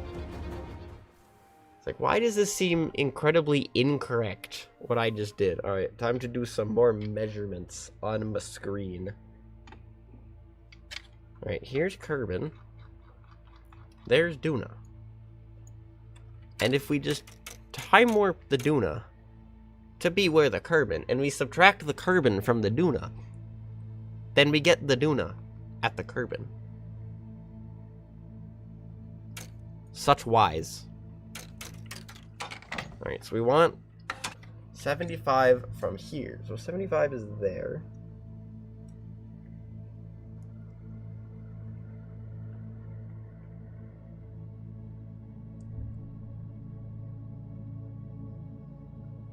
And we want it to be there. So from here, we want to be about there. Alright. Take 2. Actually, it's take 3 now that I actually look at it. Take the 3rd.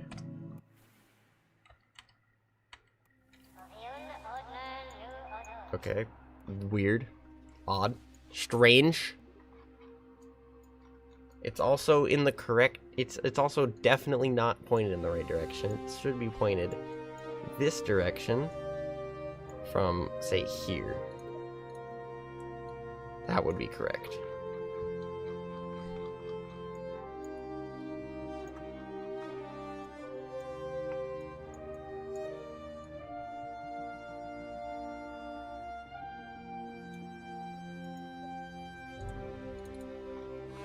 Hello, Caribbean.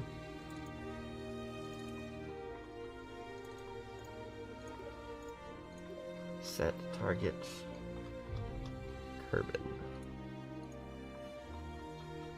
Alright. So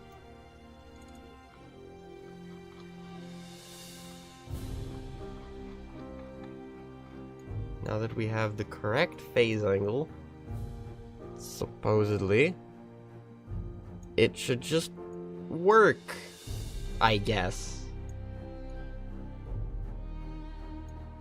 I don't know, that seems very off still.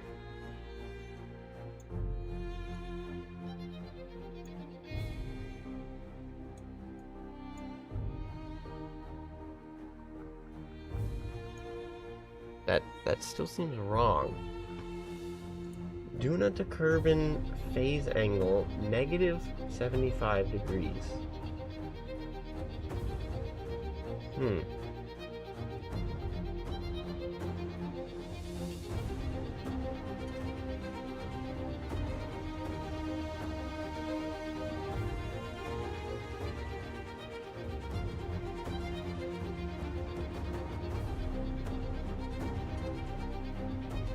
So I have the spiral thing here.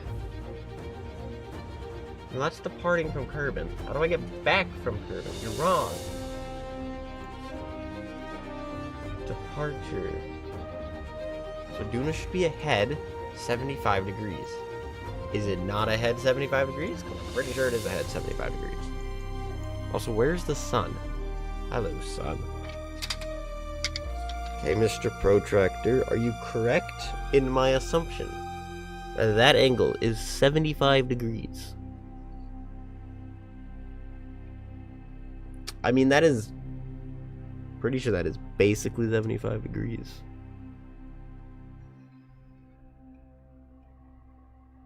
Yeah, that is actually 75 degrees. So, like, what? I've even done the maths. And the maths are wrong. Is it just this weird angle I'm departing at, maybe? 45 degrees this way.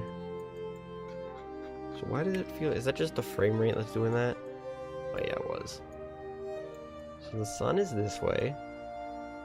I mean, I could try departing here instead. A little further forward. This is one thing that you just... I don't have a good answer for right now, is how you get back. Because usually it just works. Except sometimes it just doesn't. And then, yeah, I don't know. It's weird. Because according to everything I have done, short of fixing the phase angle the whole time,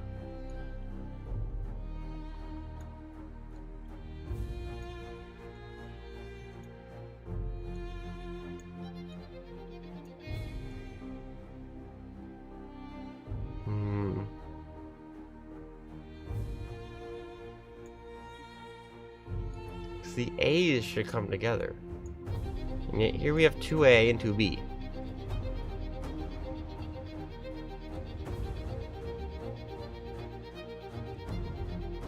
Unless it's not, and I'm wrong. Could be wrong. It could be the other way around. It could be that ones and the ones go together. That's possible. I don't know. Before it was intersect 1 and intersect 2. It was intuitive, and this is like numbered or something. How do I read numbers?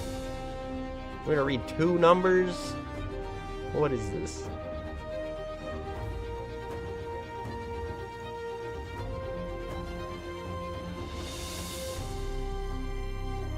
There we go. 1400. I am pretty sure that is way too much. But I don't care. I refuse to care. Suddenly Mun? What? Hello, Mun. I'm gonna just do that one. That one is simple. Sort of. Kind of. It's not, but 1400 meters per second. I can do that. I feel like it could be less. Now that I know that. But it's a 1-minute burn, so like, I don't care. Whatever. It's fine. 5, 4, 3, 2.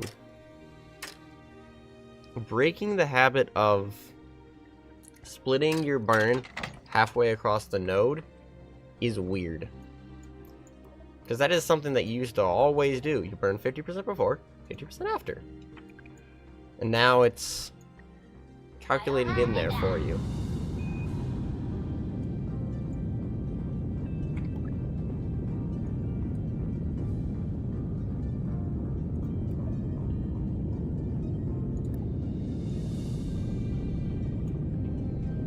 This is an issue that happens a lot in Kerbal Space Program 1 as well. Really overpowered engine, very light craft, gimbal would tend to freak out. Best way you can do that is to limit your gimbal, because it's not making such extreme changes. I'm pretty sure that issue here is linked with the same like flippy floppy SAS issues that you get on planes, but yeah.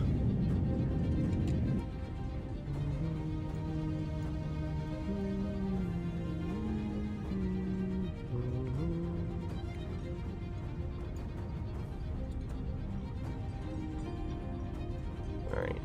I'm gonna need to do a little mid-course, but that's okay. 5, 4, 3, 2. Actually accurate. Why did the music increase?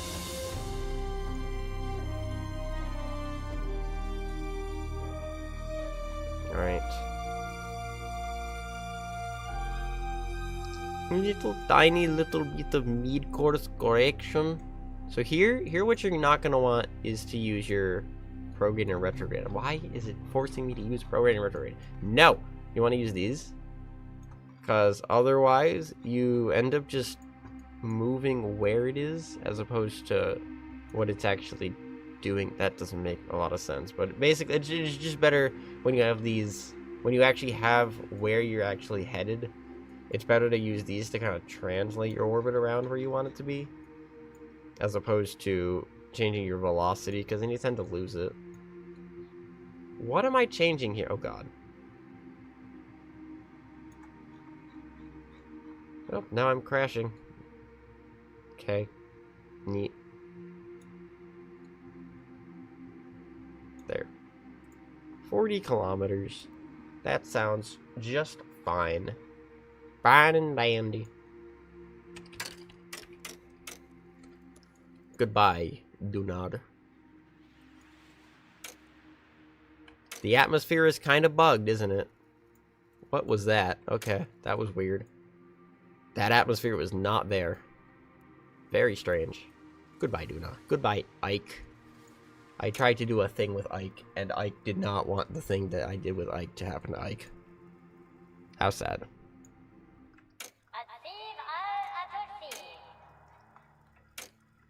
Right, we time warp. Your vessel is out of communication range with Kerbal Space Center. How? Actually, how?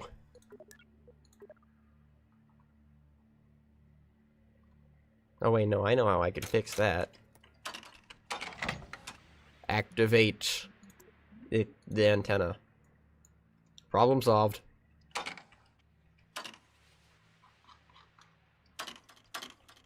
Space needs to be more dynamic. I don't know, it's not moving like it. I feel like it should be. It's weird. How is it that I'm moving at 1000 and yet that is pause? That's a bug and I don't like it.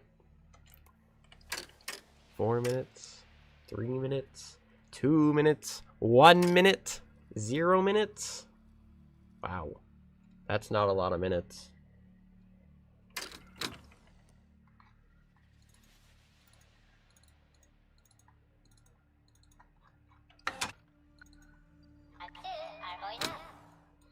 Can I go here, please? Thank you.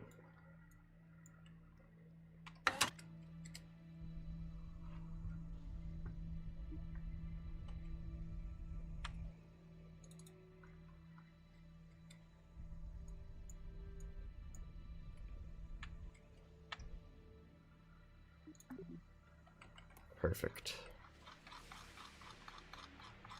Why does it feel like the map is not moving very quickly?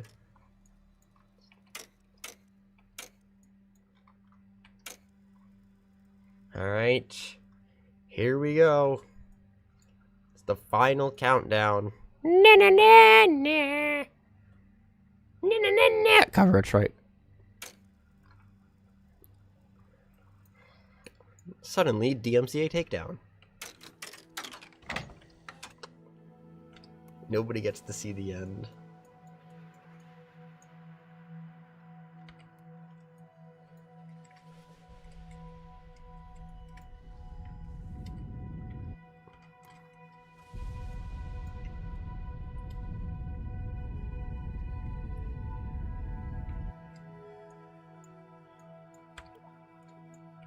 Game saved.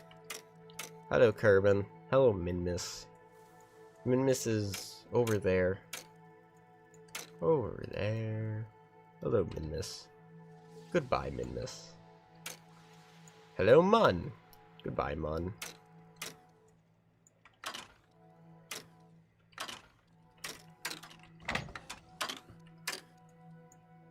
There is debris orbiting Kerbin. Goodbye. Goodbye, debris. You were not liked. The finale of the mission.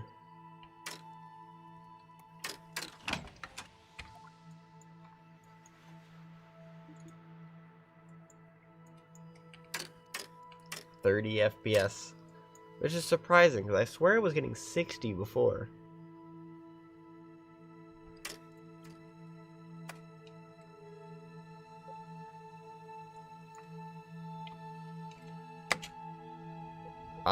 Excuse me. Sir, why did you not decouple?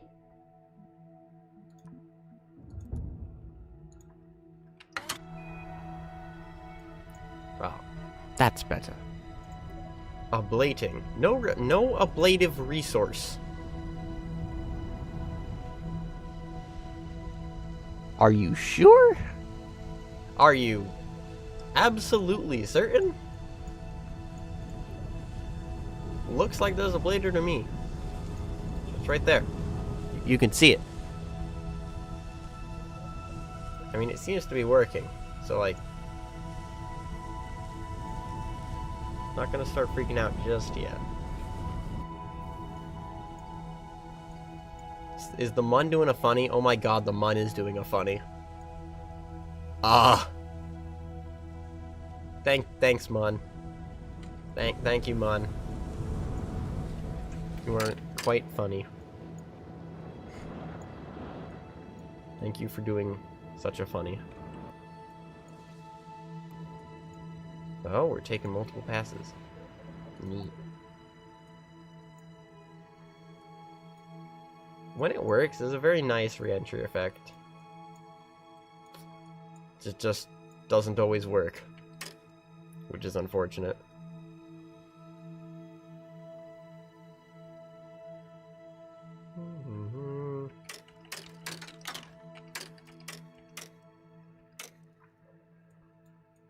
What?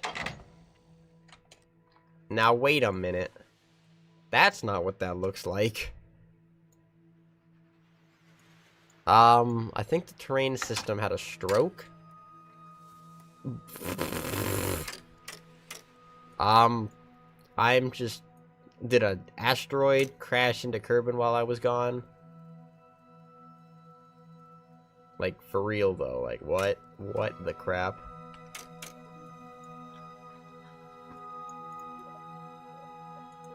There are some bugs happening today.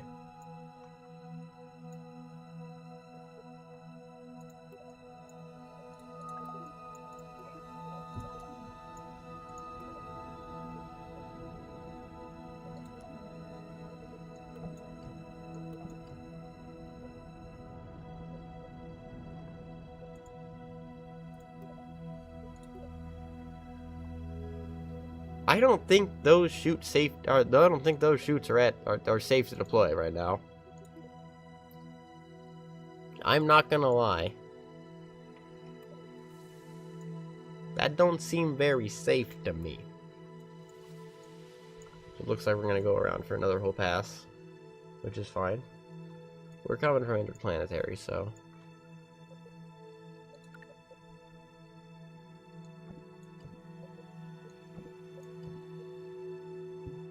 What shoots am I supposedly deploying here?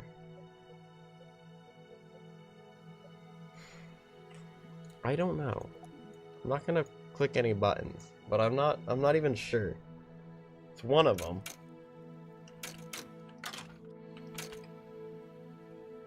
Hmm.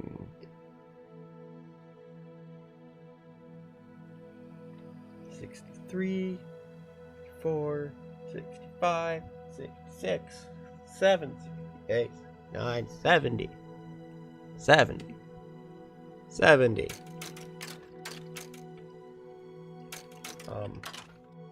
There we go.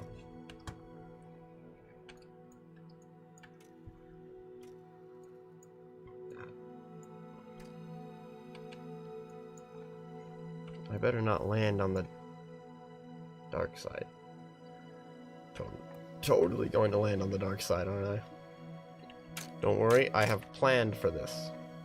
You see, all capsules have a little known aerodynamic quirk where if you actually angle them as such, you gain lift during your entry. And you can extend how you're re-entering because it's like a wing or something. And then we can land on the white side. It'll be great. And it'll work perfectly and flawlessly. Yep.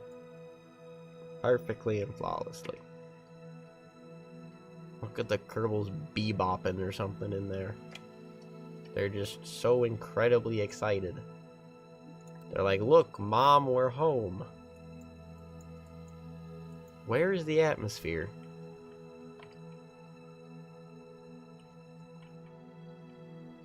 Like the atmosphere is missing.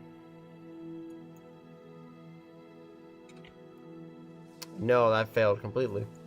Cool. And I don't know what is happening on the ground here.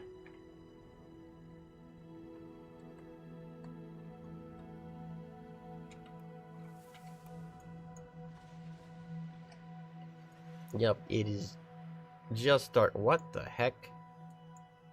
Are they just all armed for some reason?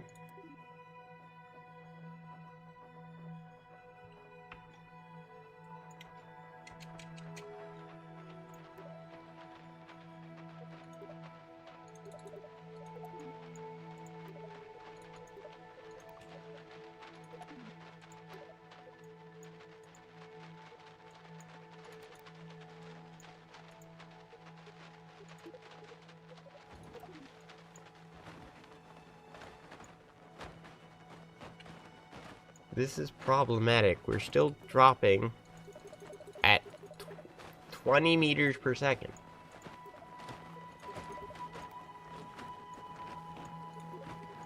Deploy.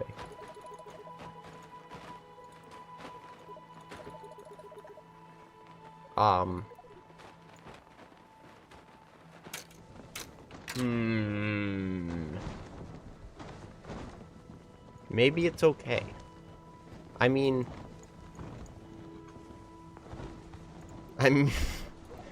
we have the heat shield. Right? Right? Right? Oh, God. Oh, that looked so painful. Oh, jeez. Well, they're alive.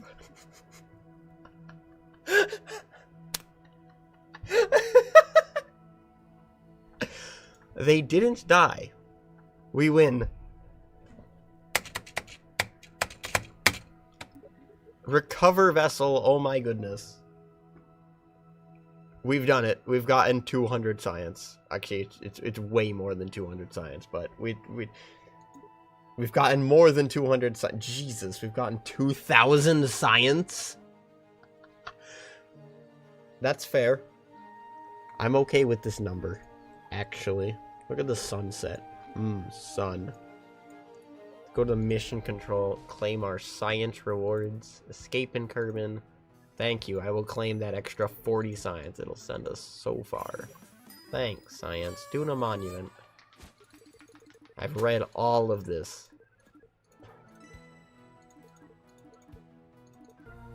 Oh.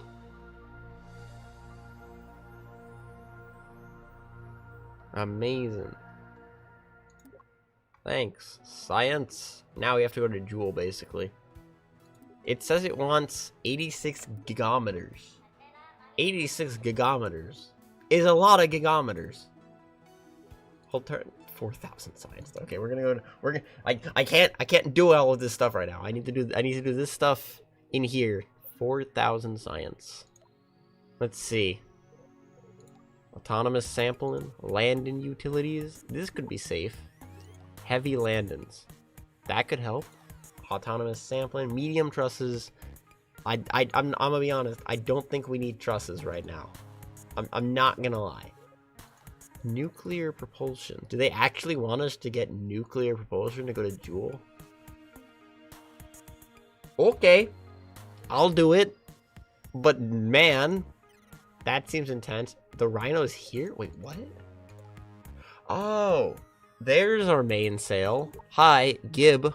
Immediately. I don't think we need nuclear propulsion just yet. I'd like this. Clydesdale's a great booster, but... Okay, we want heavy. I think we're gonna get these. Mark II jets. Want. Aerial drones?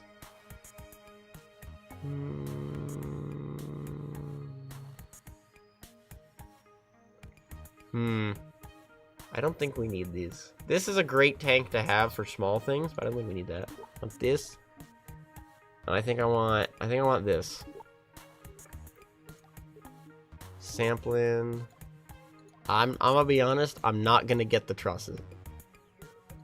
We can get nuclear propulsion. Can't get modular launchers yet. We don't need xenon propulsion either. So we'll get you. I think we'll get drones, just so we have that tiny tank. This is useful for absolutely nothing. Yeah, the next contract is basically go to Joule. So, you know, I don't even need nuclear propulsion to go to Joule. And I don't even think I'm gonna go to Joule next because funny. I have a plan for tomorrow. And you will find out tomorrow. What is this? Is this the moon or is this Ike? Or is this... No, this is Ike. What is this? That's Minmus. Is this just also Minmus? That's Drez. Okay, I have no idea what this is. 175. Can't buy anything. Cool. Alright. Well, we went to Duna today. Yes, we went to Duna. We, Mun? That's the Mun? Oh my god, you're right. It is the Mun. Why is the Mun here? Why is the Mun here? Why is the Mun gone? Grr. Anyway. So yes, I have a plan for tomorrow. We're gonna start this tech tree. Oh yeah, wait, Duna's here. Okay, what? It's just the previous one, whatever. So, yes, we went to Duna, got a ton of stuff. Basically unlocked this entire tech tree today. That's great. So yeah, I think I'm gonna end it here. Hope you guys have a good one. And I'll see you next stream.